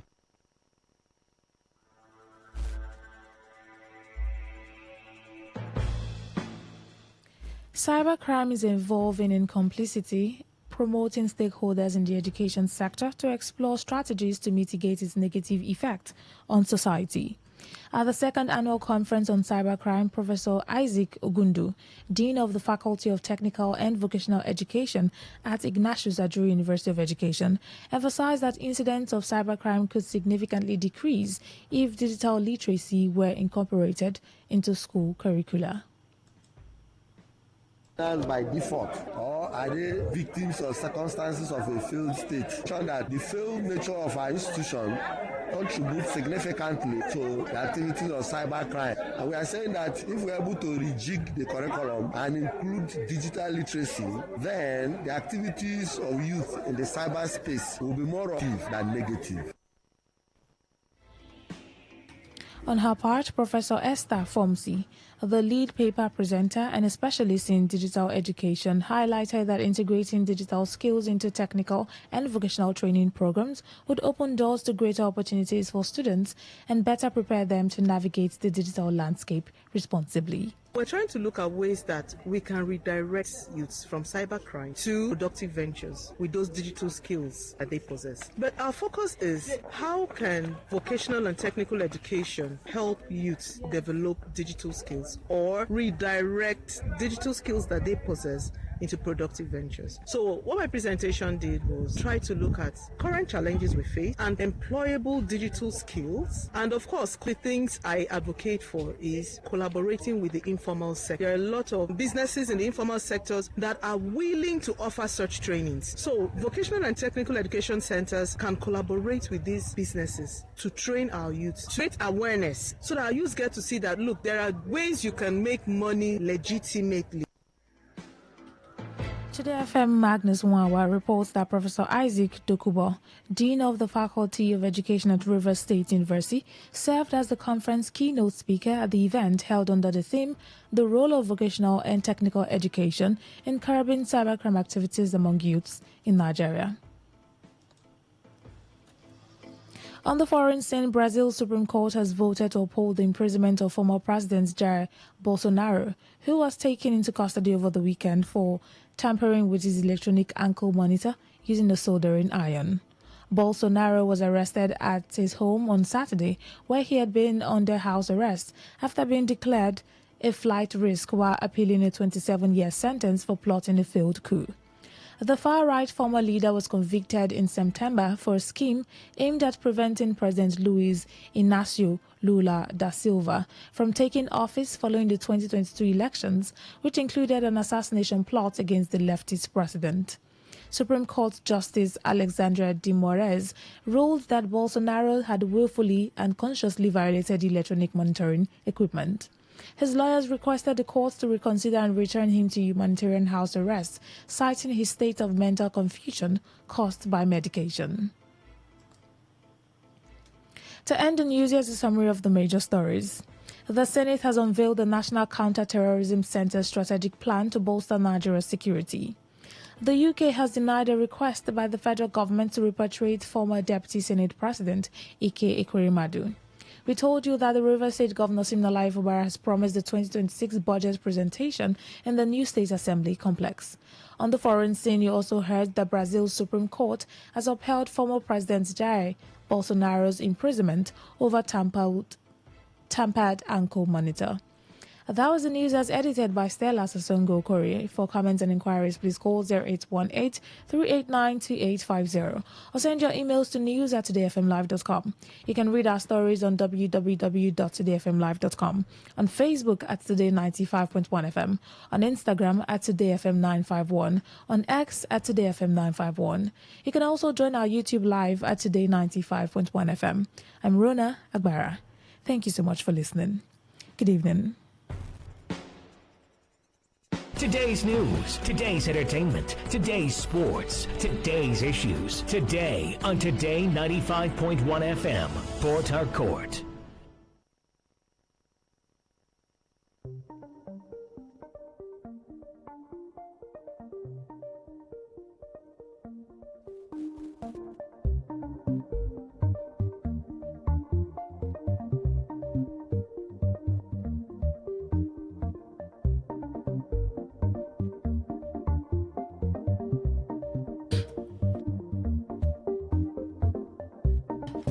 Good evening, this is Today 95.1 FM, Port Harcourt, Voice of the People. It's time again for a rundown of the foreign news stories that made the headlines on the world today. I'm Rona Agbara. First, the headlines. China pledges to work closely with South Africa to deepen mutual political trust. Houthi court sentences 17 people to death for spying for Israel. Iran condemns Israel over killing of Hezbollah military chief. Israel fires 3 generals, punishes senior officers over failures leading to Hamas' October 2023 attack. Details shortly. China has pledged to work more closely with South Africa to deepen mutual political trust between the two countries. Premier Lin Kang made the comments after meeting with President Cyril Ramaphosa in Johannesburg ahead of the G20 summit. He passed on cordial greetings from Chinese President Xi Jinping, noting that the long-standing strong friendship between the two countries. Li said Beijing was willing to work with Pretoria to safeguard the multilateral trading system and promote the early implementation of zero-tariff treatment for South African goods. He said it was ready to expand cooperation across a wide range of fields to better promote the common development of both countries and Africa as a whole. Ramaphosa, on his part, appreciated China's support for his country's economic and social development, saying South Africa was ready to deepen cooperation.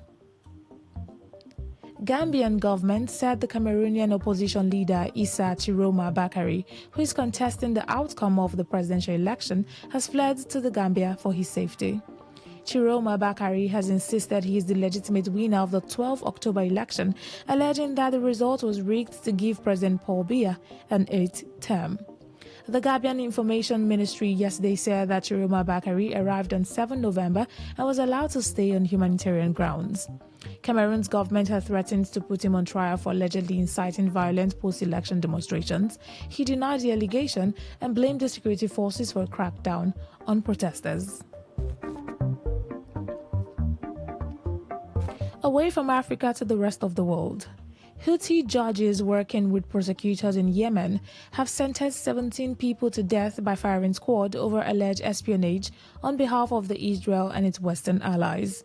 The Specialized Criminal Court in the capital, Sana'a, handed down the sentences in the cases of espionage cells within a spy network affiliated with American, Israeli, and Saudi intelligence. The court ruled that the execution will be carried out in a public place as a deterrent. You may wish to know that a woman and a man were sentenced to 10 years in prison, while another man was acquitted of all charges, bringing the total number of people put on trial in this case to 20. Iran has condemned Israel for the killing of senior Hezbollah commander Haytham Tabatabai, who died in a strike on Beirut yesterday. In a statement, Iran's foreign ministry described the assassination as cowardly and a flagrant violation of the November 2024 ceasefire intended to end more than a year of conflict. Tabatabai, largely unknown to the Lebanese public, was one of the commanders appointed after the war and is the most senior Hezbollah figure killed since the truce began. Hezbollah confirmed the commander's death while Israel has continued to carry out strikes in Lebanon, often claiming to target Hezbollah infrastructure. The group itself has been weakened by recent hostilities with Israel and by the fall of Syrian President Bashar al-Assad, who was previously provided a critical link between Iran and Lebanon. Israel's military has dismissed 3 generals and taken disciplinary action against several senior officers over failures to prevent the October 2023 Hamas assault, the deadliest in the country's history. The fired officers include 3 divisional commanders, one of whom served as a military intelligence chief. Disciplinary measures were also announced against the heads of the Navy and Air Force, along with 4 other generals and senior officers. All 3 fired generals had previously resigned from their posts. The actions follows a report by a committee appointed by military chief Eyal Zamir, who found a long-standing systemic and organization failure in the military, including intelligence lapses despite access to high-quality information, poor decision-making, and failures across the chain of command during the October 7 attacks. The military emphasized that the dismissed officers bore personal responsibility for the failure to prevent the Hamas assault from the Gaza Strip.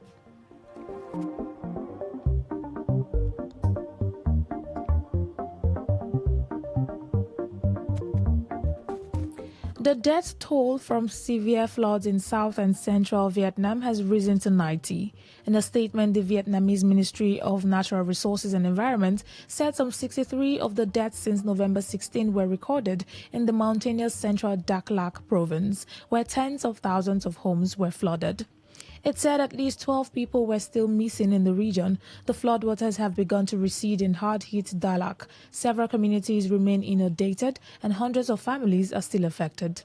It will interest you to note that relentless rain has lashed south-central Vietnam since late October, hitting popular holiday destinations with several rounds of flooding. 6 international airlines have suspended flights to Venezuela after the United States warned major carriers about a potentially hazardous situation due to heightened military activity around the South American country. Spain's Iberia, Portugal's TAP, Chile's Latam, Colombia's Avianca, Brazil's Gol, and Trinidad and Tobago's Caribbean all halted flights to the country. TAP said it was cancelling its flight scheduled next Tuesday, while Iberia said it was suspending flights to the Venezuelan capital, Caracas, until further notice. TAP told the Reuters news agency that its decision was linked to the U.S. notice, which it said indicates that safety conditions in Venezuelan airspace are not guaranteed. However, Panama's Copas Airline, Spain's Air Europa, and Plus Ultra, Turkish Airlines, and Venezuela's LASA are continuing to operate flights for now. A suicide bombing has killed 3 Pakistani paramilitary personnel at the Federal Constabulary, FC headquarters in Peshawar. Peshawar Police Chief Mian Saeed said the attack occurred on Sadar Road, one of the city's busiest corridors, just before the morning rush hour. Kieba Park Tuhunkwa Police Chief Zulfikar Hamid said the assault had ended and that a clearance operation was underway to check for any unexploded devices. The province, which borders Afghanistan, has been in a long-standing epicenter of militant activity, an insurgency that has intensified since the Taliban's return to power in Kabul in 2021. Prime Minister Shehbaz Sharif condemned the attack, commending security forces for their timely action in preventing greater casualties.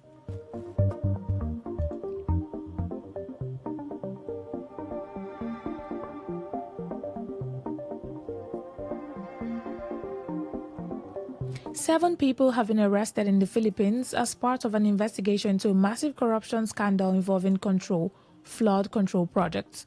President Ferdinand Marcos Jr. announced the suspects were among more than a dozen people indicted by the Sangabayan, a special anti-corruption court, in what is the first probe into its so-called ghost infrastructure projects. The scandal, estimated to have cost the government up to 118.15 billion pesos, sparked mass protests in Manila in September demanding accountability. Among those implicated is Zaldico, whose family-owned construction firm, Sunwest Corporation, was contracted to build a 289 million peso dike in Oriental Mindoro province. Several departments of the Public Works and Highways officials have already been detained. President Marcos has vowed that more lawmakers and wealthy contractors will face prosecution with criminal corruption cases expected to continue before Christmas.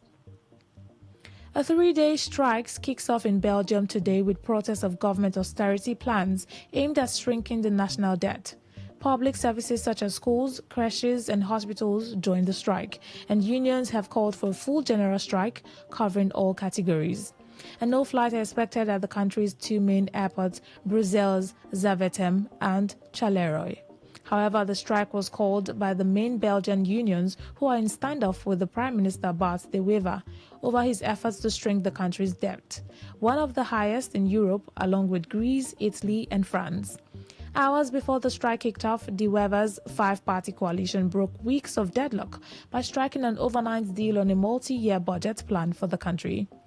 The deal foresees a ramping up of government savings and several new revenue streams, including hikes to some value-added taxes and investment taxes.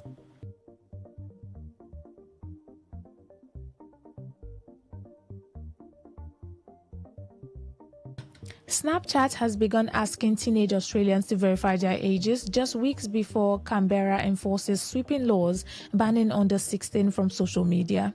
The company's spokesperson from December 10, Australia will force social media platforms, including Facebook, Instagram, and TikTok, to remove users under the age of 16 or face hefty fines. Users will be able to do so using an Australian bank account, government-issued identification, or by taking a photo of their face, which a third party will then use to provide an estimated age range. The Com also said from December 10, users under 16 will have their accounts locked. Snapchat, like other social media platforms, has advised teen users to download their data as soon as possible. That story from Australia concludes tonight's edition of The World Today, as produced by Odinakachi Celestine of the News Department. But before we go, here's a summary of the stories that made the headline. China has pledged to work closely with South Africa to deepen their mutual political trust. We told you that Houthi court has sentenced 17 people to death for spying for Israel. You heard that Iran has condemned Israel over killing of Hezbollah military chief. And finally, Israel has dismissed 3 generals, punishing senior officers over failures leading to Hamas' October 2023 attack. Till same time tomorrow, do have a lovely evening. Thank you so much for listening. Today's news, today's entertainment, today's sports, today's issues. Today on Today95.1 FM, Port Harcourt.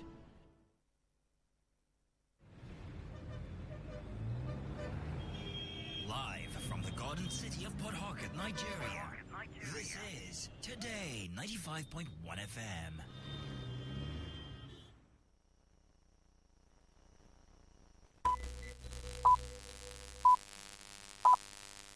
BBC World Service. I'm Nyasha Michelle in London with Focus on Africa. A BBC Africa Eye documentary uncovers the practice of selling body parts for magic rituals in Sierra Leone. Those perpetrating the killings believe those rituals involving those human body parts can increase the potency of whatever they are doing and that their magic become more powerful. Did political rivalry lead to the abduction and beating of 2 Zimbabwean university students? When we woke up in the morning, we had severe wounds from the back of our legs, those marks of shamble. And I myself, I was not able to walk. And the African influencers calling for borderless and visa-free Africa. A borderless Africa will be an Africa that will allow me to move and experience the culture. Borderless Africa is the reparations that we owe to our generation. That's all on the BBC Today in Focus. First, the news. Hello, I'm Govinda Gill with the BBC News. American-led hopes of a breakthrough in the Ukraine peace talks have been tempered by European leaders who've stressed that Russia must come to the table. Over the weekend, US and Ukrainian officials hailed progress after they negotiated alterations to a President Trump-backed peace plan initially based on Moscow's proposals. But the German Chancellor Friedrich Merz says this process will be considered worthwhile only if Russia now joins negotiations. Meanwhile, European Union Chief Ursula von der Leyen has stressed the importance of Ukrainian sovereignty. Ukraine's territory and sovereignty must be respected. Only Ukraine, as a sovereign country, can make decisions regarding its armed forces. The choice of their destiny is in their own hands. The Kremlin says it hasn't been informed of the altered proposals, but Russian media have suggested they may now be unacceptable. The U.S. designation of the Venezuelan cartel de los Soles as a foreign terrorist organization comes into force today as Washington ramps up its pressure on President Nicolas Maduro. Our global affairs reporter, Mimi Swaby, has more details. As Venezuelans anxiously await a supposed new phase of Washington's Operation Southern Spear, the designation of Cartel de los Soles grants the U.S. more legal power in what it insists is a fight against drugs. The Trump administration accuses the cartel of trafficking and says it's headed by President Nicolas Maduro and his officials. Venezuela's government has rejected what it called a ridiculous plan to designate a non-existent group. It says Washington's true motive is regime change. US pressure has been mounting, heightened by the arrival of the world's largest warship to the South Caribbean, adding to an already large military build-up. The Roman Catholic Church in Nigeria says 265 people are still missing after a mass kidnapping from a school in Niger State on Friday. The government of another northern state, Bauchi, has announced the closure of all primary, secondary and higher education institutions over concerns of rising insecurity.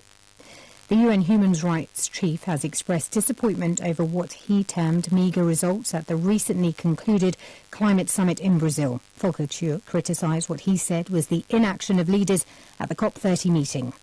I often wonder how future generations will judge our leaders' actions and their fatal inaction on the climate crisis in 50, 100 years from now.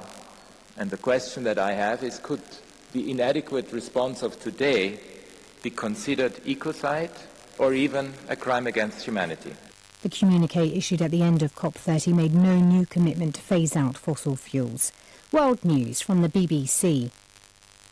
President Trump is being asked to explain key details of the agreement under which he says TikTok's Chinese owners have agreed to sell their majority stake in the US market. The Democratic Senator Ed Markey has written to the President demanding that he address unanswered questions as to how national security concerns will be tackled. A British Parliamentary Select Committee is about to question some of those involved in the controversy over how a BBC documentary edited a speech by President Trump. The BBC's chairman, Samir Shah, is among those giving evidence. A volcano in northeastern Ethiopia has erupted for the first time in nearly 12,000 years, sending thick plumes of smoke 14 kilometres up into the sky. The Hali Gubi volcano, located in the Afar region, spewed giant ash cloud for several hours on Sunday. There's no immediate information on casualties or the number of displaced people. Jimmy Cliff, the singer often credited with first bringing Jamaica's reggae music to a global audience, has died aged 81. Born in rural Jamaica, he began recording after moving to the capital, Kingston, later working with a range of international artists. Pete Allison looks back at his life. Jimmy Cliff's rise to fame started in the 1960s, bringing the sound of Jamaica to a global audience, including in songs such as Wonderful World, Beautiful People, and You Can Get It If You Really Want. As an actor, his appearance in the 1972 crime drama The Harder They Come became America's introduction to the reggae genre. He would later be awarded the Jamaican Order of Merit. The country's Prime Minister, Andrew Holness, described Cliff as a true cultural giant who'd carried the heart of Jamaica to the world. BBC News.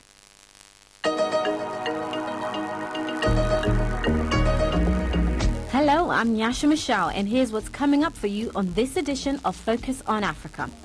The devastating cost of power, success and wealth. A BBC Africa Eye documentary uncovers the practice of selling body parts for magic rituals in Sierra Leone. Did political rivalry lead to the abduction of 2 Zimbabwean university students? I have friends from Sikos and they came to my room and they said that you have to leave this room as early as possible. Then they said that the state security has asked us your room number. They are coming for you. We started running away until 3 of my friends escaped. Then I, myself Malvin, and my friend Lyndon were caught. And will Africa ever be visa-free? We speak to the young influencers and activists fighting for that to be a reality. As like Moroccan holding an African passport, so some visas are so expensive, you can even pay $200 for 1 month. I had a country where I couldn't get to because the visa was so complicated. It's Monday, the 24th of November.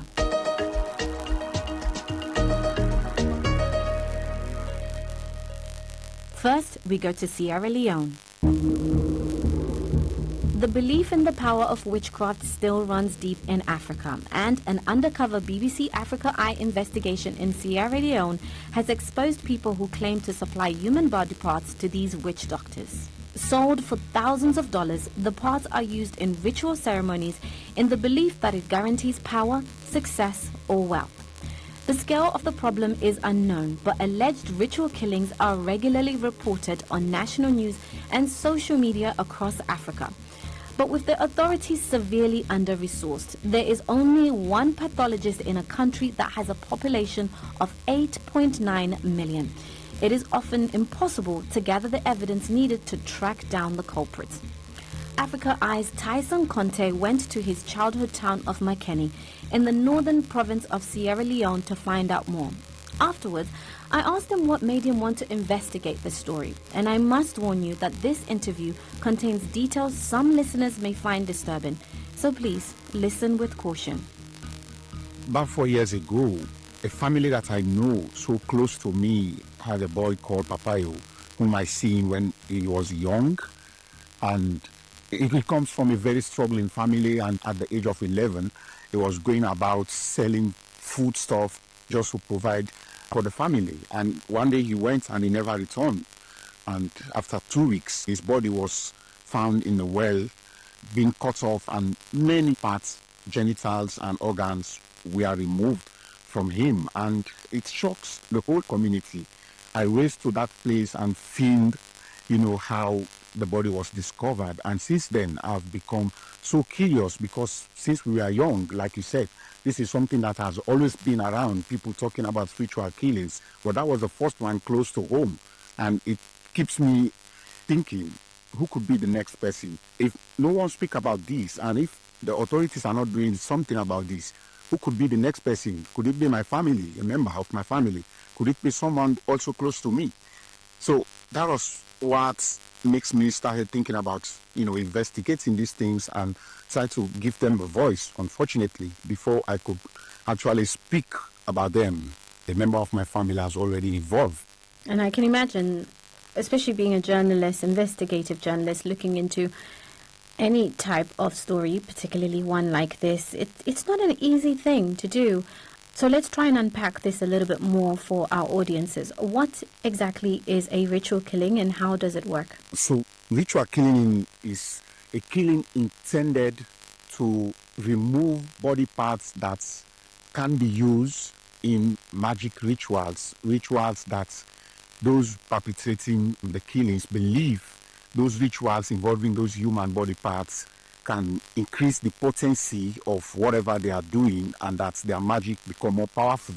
And people use this magic, or people use this service to get, some people use it to get money, political positions, just become powerful in society.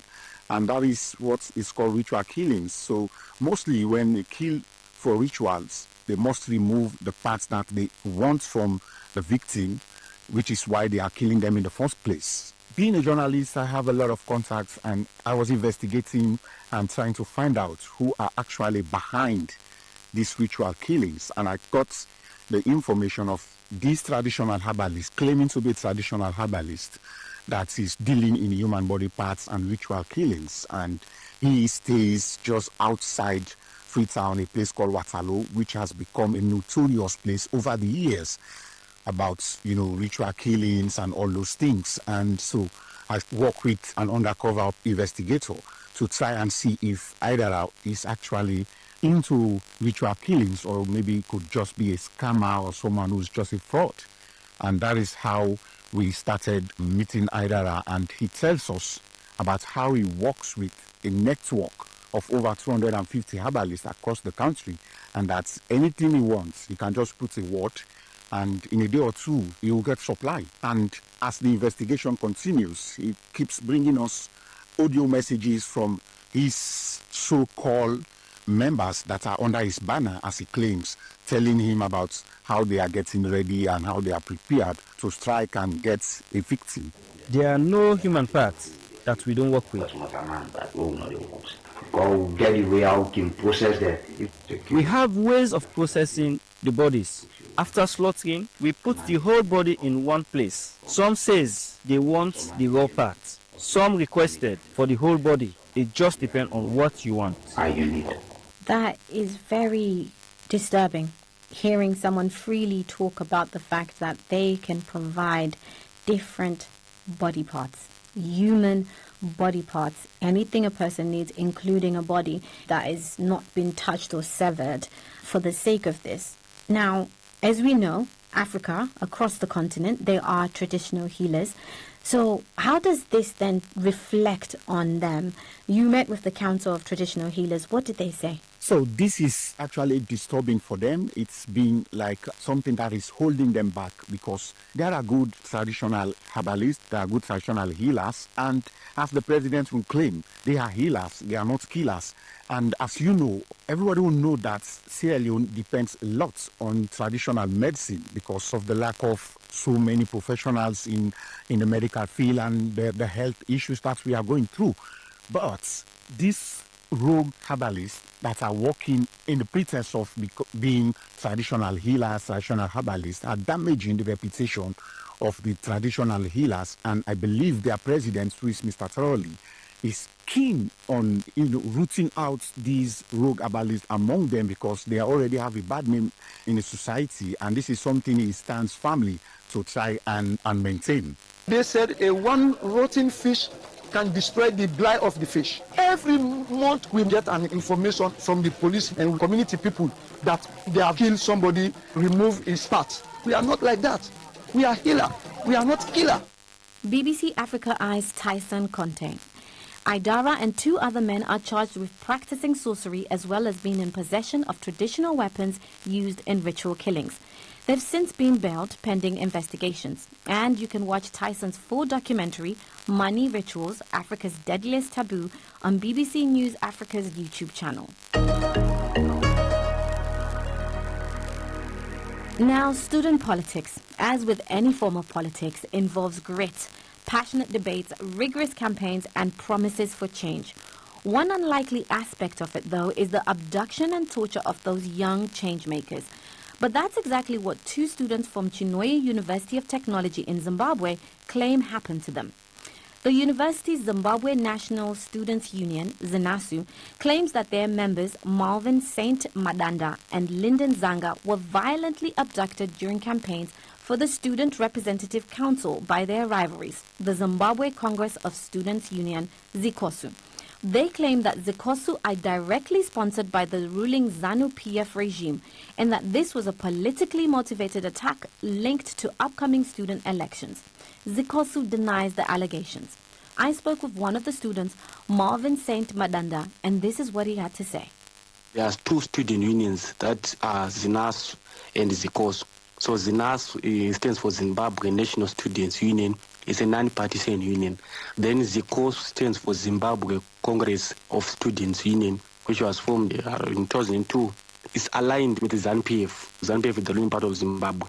So after those campaigns, which ended at 9 p.m., the police headquarters of Chinhoyi, they just said that they are coming for ZINASU comrades who are chanting different slogans saying, we say no to 2030. We don't want ZANU-PF, Abasha ZICOSU, Abasha ZANU-PF. Of course, we did some slogans saying we don't want 2030 agenda. And 2030 agenda is for the current president, Emmerson Mnangagwa, to still be the leader of the country. Yes, to still be the leader of Zimbabwe. So we are saying no to 2030, and we're just saying, no, we don't want ZANU-PF anymore. We have struggled enough. So there are some ZICOSU members who are taking videos and the pictures. And after they sent those videos to their mother party, ZANU-PF, that's when the CIOs, the head of the police, caused people to disperse from where we were singing and just exchanging words. So that's when we just told each other, you know what, guys, we should just disperse. We all know what the state security do. They will butcher us and they will remain paralyzed. So we have to disperse also. So I have friends from ZICOSU, and they came to my room. And they say that you have to leave this room as early as possible.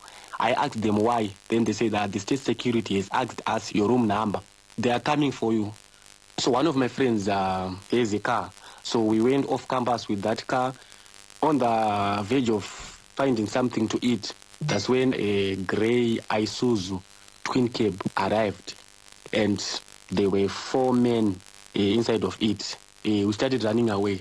They then followed us until 3 of my friends escaped. Then I, myself, Marvin, and my friend Lyndon were caught. Then they started slapping us heavily, and they just threw us in the car. Then they started giving us some slaps. So we were not even sure where they were taking us to. There was the driver and 3 other men. We went to a place that is called Boots. That's where we arrived at night, I think around midnight. They started asking us a lot of questions. Why are you against ZANU-PF? Why are you against the 2030 agenda? You are disrupting the whole campus of the news that you are doing. There is a substance that they gave us. It was in a liquid form that caused us to fall unconscious. So we don't even know what transpired from there till the following day. That's when we woke up. When we woke up in the morning, we had severe wounds from the back of our legs, those marks of shambok. And I myself, I was not able to walk. And a shambok is a whip. That was Marvin Saint Madanda. I also spoke to the Zimbabwe National Students Union to learn more about why student politics in Zimbabwe is so tense and what this incident says about the wider climate for young activists. Here's Secretary General Emmanuel Divine Nyakujga. When this happened, one of the chapter leaders, that is the ZINASU lead at Chinhoyi University of Science and Technology, called me and gave me an update. And we understand that there is no struggle without bruises. and we have experienced these so many times. Instead of panicking, we took it that we were supposed to alert the world, alert everyone else so that the search starts. Then we went on our Twitter page and I posted that there's an abduction alert, and we are asking each and every person to send in a message everywhere and make sure that they send an alert that these comrades can be found. And who do you believe abducted these 2 students and why? The first suspect would be the ZANU-PF and the Zimbabwe Congress of Students Union. First of all, they issued threats to the particular students in question. And over again, these issues have repeated themselves with the same perpetrators. So our belief is that the Zimbabwe Congress of Students Union, of course, under duress and of course under the influence of the ZANU-PF, which was on campus during that day earlier. Has this case been taken to the police and also presented to not just Sikosu, but ZANU-PF itself? And if so, what have they said? The day it happened, we informed the campus security, we told them. Then early in the morning, they went to the police to report this. I also set a board meeting early that morning and presented a habeas corpus to the Zimbabwe Republic Police in which we wanted to do a search. The police also then issued a statement saying that they are doing investigations pertaining the particular case. With the Zimbabwe Congress of Students Union, they sent out a report saying they denied the allegations, they suspect that we faked it and all that. But we did, of course, avail it to them that they are our main suspects, and we expect better from them. We want them to engage in student politics, which is non-violent and non-abusive. In light of the allegations made against them, I spoke with the opposing union, the Zimbabwe Congress of Students Union, Zikosu. Here's Chairman Prince Bismarck. I cannot say we agree because we are really shocked, and disturbed by the false allegations. People saying that the union is being alleged to be kidnapping other students. It's so disturbing. We have been having infallible proof of the whereabouts of the students that are being alleged to be those who were involved in the kidnapping, and it's clear that these claims are desperate attempts to garner sympathy and undermine our reputation. I think we should also approach the hospital, the doctors, so that they can give the report if it's really true that these guys were actually beaten or there's something that shows that these guys were injured. I think we should also put it clear to them that system of false kidnapping and faking and stuff, it's not working. Chairman Prince Bismarck of the Zimbabwe Congress of Students Union. Let me take you back to more than a century ago, to the Berlin Conference of 1884, where 14 European powers and the United States gathered to formalize rules for the colonization of Africa. You may know it as the Scramble for Africa. The conference was called to prevent conflict between European nations over competing claims on African territory and resources as well, establishing rules for effective occupation. And it's important to note that there were no Africans present or even consulted. It's also well documented that Africa was a thriving continent prior to this. We've all heard about Malian monarch Mansa Musa's legendary wealth, the revered Zulu kingdom, the Kush civilization known for their extensive trade routes that provided ivory and other luxury goods, and of course my own heritage, Great Zimbabwe, with the largest stone structure in pre-colonial southern Africa and the heart of a thriving trading empire from the 14th to the 15th centuries. The result of the 1884 gathering was devastating. It led to the artificial division of the continent and resulted in the dismantling of existing political structures and the division of ethnic groups. On the anniversary of the conference earlier this month, young Africans gathered in Addis Ababa, Ethiopia, for Africans Rising, an event in partnership with the African Union to lead the conversation on mobility, unity, and people-centered integration. They want their motherland to not only be visa-free, but borderless. But how possible is it to achieve what seems like such a monumental task? Well, I spoke to 2 young Africans who were present at the conference. Mariam Bekehau, a Moroccan who cycled solo across 33 African countries before visa issues forced her to stop, and campaign and advocacy lead at Africans Rising, Anne Rose Osamba from Kenya. We began our conversation with Anne, who explained why she remains committed to keeping the vision of a visa-free Africa alive. free movement is not just the physical, artificial, colonial borders, but free movement is also cultural, is also reclaiming the right to movement and freedom. So the high-level Borderless Africa Influencers Forum that just happened in Addis Ababa was us expanding the conversation to say, look, we've been talking to communities and we've been talking to civil society movements and governments through their foreign affairs, but what are the other ways that we could tap into creative ways to have these conversations, and then look at where the gaps are and see what do we do and how do we push this forward. And honestly, it was quite deliberative, insightful, and successful. But most importantly, Nyasha, if I don't mention this, I won't do justice to myself. This event is not just auspicious but symbolic in a way, because this is 141 years later after the Berlin Conference that was a time when Africa was divided. And so what this conference also came to do was to undo that division, and reclaim our oneness as Africans, and saying in one voice that, no Africans should pay visa when going to another African country. Prior to these physical borders being drawn without African voices being present, we were one anyways, and that separation didn't quite exist in the way that it does now. So when we go back to this forum, you had quite a number of individuals who were present. They were creators, artists, influencers who were central actors in this movement, right?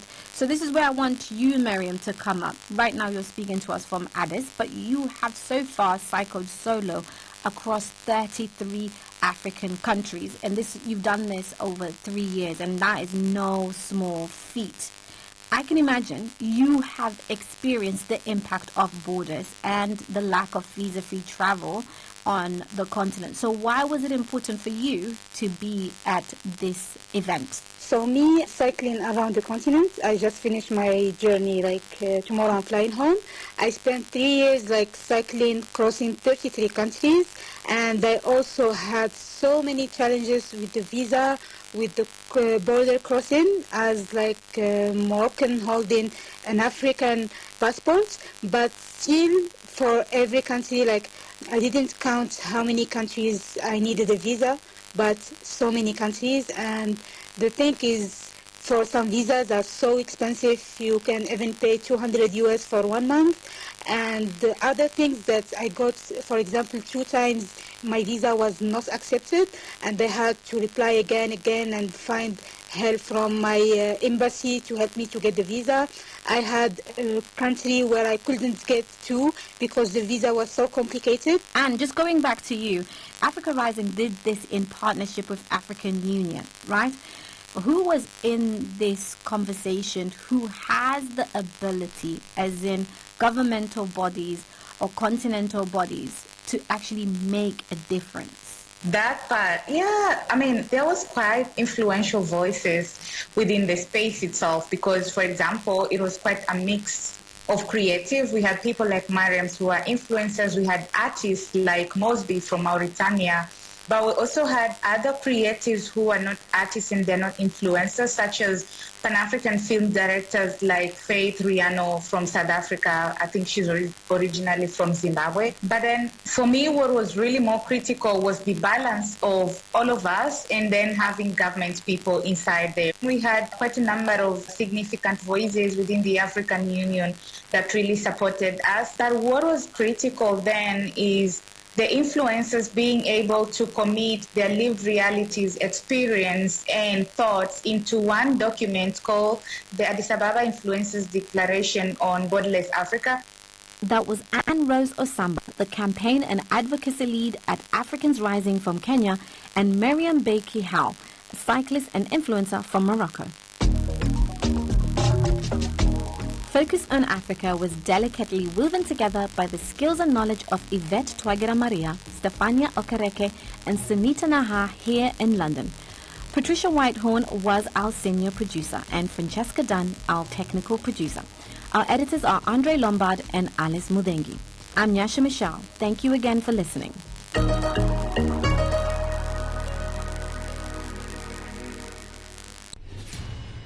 Stay informed, stay ahead. Tune in to Today 95.1 FM For the latest news, insightful talk, and exciting sports updates, your trusted source for everything you need to know. Today, 95.1 FM, the voice of the people.